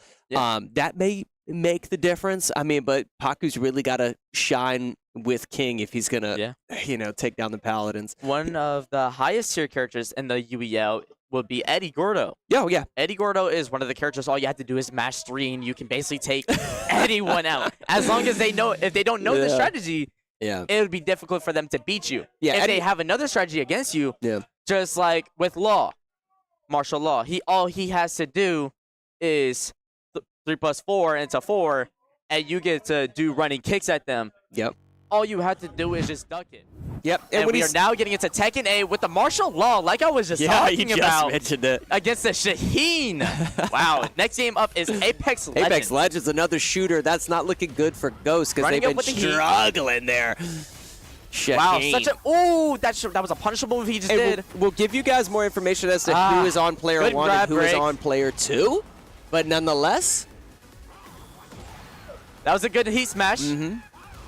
Oh, Power Crush in. Yeah, just maintaining like basically combo strings at will. Now there was a low strike within that combo string that sort of caught him a little bit. Nonetheless, able to bring it back some and even out these health pools. It's about 20% health to about 40 or so. Nonetheless, just a simple jab. Solid. Who's player 1? Okay, so Ghosts are actually player 1 on Law. Paladins going to be player 2 on Shaheen. This is a close matchup. Wow! Nice. Wow, stuff. Ghosts end up taking this first. This first fight. You got to love that. Let's go. Let's go, Punisher. Doing his thing. A good first round by the Law right there. I like what I see. I like what I see. So, maybe seeing a shift of momentum, if you will. That feels good. That's got to feel good. Oh, 100%. After a few losses in a row like that. 100%. Like I said, Tekken is always a pride game. You just want to win Tekken because it just feels good to win Tekken. It doesn't matter who's up on the board. If I lose this entire UEL game, if I win Tekken, I won the game. Yeah, I feel that. I won the game. Especially knowing both teams are such big fans of fighting games. Exactly, exactly. There's a lot of pride on this line. I say this game, 2K, those are real pride games. Those are true, like, we actually won the game. Yeah. All right, get right into it. Sam with the Alyssa. Ooh. Good pressure. Oh, no. Oh, no. That power clutch just whiffed due to that interaction. All right, trying to go right into heat. Oh, wow. Oh, no. No way. He's doing auto combos on him? Yep. No way. Okay, wait. Sam and Sam gets him out of here. Nice round by Sam. This is kind of crazy. I wasn't expecting the Ghost to actually play this one, but okay, Magna. It looks like they're going for it. Okay, Magna. All right. Okay, let's go, Magna Sam. Let's go. Yeah, and Magna's been feeling good pretty much all day today, man. Yeah. He's been loud. He's been emotional. He's been animated, if you will. To have a dominant performance like that has got to feel good. Oh, 100%, 100%. And getting right into it is Pokestar. So Pokestar opting to pick Nina here. Great choice, great choice. I like what I see. So I'm super excited to see how this is going to play out. Pokestar's been telling me a lot about the Nina work, so let's get into it. Let's get into it. Yeah, I don't know if, it's going to be interesting. Magna's been utilizing his footsies game, utilizing that distance, managing that distance, sort of those dive-ins, if you will, with Alyssa. He's been really effective during the last matchup. Let's see if he's able to do that here. All right, let's see. Oh, wait. Oh. Okay. Okay, All right, here we go. Duck that. Nice. Wow. Okay, guys, catch. Nice catch. All right. Ooh, gets lifted up. Yeah, you see what I mean? His level of pressure with his jump-ins and what have you is just exceptional. Okay, leads with a low, but ends up getting blocked. Ooh, nice. Staggered inputs to maintain the juggle. I like this. Oh, no. On the second hit, comes down and gets hit by that combo. All right. What's going to happen? Got to take a turn back. Nice. Oh, man. How about that punish? Yeah. Good. Good jabs. Oh, good break on the grab. Oh, but another hop kick coming at it. This is tough. Pokestar's got to be able to just output combo duck. damage. Oh my goodness. Hold the duck the whole time. I think that was a so Pokestar actually punished when Magna had whiffed one of his attacks, and he was in his recovery frames when Pokestar actually connected, but he only landed 2 hits and he wasn't able to maintain a full combo. Maybe it was a misinput, but maybe it's just a lack of knowledge with regards to the game. Who knows? Oh man, it was a big disappointment to kind of see that happen. Pokestar, one of the better players, and okay, we got Wonku on harangue. Got to make something happen with these kicks, man. Got to see it happen. There's got to be a bit more usage of heat from both sides as well. I need to see it a little bit more in order for this to be like a real game, and I wonder if the actual controller setup issue is going to come up too. So that's like a big part of Wonku's game plan. It's picking up controls. All right, there it is. All right, let's see. Better not drop a combo either, Wonku. Okay. All right, gonna restore the default. Default is already set up. Okay. Let's see if it goes on. Okay, R1, R2. Yep. Yeah. Wow. Okay. All right. All right. She remembers. Okay. All right. Let's see what happens. Let's get it. All right. We got Wonku versus Magna on your screen. All right. Come on. Magna Wonku on the right side of your screen. Wonku on the left side of your screen. For those of you watching. Yep. Just keep kicking. Just keep kicking. Yeah. Just keep those kicking. jump-ins are great. Keep kicking. Wonku's got to punish though after that jump-in. Oh my gosh. Okay, that does so much damage. Oh my god. The strongest zoning tool that I've seen in a while. That made that whole round was 3 missiles and a kick. No. That's all that was. Wow. Oh, That's impressive. no. Magna sort of feeling out his opponents and able to capitalize on their dysfortune, if you will. Oh, my goodness, man. My goodness Magna's gracious. cleaning house. All right, here we go. Here's the Eddie pick. All right, let's go, Pop. Let's go, Pop. All right, make sure you go to the right Now, stage, you had Pop. just talked up Pop. No, I believe that was Kittens that was talking up Pop. So here he is. All right. Let's see if he can perform. Let's go, Pop. I need nothing. Oh, we got but Eddie coming one. out? Three, All right, so Pop is playing Eddie. Something to note here for anybody watching from home, Eddie covers a lot of ground very quickly. He also can initiate with some low strikes that may throw off his opponent. There you go. There we go. Nice. Nice. Gets the bar up. Yeah. There you go. Good pressure, Pop. The aggression. Yes. It's all right. The It's all right, aggression. Now, if he does land a combo string, he sort of has Magna in the corner a little bit here. Very good. Let's go, Pop. Trying to maintain that juggle with the wall bounce. Not going to get it, though. Magna's sort of getting out of dodge. Oh, my God. There it is. Come on. Don't be shy. Don't be shy. Yep. Let's go, Pop. Did he just duck a high? There it is. Oh, my gosh. Okay, Pop is actually popping off on the floor of the arena. Take a look at the top right-hand corner of your screen. Pop with the pop off. He said, put some respect on my name. Yes, sir. I love it. Okay. Hey, they better get this next There he is. person He's in, talking man. his talk, and he's walking the walk with right. Eddie right now. That's He's right. feeling himself. Magna going out. And I believe we have, is this TLG coming in? Oh, yeah, the TLG. All right, this is TLG versus Pop. This is going to be good. This is going to be really good, man. I'm excited. I'm sure TLG's got a little bit more Fang work he wants to show off, but yeah. Let's see what Pop's got, man. Okay, here we go. It's funny because Pop basically came with that aggression. When I said covers ground quickly and initiates with low, oh boy, did he showcase that ever. Oh my We're getting a little bit of a button check. They got to keep their composure. You don't want to mess up during a button check and accidentally get disqualified. See what happens here. Gosh, Tekken and Street Fighter and Dragon... The fighting games bring out the hype. yes, bro. Yes, bro. Oh, The boy. games are so good. Yeah. All right, come on. How long is this button check going to take, man? Come on. Get this thing over with. I want to see some Tekken. He's setting up his Smash controls. Come on, right? All right, here we go. Here we go. We're live. All right, Pop just got to go Eddie in. versus Fang. Nice. Oh, leads it in. It's all right. It's all right. Yep. Don't be shy now, Pop. Don't be shy. Do your There thing, we go. man. Okay. I like it. Oh, good duck right there from TOG. He was very well in the setup. Yeah, it's okay. Right. It's okay. Oh, Shoulder. gets hit up against the wall with another low strike immediately afterwards. Here. Oh, no punish. I like the mix-up, though. Sort of canceling out some combo strings. Oh, my God. Oh, my God. Nice. Yo, Pop. Okay, okay. Maintaining the pressure. Oh, he knows when to duck. He my knows goodness. when to duck. There's no question about it. He knows that string going in the heat. Oh, but drops the combo. Oh, gets hit. Oh, this is Watch out, tough. he's on This is the going to be pistol. tough to get He's on out of the the pistol, chip and damage. he's Is going to be outta here. too much. Now, Herb had just mentioned he knows when to duck with that Fang character. Yes. What he's referring to there, guys, is at the end of one of those combo strings, he actually throws out a high attack, which his opponent can then duck underneath it, and the recovery frames required in order to him to get off a block is just too much. Yeah. So as soon as you duck that high kick, you can initiate with a combo, get a hit confirm, and then go into your own combo. That's what just happened. Yes. So Paku definitely looking to... for him. He's got his work cut out for him. He's got his work cut out for him because TLG definitely has this game downloaded. He's been practicing. That's one of the first things I heard when I showed up today is that TLG has been practicing Tekken, and it looks like he has. Oh, yeah, 100%. He's been practicing a lot. He's been getting pretty decent high ranks as far as online Tekken. Okay. But Paku, man, he's picking Lee. Let's see if he's in the Phil's Lee Man Club today. Okay, here we All right, go. Going right for it. Oh, he gets another wait. duck. All right, nice. Solid. All right, good pressure.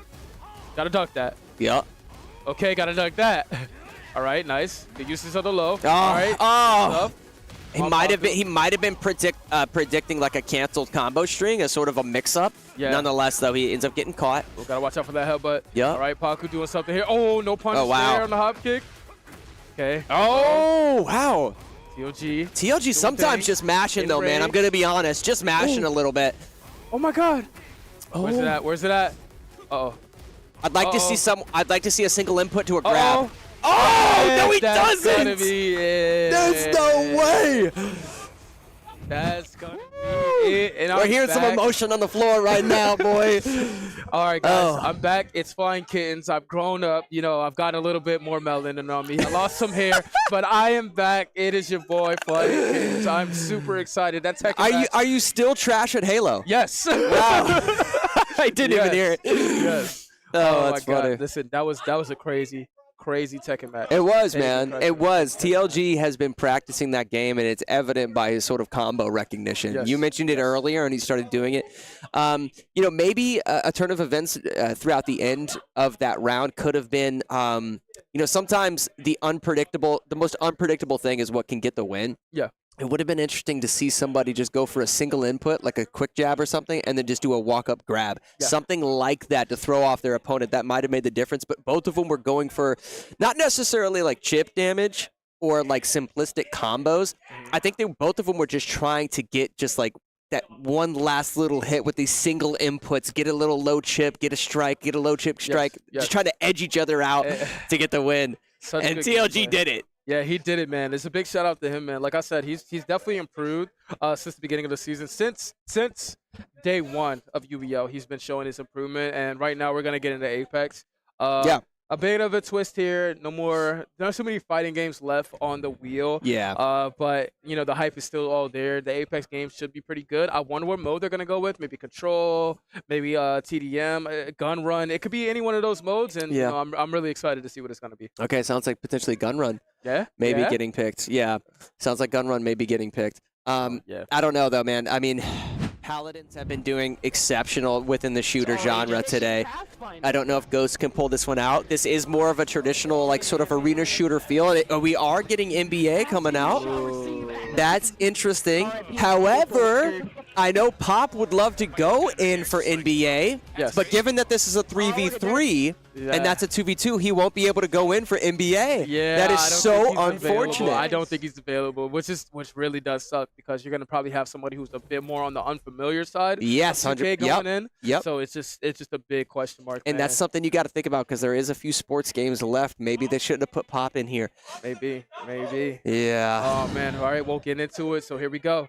It looks like Eagle Squad versus Bear Squad. So I'm excited to see how it's gonna go. We love some Apex in these streets, but yeah. And built in terms of this location of the map, probably the biggest thing that's going to make the difference right now is going to be elevation. Whoever can control this top middle building is going to be able to head glitch their way to victory. Mad Genius basically shifting up the stairs right here, already getting an advantage here on the Wk10 player. Notere plus Ultra trying to get over to the side building. Its chip doesn't necessarily get dropped though, I don't think. No. Pop has already been dropped. I believe that said that in the kill feed. Ooh, which is unfortunate. Just getting away right there. Going over to the shield battery, trying to make something happen, but getting read by that sonar. Yeah, read by the sonar, but they have free range of this top middle building. Yeah. So make no mistake about it. They are going to be playing comfortably right now. And there it is. Just like you said, that head glitch is going to prove to be advantageous for the Paladins right here. And again, same thing. Oh, my goodness. Getting the assist on Pokestar is a really... Especially the first part of this gun game. Think of this game mode like gun game for those of you at home from Call of Duty. Basically, you get kills with these weapons, and then you advance to the next weapon within the sandbox library of guns and or weapons within the game. Right. So they have all of these ranged weapons, and they have free reign of top middle, and they're just peppering down shots, controlling things as best as possible. Mad Genius pushing here to the backside of the building. Can he clutch? He's got 54 rounds, pulling him down range, smokes Pokestar, and now he's going to try to get his health up if he can. Yeah, he's going to pop a shield battery and then advance to his next opponent. Looking for communication, looking for call-outs. 4 minutes left on this clock right now for this game of Gun Run. So digging into it right now, this is going to be a big shot on Wonku right there. And it looks like something's happening on the on the lower side of things. Oh, wow. Mad Genius gets another kill on Pokestar. That's got to be so fun. Gets a second kill on Pop. And now he's just popping his shield. He's going to push out the front side of this, potentially get high ground or just run around the corner. Doesn't matter. He's getting shot, but then a quick slide to advance, picks up a kill, swaps this guy's over to the Brawler. Right he's cooking right now. He is cooking right now. He's making his other team look like doo-doo, man. Absolutely. You said it, dog. Grab some Sharman Ultra because he is making him look like doo-doo out here. He pops the heals, and now he's advancing, continuing to move as a squad. You'd think that you were watching Ghost Recon right now with the way that they're advancing together as a unit. Right. You're now taking a look at TLG with this massive shotgun. Looking to snipe with the shotgun. Interesting strategy out of TLG. I don't think he realizes what he's got in his hands. That's what it is. Yeah, oh, wow. Oh, man, and then 2 kills just happening right there. That's TLG interesting. for some, TLG thought he had the Gratata when in fact he had a boomstick. Right. Nonetheless, they're sort of just looking for their opponents right now. He gets a call out from his team, and they're sticking together. Oh my god. There we go. Wow, okay, so Pop ends up getting a kill right there. Let's go, Pop. On Magna before he could get inside the building. Not going to make much of a difference. The TLG advancing with this Mastiff. Hopefully we'll take a look at that here in a second. Nonetheless, Wonku on top of things, looking to drop down and flank her opponents. Oh, gets one pick, advances to the next weapon. This is going to be an automatic R301. Smokes him for the second kill. Picks up the double, goes for the triple. Can he do it? Oh my goodness, someone get her a 3 jacket. Picking up the triple kill, playing. Heat check. Oh my goodness, Wonku with the triple. There it is. Wow, and think of this, guys. This is a 3v3, so Wonku essentially just got an ace on her opponent. Gets another assist. Absolutely peppering with the Spitfire. Making something happen here. Digging deep, digging real deep to try to make a comeback happen here. Still a long ways to go. I think they're down about 5 or so kills, but something can definitely change here. I like the momentum shift. This is wild. Remember, I can't frame. So they're making call-outs. They do have top mid, which is going to be difficult to sort of initiate onto. Yeah, they got to find a way to get to that high ground. They can't just straight up go there. And the way to do it is through accuracy like this. You need to break shields. You need to make a call-out to your team. I believe they... Okay, never mind. They don't have a Gibraltar. My apologies. So you need to crack shields and then advance once the shield has been cracked with a jump pad exactly like this. Peppering shots mid-air, playing out of her mind, but still gets picked. Couldn't get right up there, man. That was by Magna. Right there, you just have to jump right onto the site, honestly. I think you just have to jump right on, just take that fight to the whole team. Hey, just come on. Yeah, 100%. Especially he just popped the Bloodhound ult. The fact that he popped the Bloodhound ult and isn't sort of initiating with it is unfortunate. Yeah, very unfortunate, unfortunate. It looks like this is coming to a close. I think they just have to get the dual-whisted P2020s there and then just right into the knife. We have 1 minute left. 60 seconds. We've got dual-wielding pistols coming out right now. Gets the drop on Pop. Now we got the knife. This may be it by Magna. This may be ending things right here. We're keeping it locked in. Hits the grapple hook, scoping out his opponents. Looking to butter some bread right now. Where they at? Can he do it? All right. He's got the knife out. He's closing in for the kill. Oh, just whiffs. Oh my god, again. oh my god, the third time. Can he do it? He needs one more knife. Oh my goodness, someone help him. There it is. I can't believe it's not Butter Magna. Finishing things up. There's a whiff. There's a whiff, and finally there's the shot. Oh my goodness gracious. Wow. Woo! Wow. What a game. What a game. Wow. If he missed another knife, I would have thought we were at a carnival. You know, that was... Oh my goodness, that was beautiful. Excellent work again by the Paladins. They really did their thing, showing their stuff, showing their prowess, and showing that they're like that. They're like that in Apex. They're like that in Apex. No, they played that well from start to finish. They played that exactly. From the start, they sort of had high ground. They had a lot of those long-ranged weapons that they were sort of advancing through. Yeah. Once it got to sort of the shotgun phase of the lineup, they, re-engaged their opponent, stacked on top of them, advanced as a team, utilized those abilities, and were able to take it. TLG didn't know what he was doing with that shotgun, but guess what? It didn't matter. It didn't matter. He was able to get in close and be there when his team needed him the most. Bro, it was an interesting game right there. And again, we saw Wonku again with the pop-offs, but you need that supporting cast. You need that cast around you. I think this team kind of coming together sort of last minute. They don't really have that synergy quite yet to know how to play off of each other, and you kind of saw it right there. Well, and I had mentioned Apex is just a really well-rounded sort of arena shooter. When you take the Battle Royale aspect out of that game, it becomes a very straightforward shooter, especially if you're going to spend a lot of time on a easy-to-understand, user-friendly character like, say, Bloodhound. You had mentioned, I believe TLG was playing Bloodhound, correct? Yeah, TLG was on the Bloodhound. Okay, so if you're not necessarily familiar with the game, if you can get on there and practice with one user-friendly character, you can definitely pull pull your own weight. Yes. But understanding the weapons is obviously important too. You don't want to see a 4X on TLG's shotgun anytime in the future. Yeah, definitely. Definitely, man. Oh, man. Again, that was hard to watch, man. It was, but we're moving into NBA now, and unfortunately, I believe it is. Wait, who is going to be stepping in here for NBA? Because it's definitely. Ooh, it does look like Pop and Punisher actually are going to be available for that. Okay, that's interesting. Okay. I said Pop and Punisher versus. We'll see here coming up. Nonetheless, Ghosts need to take this. Oh, yeah. It's going to be Magic. I mean, listen, LA. we have 49 minutes left in tonight. They could definitely pick up a few wins. Paladins are 2 wins away from that magic number of 17. Once they reach 17, it doesn't matter what Ghosts do. Yeah. It doesn't matter how many tech issues we have throughout the night. They can't reach anything more than 16 wins. Paladins will secure the victory. Now, could we see potentially Paladins break into the 20s? Are we going to see a 20 bomb tonight? That'd be amazing. A 20 bomb. That'd be absolutely crazy. Who knows? Who knows? Find out next time on Dragon Ball. Here we go. We got NCAA right after NBA, so 2 sports games. This, is a situation that Ghost needs to capitalize off of. Right, so they're coming up with the info pretty soon. Right now, I'm liking what I'm seeing, though. I'm seeing LeBron James, Jason Tatum, 2 very, very great players in the NBA. That's kind of what you want to see. You want to see some high-flying action from players that are just, like, way too good to not play in this game. You know, LeBron James being one of the most coveted basketball players of all time, has been playing for 21 years now at this point, like, and still kicking. And then you have, like, some of these new up-and-coming players, like Jason Tatum, man, hitting his prime right now, just winning that last NBA championship. Yeah. But the real question is...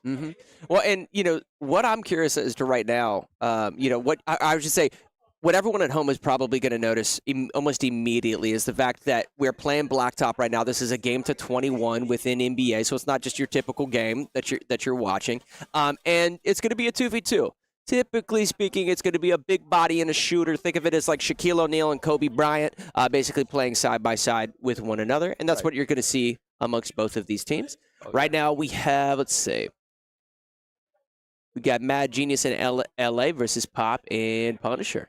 Sounds good. Sounds good. Right, I like what I see. So LA is going to be playing Shai Gilgeous-Alexander, and Mad Genius is going to be on Jason Tatum, and then we have Pop on Anthony Edwards and Punisher on LeBron James. So I like what I see.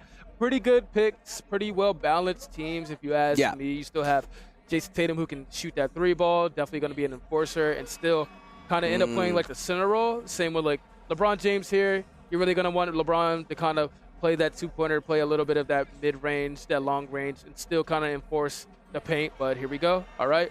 So reach and foul right there by Anthony Edwards. Yep. All right, here we go. Getting into Pop and Punisher. Pop and Punisher. How do you think Pop's feeling after that Apex game?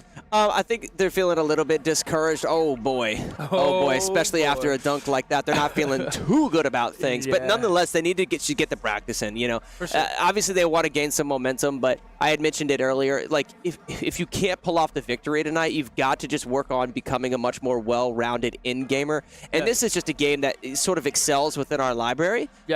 People look forward to seeing it. They look forward to playing it. This is a great moment to just practice for all of them. And I do think Pop is a great NBA player, but he's got to be able to showcase it when it matters. Yeah, 100%. He has to be able to pretty much show it when it matters most. And, this lane is open. Oh, no. Oh, no. Goodness gracious. Wow.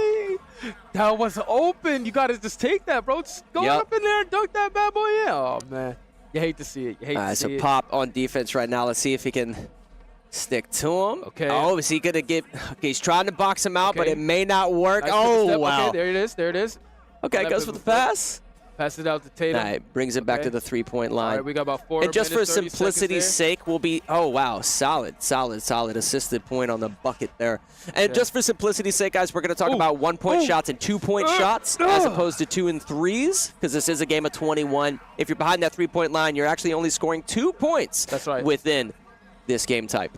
Like right now, it's going to go ahead and lay it in. Yeah, just a simple point there, making it easy. Good stuff from the Paladins. Let's see what Pop can do here on Edwards. Okay. He's trying. Shaking and baking. Oh, okay.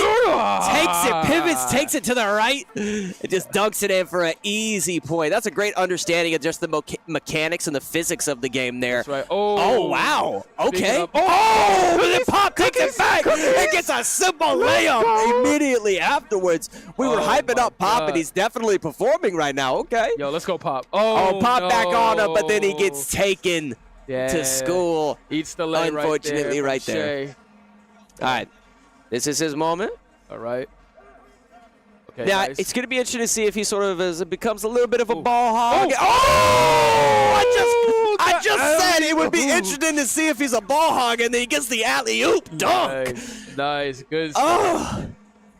Perfect timing. Pop knows how to play NBA. Yeah, Pop they gotta take this one. This. Okay. Okay. Oh no.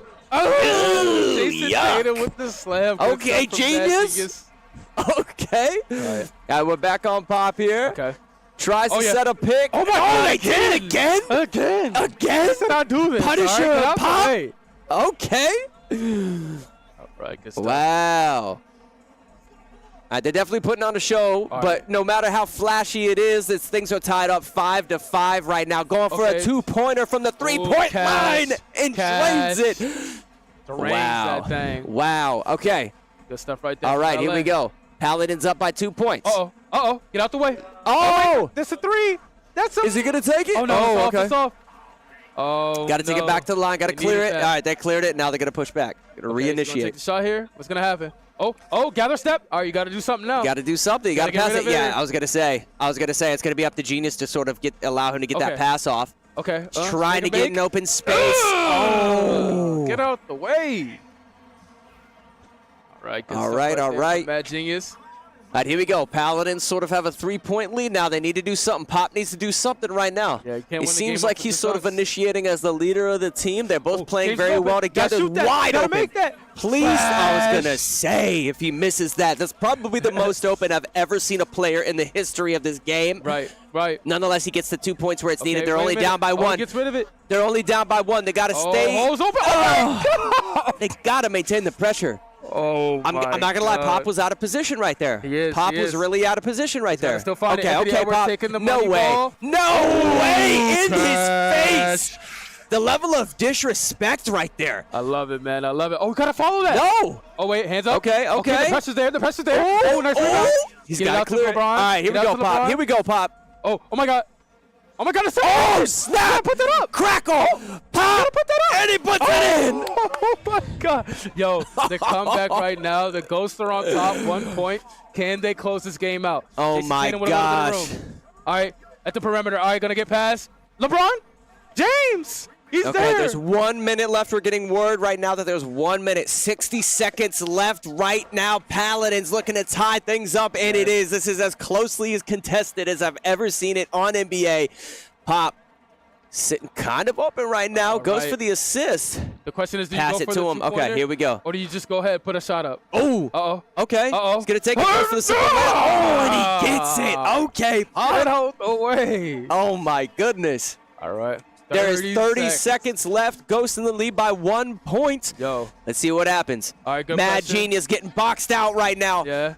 This is LA underneath the hoop. LA underneath the hoop. Sends it back to Genius. Okay. Time's not on their hands. Okay, so he's going to tie it up. It's 11-11. All right. All they got to do is put up a point. All the Ghosts got to do is put up 10 seconds. Pop with the ball. Can Pop pull this off? Oh, my God. He's coming out. No way! Absolutely no way! Oh, my God. Is that going to do it? I believe it is. You'd have thought we were at a shooting range with how many Pop shots we were seeing. Oh, my God. What an exclamation point in the game right there with the dunk, Anthony Edwards. Punisher doing it. What's wild is everybody has been telling me how good Pop is at NBA. Yes, he's good. That's a game that he is supposed to carry. Yes. And he had all the luggage right there. He wasn't worried about nothing. He was doing great. He's like, hey, hold my beer. Hold my beer. I got this. We're not losing 2K. I told you it's a pride game. It's a pride. You have to. I don't care if we lose this entire game. I'm winning 2K. Yeah. I'm winning 2K. Now listen, Punisher was doing good. Yes. Punisher was doing good. Yes. Punisher was doing I mean, listen, Pop was sending him alley-oops and everything else. But nonetheless, that was his game. Yes, that was a 100%. great moment for Pop that sort of highlights why he is a member of the UEL. Exactly. When it comes to certain games, certain players make certain games so difficult for their opponents. Literally, yeah. He put that one away, man. That was an exclamation point, and that's what you really want to see. So the Ghost's gonna go ahead and take this thing 15-4. Got another point up on the board for him. So 4 points for the Ghost, man. Good stuff, good showing, man. That's the type of energy, that's the spirit that you want to see in the later half of this game. Yeah, and you just need that. You need it's that so fast evident that like these players are having fun, regardless of what this score is. The players are having so much fun. Yes. And that's why we invite you guys Thursday through Sunday to show up and not just watch us, but don't forget, we also have Be a Friend Project that's actually putting together a bit of a fundraiser stream coming up on December 3rd. So show up for that. It is an awesome organization that is encouraging just acts of kindness in order to fight against bullying. It's something that we care a lot here about at the UEL, and we invite you guys to take part in that. That's, again, on December 3rd. That's a Tuesday, December 3rd. Now, I believe we have a word from AV coming on here. Yep. Guys, remember how you talked about earlier that the two players who you don't want to see in sports games because they ain't it? Yes. TLG and Strix are going in for NCAA. Brother, This is going to be terrible, and I'm totally down for it. You know Ghost what? got Pokestar and Paku. Oh, my God. This is Bob moment. But they need to practice, right? This is a situation where the Paladins are, very much in the lead right now. And, what better time to practice than in a matchup, in a game? Exactly. This is Strix has the ability to get some good practice in here. Exactly, yeah. Strix has the ability to get some practice. I know TLG hates sports games. He does not like Madden. He's going to tell you, well, see me outside. Let's go to the football field for real. Let's put the pads on. Let's do that. But this is one of those games where he just needs a little bit more practice in. I'm sure Paku and Pokemon could use a little bit more practice too. So overall, going to be a good showing. I'm really interested to see who's going to pick which team. Are we going to see some Georgia, Alabama, Texas State? I'm going to make a prediction here that both teams are going to go Alabama because we almost never see anything but Alabama. But Alabama. It's almost like Rainbow Six Siege. Almost always Oregon. Yeah. Almost always the map of Oregon. Yeah, right? People love that map. That's true. People we'll see. Regardless, it's not about like what team is being picked. Listen, both teams are going to pick, good teams. Oh, yeah, right? 100%, Like 100%. during the Patriots dynasty, if you will, you're going to pick the Patriots. You're going to pick Brady. Come on now. You're going to pick the best teams. Forfeit Ghosts! I don't get to see Strix play NCAA. This is a tragedy right now in the arena. An absolute travesty just unfolded. I wanted to see Strix in NCAA. That is crazy. That is absolutely insane. I can't believe you forfeited. Let us know your displeasure on Twitch with not being able to see Strix play NCAA. That is ridiculous, man. Ridiculous. I am not a fan. But here we go. Going into Mortal Kombat? Yes, I love it. I love it. Oh, I love it. Is that all of our fighting games? I think the only one that we did not play is Skullgirls. Haven't played Skullgirls. And Checkmate Showdown. Well, it's Checkmate Showdown. Checkmate Showdown is strategy. That's right. Technically strategy. So Die by the Blade. Oh, Die by the Blade. 100%. Die by the Blade.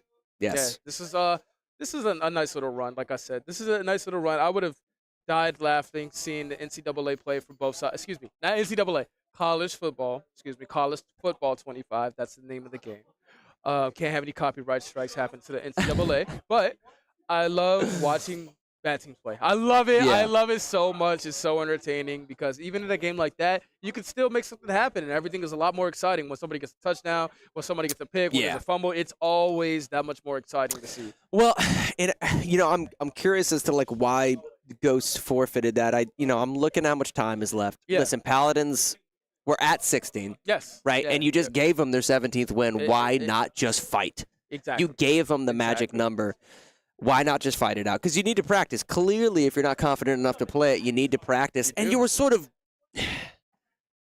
given the lob pass, right, to knock it out of the park. Strix was playing against you. It doesn't get easier than that. No, I'm just kidding, Strix. But I'm not. Strix, it doesn't get any easier than that. It doesn't get any easier. They definitely had a winnable game, and if they're so inexperienced at that, then they're not willing to go against players that are clearly just trying to practice.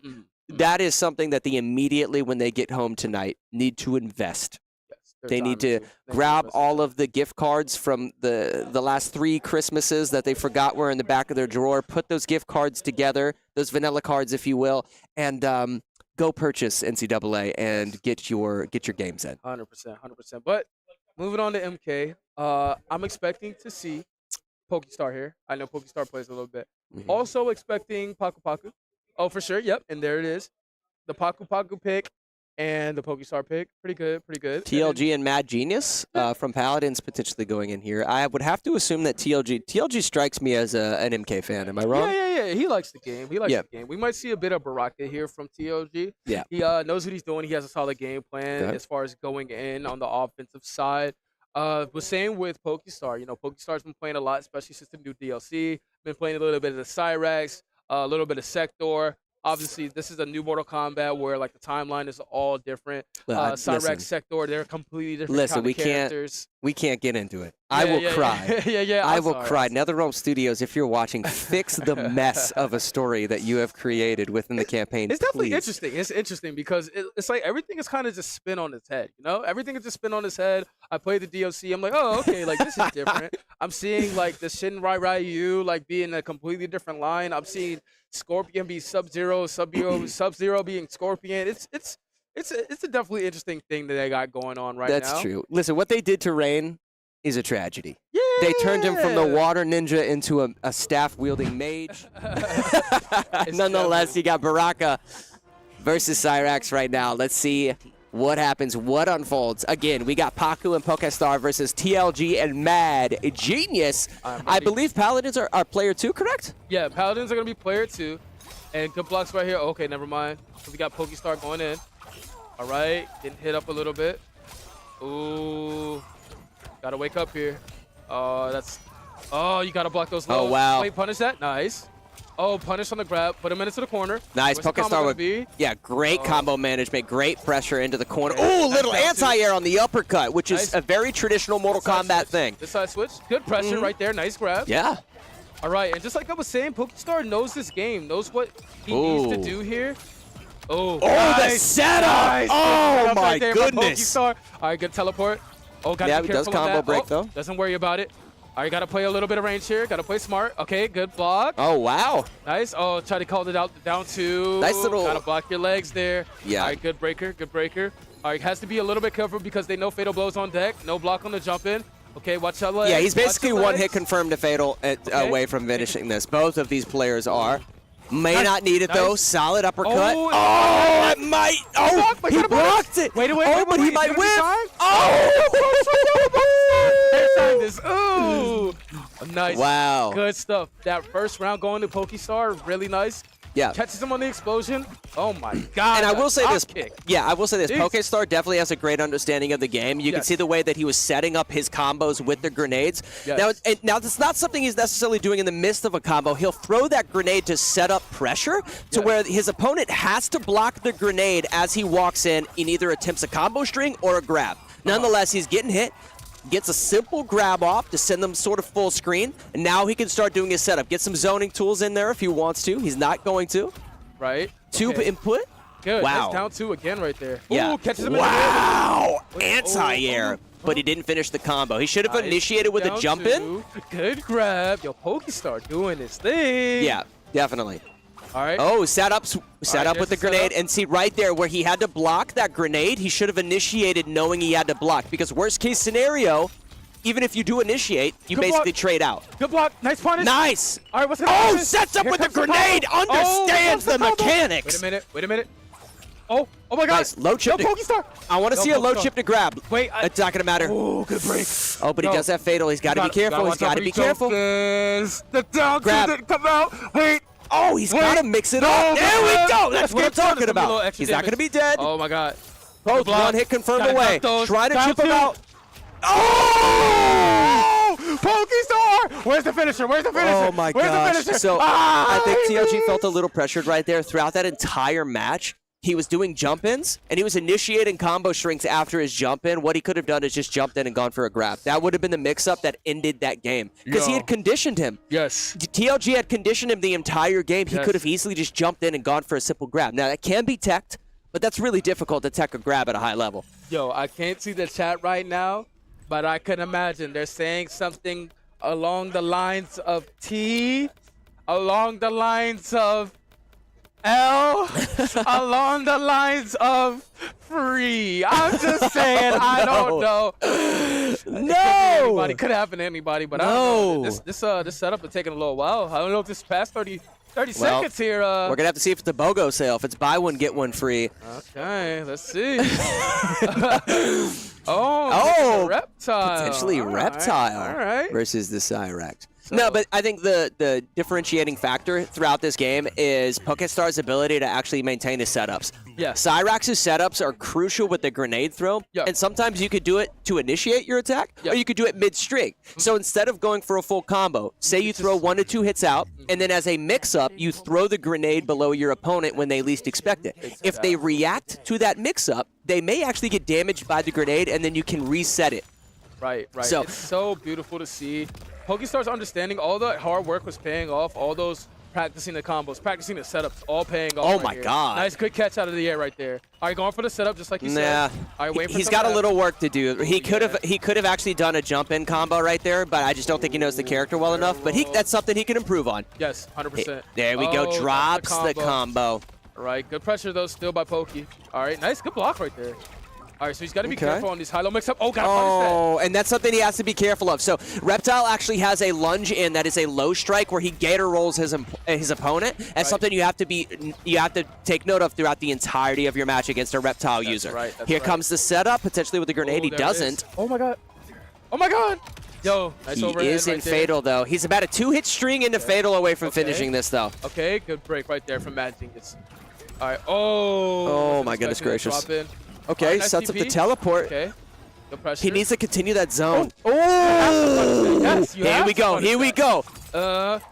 He could. Oh, I don't know why he did that. He could have gone into his Fatal and ended the round. Yeah. All right, what's going to happen? Both Fatal blows on deck right here. What's going to happen? Big pressure. Here we go. See a lot of jumping in. Oh! Nice stuff right there from Pokestar just committing, just saying, I'm going to do it. 100%. And that move acts as an anti-air, too. So it's just a really safe move. Yeah. Safe recovery frames from it. It was a perfect move to throw out to finish that first round. Oh, man, that's one of those moves where... super punishable. Oh, my God, yeah. There we go. Yes. Yes, sir! Yes. This is the dog! Yes. He knows what he's doing. Oh, yeah. Uh-oh. Wasn't expecting that second hit coming out, but here's Pokestar back on the offense. Oh, good grab right here from Reptile. Solid grab. Oh, my gosh. Wow. Oh, my Unfortunately, goodness. took him out of the corner, but it might have been the right move because he might have accidentally tried to tech it. Trying to catch it on the other side. There we go. Keep him in the corner. Good grab. Nice. Oh, video. Stone Cold Stunner! Yes. All right, there it is. Good pressure. Janet. Okay. All right. Oh, just Nice. send it up. And this is the. I think it's gonna stop it. Yep, I think it's gonna 100%. stop it. That's why that grenade is so safe because you potentially can trade out with your opponent. All right. So Oh my gosh! Pokestar can definitely still win this round right now. Oh, super punishable. He needs to go full combo string, and he does. Yeah. Okay, so Pokestar knows what he needs to do here. Big risk right there. Oh, Mad Genius getting some damage out there. Okay. Uh-oh, the ball. Oh, now blocking the full string. All right, your turn. All right, get in that corner. That is so unnecessary. That's so I love sick. that grab. So sick. I love he needs that to grab. jump. Oh, but he couldn't have jumped because the uppercut would have hit him anyway. He's in a bad spot. He's got to get out of here. He's got to get out of this. He's got to get out of this. Wait a minute. Oh, solid. This is going to put him in the corner. Here we go. Now he's got to smart. initiate with those strings. Good DP. Oh, Good DP. my God, Really the wake up. That was really smart. I respect that risk right there. Yep. Nice. Good overhead. Nice. Nice. Nice Maintains the juggle. Force him to use the breaker there. Force him to use the breaker. What's Pokestar got? Good blocks. Yes. Yes. Oh, yes. boy. And he gets the setup. Uh-oh. He just goes for a gotta block damage. that. Did he press something? Good block. Yeah. Where's the punish? That's going to be it. That's going to be it. Wait, and oh my God. Pokestar, never mind. Pokestar taking it. Taking it. Where's the finisher, Pokey? Come on. Oh my God. Yeah, a great understanding of how Cyrax operates. It's definitely a setup character. Not that, Cyrax doesn't have a lot of combo strings because clearly he does, especially being that Mortal Kombat 1 is a bit of an assist fighter now. But nonetheless, the grenade manipulation right there, I think, made the difference. Oh, 100%. 100%. I mean, setting up yourself like that, it's a big thing that you don't see too often in fighting games where there's a character that kind of like set up bombs. You know, Marvel vs. Capcom, you have like the hidden missiles that you have to always be on the lookout for. Yeah. But Pokestar playing that really well. And just like I was saying, that hard work is really paying off in that training mode, man. It's Yeah, really absolutely. paying off. And setup characters are difficult. Like, make no mistake about it. Cyrax is not an easy character. Like, managing setups can be incredibly difficult. I think it was Aaron Black and MKX with the Caltrops that they used to throw down. Caltrops. Yeah. Yep, 100%. Those can be some of the most difficult characters. So make no mistake about it. When you see players like Sonic Fox and so forth that are actually like doing the very high level setup gameplay, it's difficult. It's very difficult. It is like playing piano and guitar at the same time. That's And what it's like. the other thing is you have to be okay with getting like gradual, like lower damage strings, right? Because you're getting a little bit of damage into the setup, little bit of damage into the setup, but it's a mind game where you could clearly see that the Paladins right there were struggling to sort of counter that. Yeah, they were ahead, man. They were ahead, and they looked really good. Like Pokestar taking it out, like just saying no, like this is a carry for me. I'm gonna do this. You don't know if that confidence was there or not, but. Well, that was just a good moment for him, too. You know, sitting in the tier 5 slot, I think he really wanted to have, like, a moment like that. And I'm glad that he got to, especially within fighting games, because, listen, fighting games are something that the Paladins excel in. So you're able to do that in their genre. That's really, I'm happy for him. That's something he can take away from here with his chin high. Super excited for Feeling him. good But about that. Get into the next game. We Ooh. have Need for Speed. Love it. And it looks like it's Paladin setup. So I'm assuming they're gonna go cops here. It's really hard to decide. Really? And I think some teams. Oh, wow. Pop is most wanted. Okay, so they are going to go cops. If you guys don't know, this is Need for Speed Hot Pursuit Remastered. My favorite game within our racing category. I love it, love it, love it. Love it. Yeah, now this is going to be a game mode, guys, where one player from the Ghosts, which is going to be Pop, is the most wanted. Now you're going to see a number of Paladins that are playing as cops, and all they need to do is take out Pops, the most wanted player on the map. Think of this like cops versus robbers, all right? So this is cops versus the racers here, and all they need to do is take out Pop. Now it's easier said than done, right? Each one of these teams, from the cops versus the racers, have abilities that you'll see in the bottom left-hand corner of your screen in the version of a D-pad, essentially. Yeah. So you have an ability on the right of your D-pad, left of your D-pad, down and up. Now, these include things like spike strips that you can lay behind you in order to crash opponents behind you. It includes a jammer. It includes an EMP that you can use to shut down your opponent's vehicle in front of you, or at least damage said vehicle, as well as the ability to go turbo mode, which shoots you basically with Nas up the track at a very, very fast pace. Yes, 100%. And I think Pop doing this right now, he's starting to make something happen. I mean, he's on this roundabout right here. I mean, but the cops are on him quicker than I've seen in recent history. Oh my God. You know, if he knows if there's a lot of track management, he might hit a shortcut here, but he doesn't even have his spike strip remotely close. He's going to be he's in trouble. Yeah. He's in big trouble. The fact that they're on his tail right now. They are on his Oh, and he's Oh, he's got to find a way to get some kind of distance here. Yeah, now he does almost have jam, and jam is important, guys, so that the cops can't actually EMP him. And he almost has spike strips online, so he may be sitting pretty here in a second. An additional ability from the cops that I didn't mention, they have the ability to call in basically a support helicopter to lay down basically a barricade later up down the track. So just something to note. That's something to note here, man. This track is looking really similar. Another roundabout that they have to go around just to kind of get away, but it's proven to be very, very tough so far. We haven't seen any stretches of like breakaways from either side yet, and wow! Fight right there, the question mark you hear from Wonku. All right, so just looking at it right now, somebody has to activate something, either a jammer, EMP, spike, something to kind of just make a breakaway happen right here. Most wanted gonna go left here, so gets tried. Nice. Well, let's just talk about like the team aspect of this. So if you're on the racers, right, and the most wanted is Pop, what are you supposed to be doing? Well, you want to try your best to protect Pop as a racer. You want to stay on his 6 o'clock the way that Paku is doing right now. And anytime a cop actually gets relatively close to you, you need to lay down those spike strips. You need to EMP them. You need to try to ram them off of the actual track itself. And they seem to be kind of doing that. Ooh. I was a little worried towards the start of this, but, you know, they're actually not doing too bad. Yeah, they're actually not doing too bad, and you just saw that spike strip just happen just now.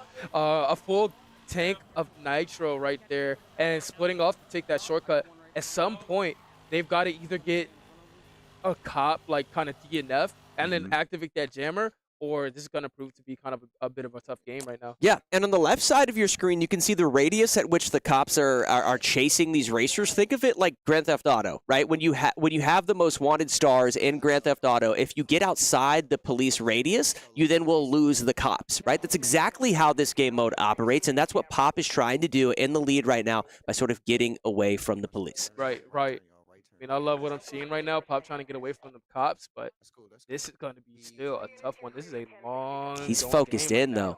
Yeah. He's focused in. Pops is focused. You can see Pops in the bottom right-hand corner of your screen. We're taking a look at TLG here, trying to catch up to him. He's getting there. He is on his 6. They are. Pop's in big trouble now. He's got 2 cops on his tail. He needs to utilize those spikes. He's got to jam when they try to EMP him, and he needs map knowledge. He needs to hit shortcuts. And when he sees the police barricades in front of him, he's got to weave and find his opportunity to slide through them without taking too much damage. Right. I mean, just looking at everything right now, I'm not seeing anywhere on this map where they can really get away. They're going to have to hit a straightaway. They're going to have to hit one. Oh, boy. And they have spikes online. Spikes are online. If they get in front of Pop, this is going to spell bad news. Here it comes. Oh, I think he whiffed. Pop actually got away from that. TLG timed his spike incorrectly. This is crazy, man. The last thing they need right now is a crash. There's nobody to help Pop. No one is close. Nobody on the most wanted side is close to him. He's got to find a way to shake it. Oh, here we go. Getting right in front again. He's getting in front of him. He doesn't necessarily have a spike online, but he does need to try to ram him off the road. That EMP. Getting the EMP. He's trying to think this may get jammed. He's hitting the brakes. Oh, wow. Oh, man, this sucks. Okay, Pop taking a left turn here. They're still on his tail, though. Roadblock units are deployed. Pop's going to have to deal with this roadblock coming up. And TLG has one of his teammates in front of him now. I don't know what they're actually... Oh, that might be it. That might be it. They're all over him. He's flipped upside down. He's done. Pop gets taken out. TLG says, get down wow. Get down on the ground. Locked wow. We're hearing some drama on the floor right now. Locked up. They won't let me out. Man. Oh, man. Crazy, man. You hate to see this type of thing happen, bro. Come on, tell me that game isn't fun, guys. Everyone watching over on Twitch, if you're on Instagram, if you're on Twitter, wherever you're at, let us know how much you love Need for Speed. That's a good one. Oh, yeah. I'm so glad we have that in here because it takes like racing. There's obviously arcade mechanics, but there's so much teamwork. You saw the fact that TLG was working with his teammates, right? You saw Pop trying to avoid them, but eventually they were just too much. Yeah, eventually they were too much, man. I think at that point, Pop would have had to make just a clean turnaround, especially at the point of the EMP. Sometimes it can help to either pump your brakes or just straight up make a U-turn, maybe confuse the defense a little bit at one of those four-way intersections. Just turn right back around, try to mix it up. There's only so much you can do when you're that separated by yourself, you know what I mean? Because if you can cause confusion with at least a U-turn, you would at least kind of put the rest of the players back into play instead of being separated and being away from everyone else. You know, and something to note, I mean, he does have a jammer. So if he were to use his jammer, you can avoid the EMP. But the problem is he had 2 cops behind him. Yeah. So if they have 2 EMPs, you're not jamming that. Yeah, exactly. Right? Exactly. And they ended up getting caught. Nonetheless, I think that was a great showing from both teams. They clearly know how to play that one. Oh, yeah. I think it's just a fun game overall. So practicing that game can actually be incredibly joyful. Yes, you know? 100%. So I wonder what we're going to see right now. Are we going to see F1 actually get played today, or are we going to see a forfeit from either side? It looks like the setup is going to be on the Ghost side. Yeah. So I wonder who they actually mind putting in. I would actually assume they're going to throw in Wonku here. And by the looks of it, 30 seconds left on the clock there. Something's got to happen. Something's got to give. Well, and Ghost has set up. They do have 2 timeouts. Both teams have 2 timeouts. I have to imagine they want to practice this. I mean, it's a 1v1. Maybe, yeah. It's a 1v1 game, Yeah. so no. Well, it's a 1v1 game, right? So if you have one person on your team, this is a great opportunity to have one person identify if there was a leader on that team that's really excelling as a leader, potentially Wonku, right? If you can identify one person on your team and say, you practice Formula 1. That's all you got to do. Just make sure that whenever this comes up, we're going to throw you in and just do your job, right? If they're able to do that, maybe this is a moment where they try to get that practice in. Exactly.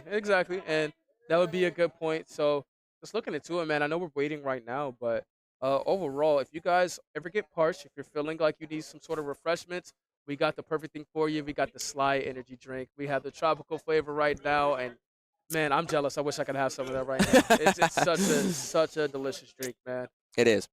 It is. They have a, I believe it's a berry flavor, and then they have this one, which is a tropical flavor. But nonetheless, guys, if you get tired of constantly burping or something like that with carbonated drinks like Monsters and so forth, this is a non-carbonated. They have 3 different forms of it. They have Boost. I think they have one for sleep and then one to sort of like mellow you out, if you will. I typically am just drinking the Boost because we're trying to stay high energy around here on the UEL floor. That's right. That's right. I love what I see. And again, back to the high energy. Right now we have looks like a technical timeout. So going back to a 2-minute setup timer here. A big part of this game today. Oh, it is going to be Wonku. Yeah. I called it. Yeah. Yeah. Yep. But again, a big part of this game today falls on the shooters, right? It's the tail of the tape.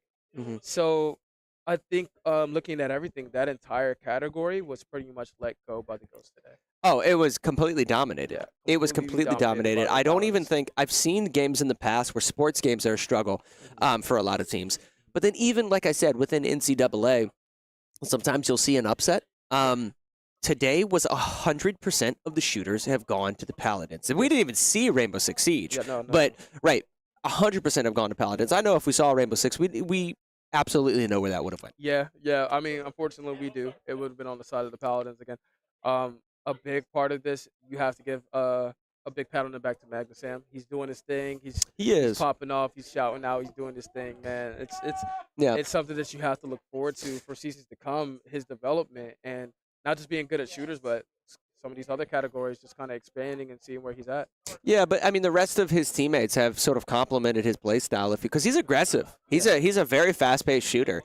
And you can see, like in Apex Legends, all of them were sort of collapsing around Magna and just sort of giving him those assisted shots when he needed. We saw a number of times that players like TLG and so forth were sort of getting like that last little bit of health away in order to get an elimination while Magna, chunks off a lot of that TTK. But nonetheless, I mean, they're playing really well. It looks like Crash Team Racing coming up as one of our last racing games.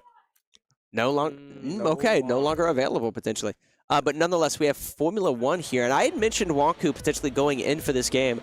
I have casted a few games lately where I thought a prominent issue for a lot of teams within the league is nobody sort of breaking out as a potential leader on a team. Yeah. And what I will say is, even though Ghost has lost this, it does seem like Wonku is actually a solid leader for the team being in that tier 1 position. Oh, 100%. I would note that Valorant, Wonku was doing a lot of communication and orchestrating some of their pushes and defenses, and what I thought was an effective manner. Although they didn't end up winning, it was great to see her sort of standing out as a leader. Right, 100%. I mean, it's all about that shot calling, right? Right now she's on top side. Right now, as you guys can see, leading the pack in first place. But back to what you were saying in Valorant, you can hear her kind of just telling PokerStar, hey, I need you to talk, right? I need you to talk. I need to know where the enemies are. I need to know how to approach this next situation because that's what it's all about. It's all about communication. Yeah, 100%. Now, the fact that we're watching F1 right now, something to note here, guys, is that there is NPCs on the track, but you don't necessarily have too much to worry about with regards to that because these players, both Wonku and Magna, are in first and second place. They have made their way to the front of the heap, and they're on lap 1. Now, the name of the game, because this is as good as simulation gets, they are trying to race as clean as possible. Now, Wonku is in second place, but she has to be careful that she doesn't become overzealous coming into these turns, trying to make up lost ground, because what she could do is potentially ram into her opponent and cause her to sort of go off track, if you will. She needs these straightaways to sort of, I guess, make up some of that distance. Now, I know both of these cars are traveling at about the same rate, right? So how do you make up distance on those straightaways? Yeah. It comes down to coming through your turns as effectively as possible. Yes. You need to take wide angles into a sharp turn while maintaining your speed, and she's not doing as much of that as I would like to see. Right. And that's what I was going to say. It's a lot harder to come back into first place when you can't, cut off the opponent at those, inside those tight turns, right? Yeah. You want to be able to cut them off and kind of, close the distance there. Like I always like to say, you want to race the track, not necessarily the player here. So Yeah. You race the track to the best of your ability, and when you see that opportunity to kind of cut in front, you take it. But Yeah. you mostly want to just race the track here. Like, oh, that right there, that was corner cutting is gonna hurt both people right there. Oh, wow. She's trying to sort of box out. She's trying to box out Magna. If he can't get back on the track, she's going to be struggling. I think he's okay. Yeah, I think he's okay right there, and actually kind of working to her disadvantage there. Gonna put her in 6th place, and Magna's still in 2nd here. Yep, she fell behind a little bit. Now they're back with these NPCs. Now, something to note, these NPCs do brake check very, very often. Yeah. So they have to be careful with sort of being comfortable behind these taillights, if you will. She's trying to sort of catch up, but again, she needs to take wider and sharper angles going into these turns. The problem, though, that she's probably going to be finding is that if the racer in front of you is set to sort of box you out, they're going to stay on that inside turn, even if they're not necessarily going relatively fast, and you run the risk of sort of bumping into them. Right, exactly. And that's kind of the tough thing when you're playing a game like this. Like, the biggest thing is if you're behind, right, you almost need the other player to DNF. You almost need the other player to just run into a bot and just like this. Oh, man, brother came out of nowhere. Norris is not playing. Uh-oh. Oh, wow, near disqualification. So sometimes the name of the game is actually letting your opponent cook themselves. Right? So if you just race clean and try to do your best getting to the front, sometimes your opponent will actually make the mistake without you having to force it. Right? So just allow them to sort of mess themselves up, in a sense, to put it simply. Oh, man. And as we approach the near end of this race, we are looking like Magna Sam is probably going to take this. Looking like a 3rd place finish. Wait a minute. Oh. Wait a minute. Oh, wait a minute. Wait a minute. Magna's got to be careful. Yeah, Magna is in the lead right now. He's in 4th. And Wonku is in 7th. 3 places behind. But Magna's got to finish the race, and he's got to finish it clean. He's being careful right here. Oh, boy. Uh-oh.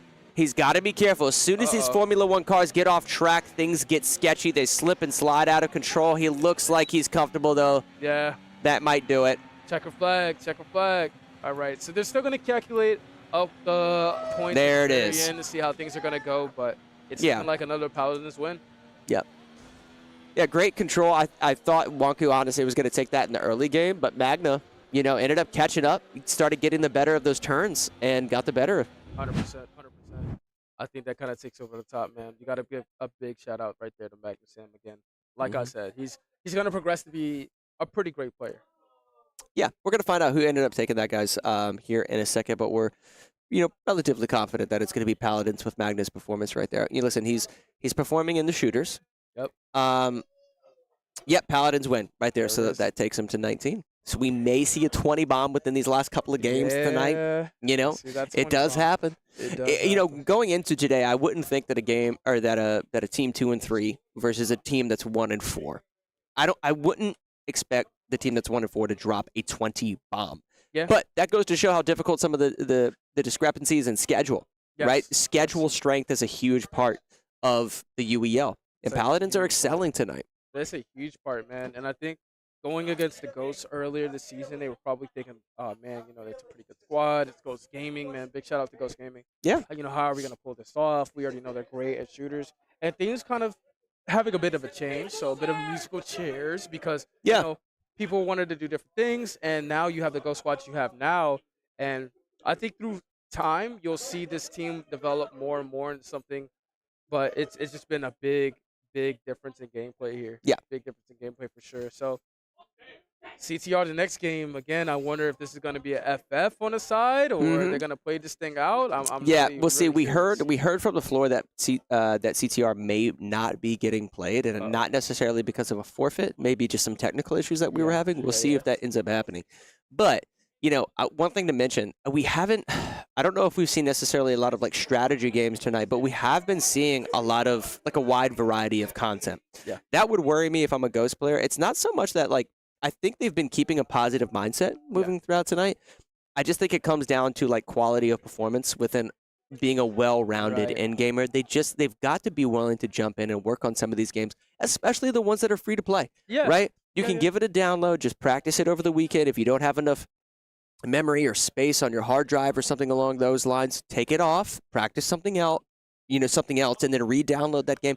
They've got to find time to sort of practice and work on that cohesion sort of as a team. Oh, 100%. And I think it just kind of goes back to show you do have good players on the team. You do have good players on the Ghost. Like 5 points against a team that's already well established. That's nothing to that's nothing to scratch to shake a stick at. I'd say that very, very amazing win in 2K, the Dragon Ball Fighters gameplay, the Mortal Kombat gameplay. I mean, there's a lot of stuff that they just took away from their opponent single-handedly, and it was clean too. So well, and both teams have sort of had their moments, throughout today. Even though Ghosts are down, 19-5, we talked about PokeStar having his moment. Oh my God, Pop's moment in NBA. That was wild. That was we talked about Waku, stepping out as the sort of the leader, I would say, of today, even though they are losing. And then Paku's just been playing out of his mind. Fighters, he's been performing really, really well, And then Punisher, to be honest with you, Punisher, what I think has done a really good job at like complementing the rest of the team, working well as like not necessarily like an anchor, but as sort of like a team player. We saw it in NBA. We saw it in some of the shooters, getting a few kills here and there. So I would say Punisher probably the more noticeable in terms of like team cohesion, but the rest of them have had those standout solo moments. For sure. And those standout solo moments, like they mean so much, right? They mean so much. It means, okay, not only am I good at this game, but I could probably spend a little bit less time playing this game, like for example, PokeStar, Mortal Kombat, and kind of move on to something else. Like maybe I could play a bit more Tekken, bit more Street Fighter. PokeStar does have to work on games like Mortal Kombat if you want to compete against the likes of bots and Reapers and things along those lines, because he was dropping combos. He was whipping combo strings that if he would have just recognized simple things, right? He would get an anti-air and freeze them in the air, and you can initiate a combo string with a simple jump in, a light attack, an aerial light attack, and as their body's falling, continue a juggling combo. Right. He wasn't doing that. That basically creates a subtraction of like 20 damage here, 20% damage here, 15% damage, 10% damage here, and that's all your opponent needs sometimes in order to get that win. 100%. I mean, all those percentages add up, just like you said. And it looks like we're going to the very last game. Potential very last game. Wow. Let's see. FIFA. Looks like we may be seeing some FIFA. Oh, slow start from one of our players. We'll get you some details on, who's playing who here in a second. But we got Mad Genius and Strix. Strix, I believe, is pretty experienced on Crash Team, so I'm assuming that Paladins would be performing really well here. I'm gonna guess that Strix is in the top right-hand corner of your screen. I'll get you some more information on that here in a second. I'm gonna take that guesstimate and say it is him. This is a very classic map. Bruised tubes. Love to see this one. A little bit of a underwater thing going on. Right. It's a very, very fun map. Okay, so. Okay. Okay, there we go. Bottom is the Paladin. Yeah, bottom is Paladin. So Strix nonetheless in second place. I knew he'd be somewhere up there. Okay. So I wonder who that is. That actually might be PokeStar and Spyro in the top right. Ooh. Very, very good stuff right here for PokeStar. Wow, okay. PokeStar, the tier 5? Okay. The tier 5 in first place? Putting on a performance again? I love it. I love to see it. Okay. We may see a shift of tier listing moving forward with this man. He's been playing well today, man. The fact that he's in first place on a game like this, on such a different style game. This isn't just a racer. This is as arcade of a racer as you can get. Oh, yeah. You thought Mario Kart 8 Deluxe was an arcade racer. Wait till you jump into this drifting machine. Oh, brother. And let me tell you, this game is hard, man. You can't just do whatever. You have to know how to use the drift mechanic. It's the only way you can really win the game. Only way you can make a shortcut. All right. And it looks like I think the Ghosts have taken another one. Hey. Yep. They got 6 wins, man. There it is. They got 6 wins. We still have a little bit of time. Let's see how many they can rack up. That one typically goes by really fast, just like Lethal League Blaze. But that was awesome. Another cool moment, I would say, for PokeStar. 100%. You notice things like that. You notice things when the tier 4, the tier 5 players start to excel in like just little games here and there. Sometimes we forget them because they're so fast-paced, like Crash Team Racing or Lethal League Blaze. Right. Lethal League Blaze is so fast-paced, sometimes you won't notice the specific player that is ricocheting the ball across the screen, allowing it to build momentum, getting those counter strikes in. All you notice is the last person standing sometimes. You don't know who necessarily won the game for your team. Exactly. PokeStar's been doing a great job in that Tier 5 position. I would predict that he sort of moves his way up, moving on throughout the rest of the season. He's playing really well, man. Yeah, he is playing really solid right there. Like, I'm seeing more of a Tier 4, maybe Tier 3 status happening for him very soon. Yeah. But moving on to this game right here, FC, again. Yeah. You got Pop in there. You got Wonku in there. Wonku and I played a lot of FC back in the day, so should be up to par with this. I'm expecting the PSG pick here. Not really sure as far as the Paladins side, what they're going to pick, but, you know, this entire UEL game is pretty much wrapped up.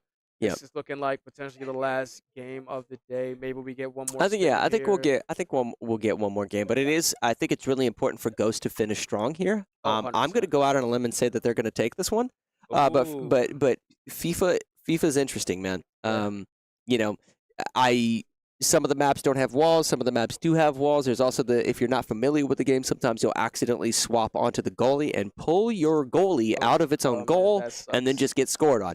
Right? If there's an unfamiliarity that sort of becomes evident throughout the game, that's, you know, it's going to be a little embarrassing. Right. But I think they're picking, you know, the fact that Wonku is in there, she's been doing a great job leading the team. I think Pop clearly knows sports games with his performance on the NBA. I think they'll be pretty good here, and I would assume that they're going to take this one. Yeah, well, it's definitely going to be an interesting game today as far as who's going to take this last one or potential last one. Like I said, at this point, pride is on the line. Like, you want to win these games because it's going to be like, hey, we already know who's going to win this entire UEL game. Now I'm winning to talk trash. I'm winning to talk trash to let you know you suck, you're actually good, because they're going to shake hands at the end of the day. At the end of the day, they're going to be like, well, you know, there were some upsets, there were some things that shouldn't have gone the other team's way, but I'm over it. We're going to go ahead and move on. Yeah. So at this point, it's all about pride, man. It's all about pride. And you can't imagine sort of a universe, if you will, that maybe they got some more like lucky rolls per se on the wheel, and they picked up, you know, at least another couple of wins. So say they were sitting at 8, maybe they win this when they get to 9. You know, having about half of the wins of your opponent is something to be, you know what, we ended up losing tonight, but we didn't lose that bad, right? Sometimes your opponent will reach the magic number of 17. But, you know, if you have 8 or 9 wins, about half of their wins or so, hey, a 2-for-1 ratio, that's not too bad. Yeah, that's how I kind of feel. Like, if you can make that score look good in the end, that's really the important thing. You know, make it look as good as possible. You don't want to walk away from this saying like, oh, we didn't even put, you know, 1 to 2 points up on the board. You gotta leave out of here with some kind of pride. You know, 100%. Heads held high. Held high. And listen, this is going to be Paladin's second win. Ghosts already have 2 wins. So, you know, if this is your first time watching Ghosts, tonight didn't go their way, but there's been 2 other nights before where they walked out of the stadium, where they walked out of the arena feeling really, really confident. Paladins are going to get a little bit of their swag back, but, you know, interestingly enough, Paladins kind of coming into today, they got their jerseys on, they're feeling good. You wouldn't assume that their record is 2-4. You'd thought that they had a winning record, and it just goes to show that if you're able to sort of keep that composition about you, you know, maintain that winner's mentality, you can come in here and pull off not necessarily an upset, because this isn't an upset, but you can definitely perform, you know? And the fans at home, you know, you guys on Twitch, start thinking about like your favorite teams, not necessarily being, you know, the best teams in the league. I mean, I was a Tampa Bay Buccaneers fan during the 18 years that they were complete garbage. But you guys are good now. Exactly, right? All we needed was Brady. But sometimes it's fun to be a fan of the underdog, and Paladins are you know, one of those teams that, you know, sometimes they are the underdog, sort of the dark horse of the competition, if you will. They're really fun to watch. They've got great personalities on their team, and a team to look out for. Definitely. But just like we said, it's all about pride. It's all about power. Getting things back to going your way, and that winner's mentality. Wow, Dead by Daylight to finish out the night. Wow. That would be interesting if we actually end up getting into that. So, again, we have Pop Wonku on PSG. They're going to be white jerseys here. Let's see how things are going to play out. A nice hit out there. So, getting into it, it looks like, all right, Paladins ball. Trying to make something happen here. Ooh, okay. All so right. Paladins in black jerseys, Ghosts in white. Ooh. Easy enough. We'll get more details moving forward. Ooh, okay. Paladins sending a message saying, we're not letting you guys go out on a high note. We're going up 1 point. That's right. That's right. Yep. Pop and Wonku got to get better positioning if they want to try to take this thing back. Oh, wow. Solid control, though, on the goalie to come out that way, but they got to be careful. They got to be careful.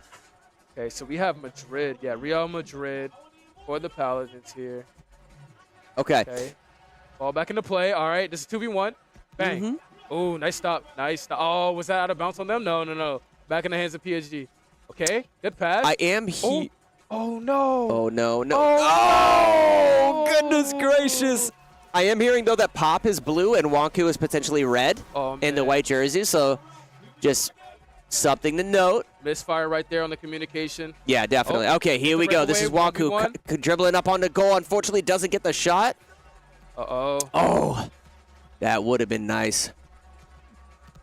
Oh, Wonku coming. That's not going to be. Oh, goodness. There's just too much pressure on the goalie. Too much pressure on the goalie. They all sort of just collapsed right around there. We're able to sort of get the rebound, if you will, and get that assist. Oh, got to pass a little early. Oh, solid effort, though, by Wonku. Pop has to sort of try to defend the assist. I mean, listen, he was in the right position. It was just a matter of just pressing the right button at the right time. Man, oh, man. They are looking really strong right now. That was a terrible pass by Pop. Wait a minute. Okay, here we go. Wonku in a 1v1 on the goal. Goes for the assist and doesn't get it. But wait a minute. She's able to capitalize. She gets the 1v1 again and whips it. Oh, my gosh, the trip and the deny. Yeah. Okay, here we go. Here we go. This is going to be Wonku. Oh, my gosh. Can you imagine? That would have been one of the nicest goals we've ever seen. Okay, here we go. Free shot on the goal. Wonku ends up getting a point for the Ghosts. There it is. There it is. Trying to get the steal here. They need it. They need it. Okay, here she goes. All right. There's still a minute and 20 seconds. All right, yep. Let them just shoot it out. Let them shoot it out. Still a minute and 20 seconds. They need a goal. They need a goal now. Put it within 2. Put it within 2. All right, this is going to be tough in a 1v2. In a 1v2, goes for an assisted shot on the goal, but can't do it. Bad positioning there by Paladins, nonetheless. Okay, here we go. From there. Pop's trying to. Okay, here we go. Walker in center field gets it from almost center field. It's now 4-2. Ghost trying to get a little bit of a comeback here. Pop and Wonku finding some synergy right here, right now. Yep, getting it together here. Oh, 2v1. Here comes Pop. Oh no, Pops! That's a misfire right there. Yeah, that was an opportunity to make it 4-3. Okay, that out on Madrid. Okay, here we go. Wonku trying to send it downfield. Wait, out on Madrid. That almost spelled trouble. Just kicking it out of bounds here over and over. What's happening? Too much hype here. Too much sauce. They got 50 seconds left. They need to score a goal to put this within a tie. Oh, my goodness, They need to score a goal to put this within tie range. What is everybody doing, man? They're just playing hot potato. What the fuck? Yep. Shoot that. Oh, my too goodness. Much power. A little bit too excited Okay, there. here we go. Wonku trying to get an assisted pass down the field. You can see sort of the precision passing that she's trying to do in order to get it to Pop. I need some more control here. I need some more control. Oh, my gosh! Wow, I've never seen a closer goal in a game of FIFA. That was wild. Nice. Here's Wonku dribbling down the field, looking to pass it to Pop in center. Oh, they've got 20 seconds. They need to score about 1 goal every 10, and that's probably going to do it. Yeah. I think they let up for a split second, and that's going to be it. And there's the dagger by the Paladins, and them doing their thing, taking this game 22-6. They dropped the 20 bomb. Yeah. It's official. It's official, man. It's official. That's a strong team. Strong showing by the Paladins, man. I'm very impressed. I'm very impressed. They definitely showed their prowess here. They showed that they aren't really too to be trifled with right here. The 1-4 going to 2-4 today, man. Yeah. 1-4 going to 2-4 at the same time. I like how much they sort of maintained their energy throughout the night. They didn't let up, I don't think, at all. We talked about the 20 bomb. At first it was, are they going to get to the magic number of 17? Right. Not only did they get there, but they kept on pushing, and then they ended up dropping that 20 bomb. It's 20-6, Week 10, Paladins versus the Ghosts. We're going to get some interviews with you guys here in a little bit, but in the meantime, take a message from our sponsors. If he loses this now, I don't even know. All right, calm down, TOG. You just lost to him. Calm down. Stay focused, bro. Stay focused.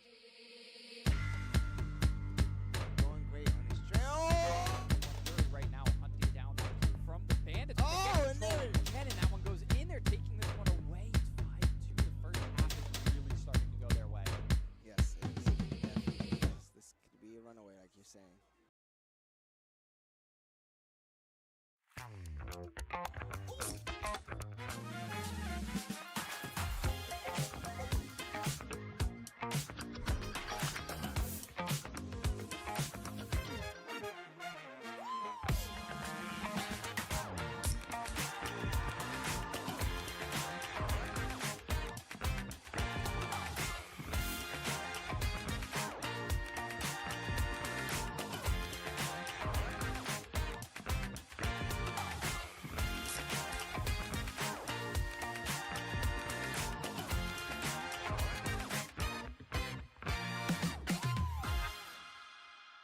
Did you know poor posture while gaming can cause serious neck and shoulder pain? Meet the Volare pillow.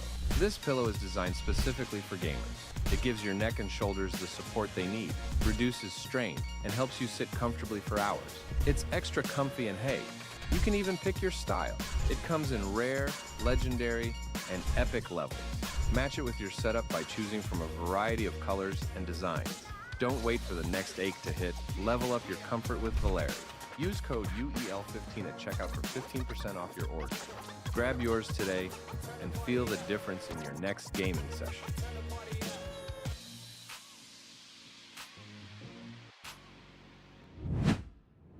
All right, and today I am here with the non-winners. I won't say losers. Non-winners today. We have Pokestar and Pop representing Ghost Gaming. How are you guys doing today? I'm good. Good. That's good. That's good. All right, today's game, not exactly going exactly how you planned. Lost today, 20-6. Pretty tough. I think there were some games that you guys definitely took. There was like a big exclamation point. How do you guys feel about those games? Yeah, it was really good, like CTR especially. Yeah, yeah. That Mortal Kombat run that you had today was, oh man, that was the thing to be you were not to be trifled with. How did you feel about the Mortal Kombat game? Really good. I love me some Cyrax. Yeah, yeah. And then Pop, today you killed it. 2K was looking really good. Even though you guys played a few games that, you know, there were some misfires and miscommunications, everything hitting on every single cylinder in 2K. How you feel about that? Well, 2K was a mishap. My analog wasn't working on my controller, so it was just more of a trying to play off them. Some of the games that we lost today was more of us coming together because like this is our second time getting together, so it's going to see improvement next game. So okay, for sure, for sure. I like what I saw. Honestly, I like what I saw. This is kind of a team that had to come together. A little bit of last minute thing. I think there's a lot of high hopes that's going to be in the Ghost future. So thank you guys for showing up today. You really did your thing, and GG's. GG's. GG's. Spin the wheel, spin the wheel, spin the wheel, spin the wheel. The players will battle against each other only when the wheel decides. Wettergreen LLC built the wheel and can support your technology needs too. Visit wettergreen.com for more information.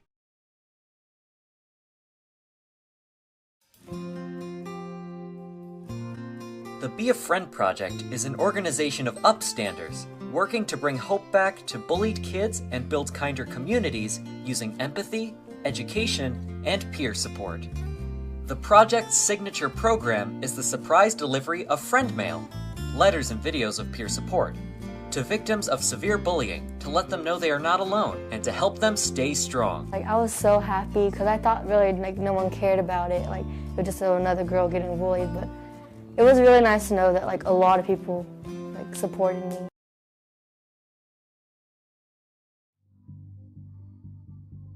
If he loses this now, I don't even know. All right, calm down, TOG. You just lost to him. Calm down. Stay focused, bro. Stay focused. Going great on his trail. Right now, hunting down from the Bandits. Oh, and there. And that one goes in there, taking this one away. It's 5-2. The first half is really starting to go their way. Yes, it is. Definitely is. This could be a runaway, like you're saying. Welcome back, everybody. I'm sitting here with Mad Genius and, of course, TLG. Matt and Matt. I'm your commentator, Matt, as well. We're all pointing at each other right now. Hey, man, great performance tonight, guys. Obviously, clutching with the 20-6 win over Ghost. First thing I want to ask you guys, man, is kind of going into today. I thought this match was going to be a lot closer, given the fact that, you know, they're 2-3. You guys are 1-4. Now you're 2-4.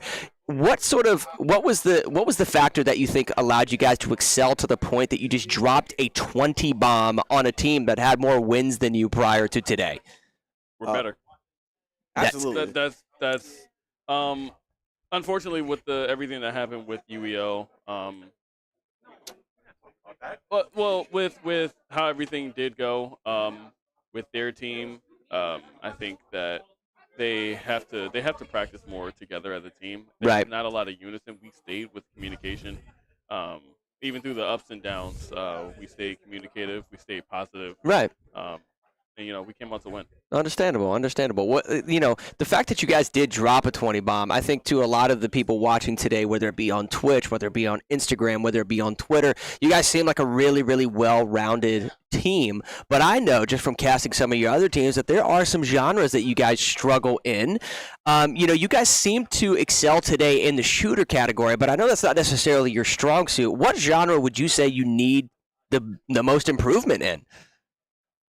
I say wouldn't it's sports. Still, honestly. Sports?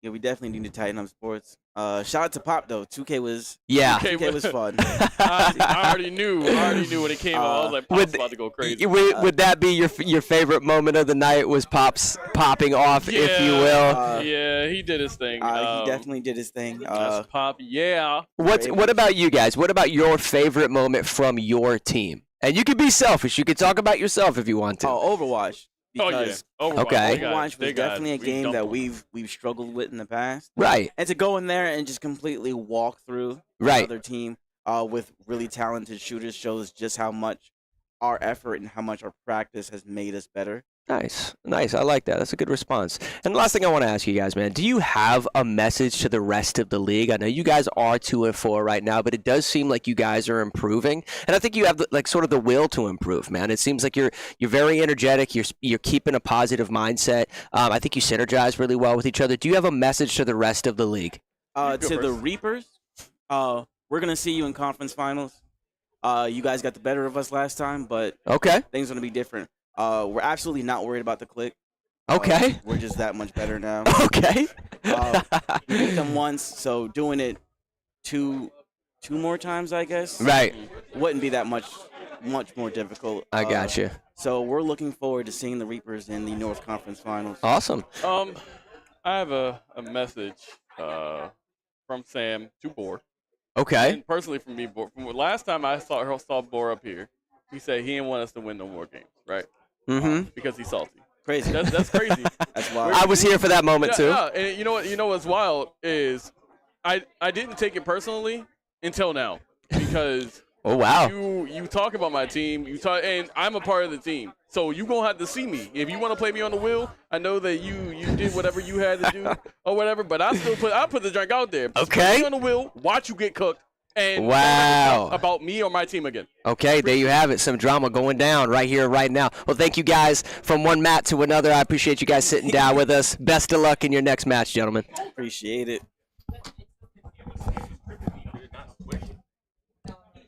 I'm better. Yeah. Oh, the bling. If he loses this now, I don't even know. All right, calm down, TOG. You just lost to him. Calm down. Stay focused, bro. Stay focused. Going great on his trail. Right now, hunting down from the Bandits. Oh, and there. 10, and that one goes in. They're taking this one away. It's 5-2. The first half is really starting to go their way.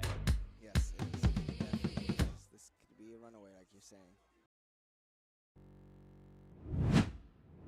I want to thank everybody, regardless of what platform you're watching us on. Just thank you guys for hanging out with us tonight. This was a Week 10 matchup between Paladins and Ghost. Paladins take it, obviously, 20-6. They're going to go up 2-4. Ghost dropping down to now 2-4 as well. I'd also like to invite you guys to show up on December 3rd for the Be a Friend project. They're doing a fundraiser Tuesday, December 3rd, to bring awareness to bullying and hopefully sort of spread some kindness throughout the world because I think we all need it. Like you just said, big shout out to all of our sponsors, Slides, SurfThing, and Be a Friend Project fundraiser. Having a great time here, amazing showing today. But one last thing, like I was telling the Paladins, You're not doing that to me. I'm just saying that's not happening to me. What happened today will never happen in a No Ravens 20 versus bomb? Paladins game. No. Okay. Oh, God, no. Never in a Ravens versus Paladins game. Ever. Ravens up, baby. Ravens up. Shoguns versus X-Gods on Thursday. That's right. That's right. So that's Oh my going to be gosh. our next matchup, Shogun versus X-Gods on Thursday. Guys, we'll see you then. So much excitement to be had here in the UEL. I can't wait for the next one. Right. See you.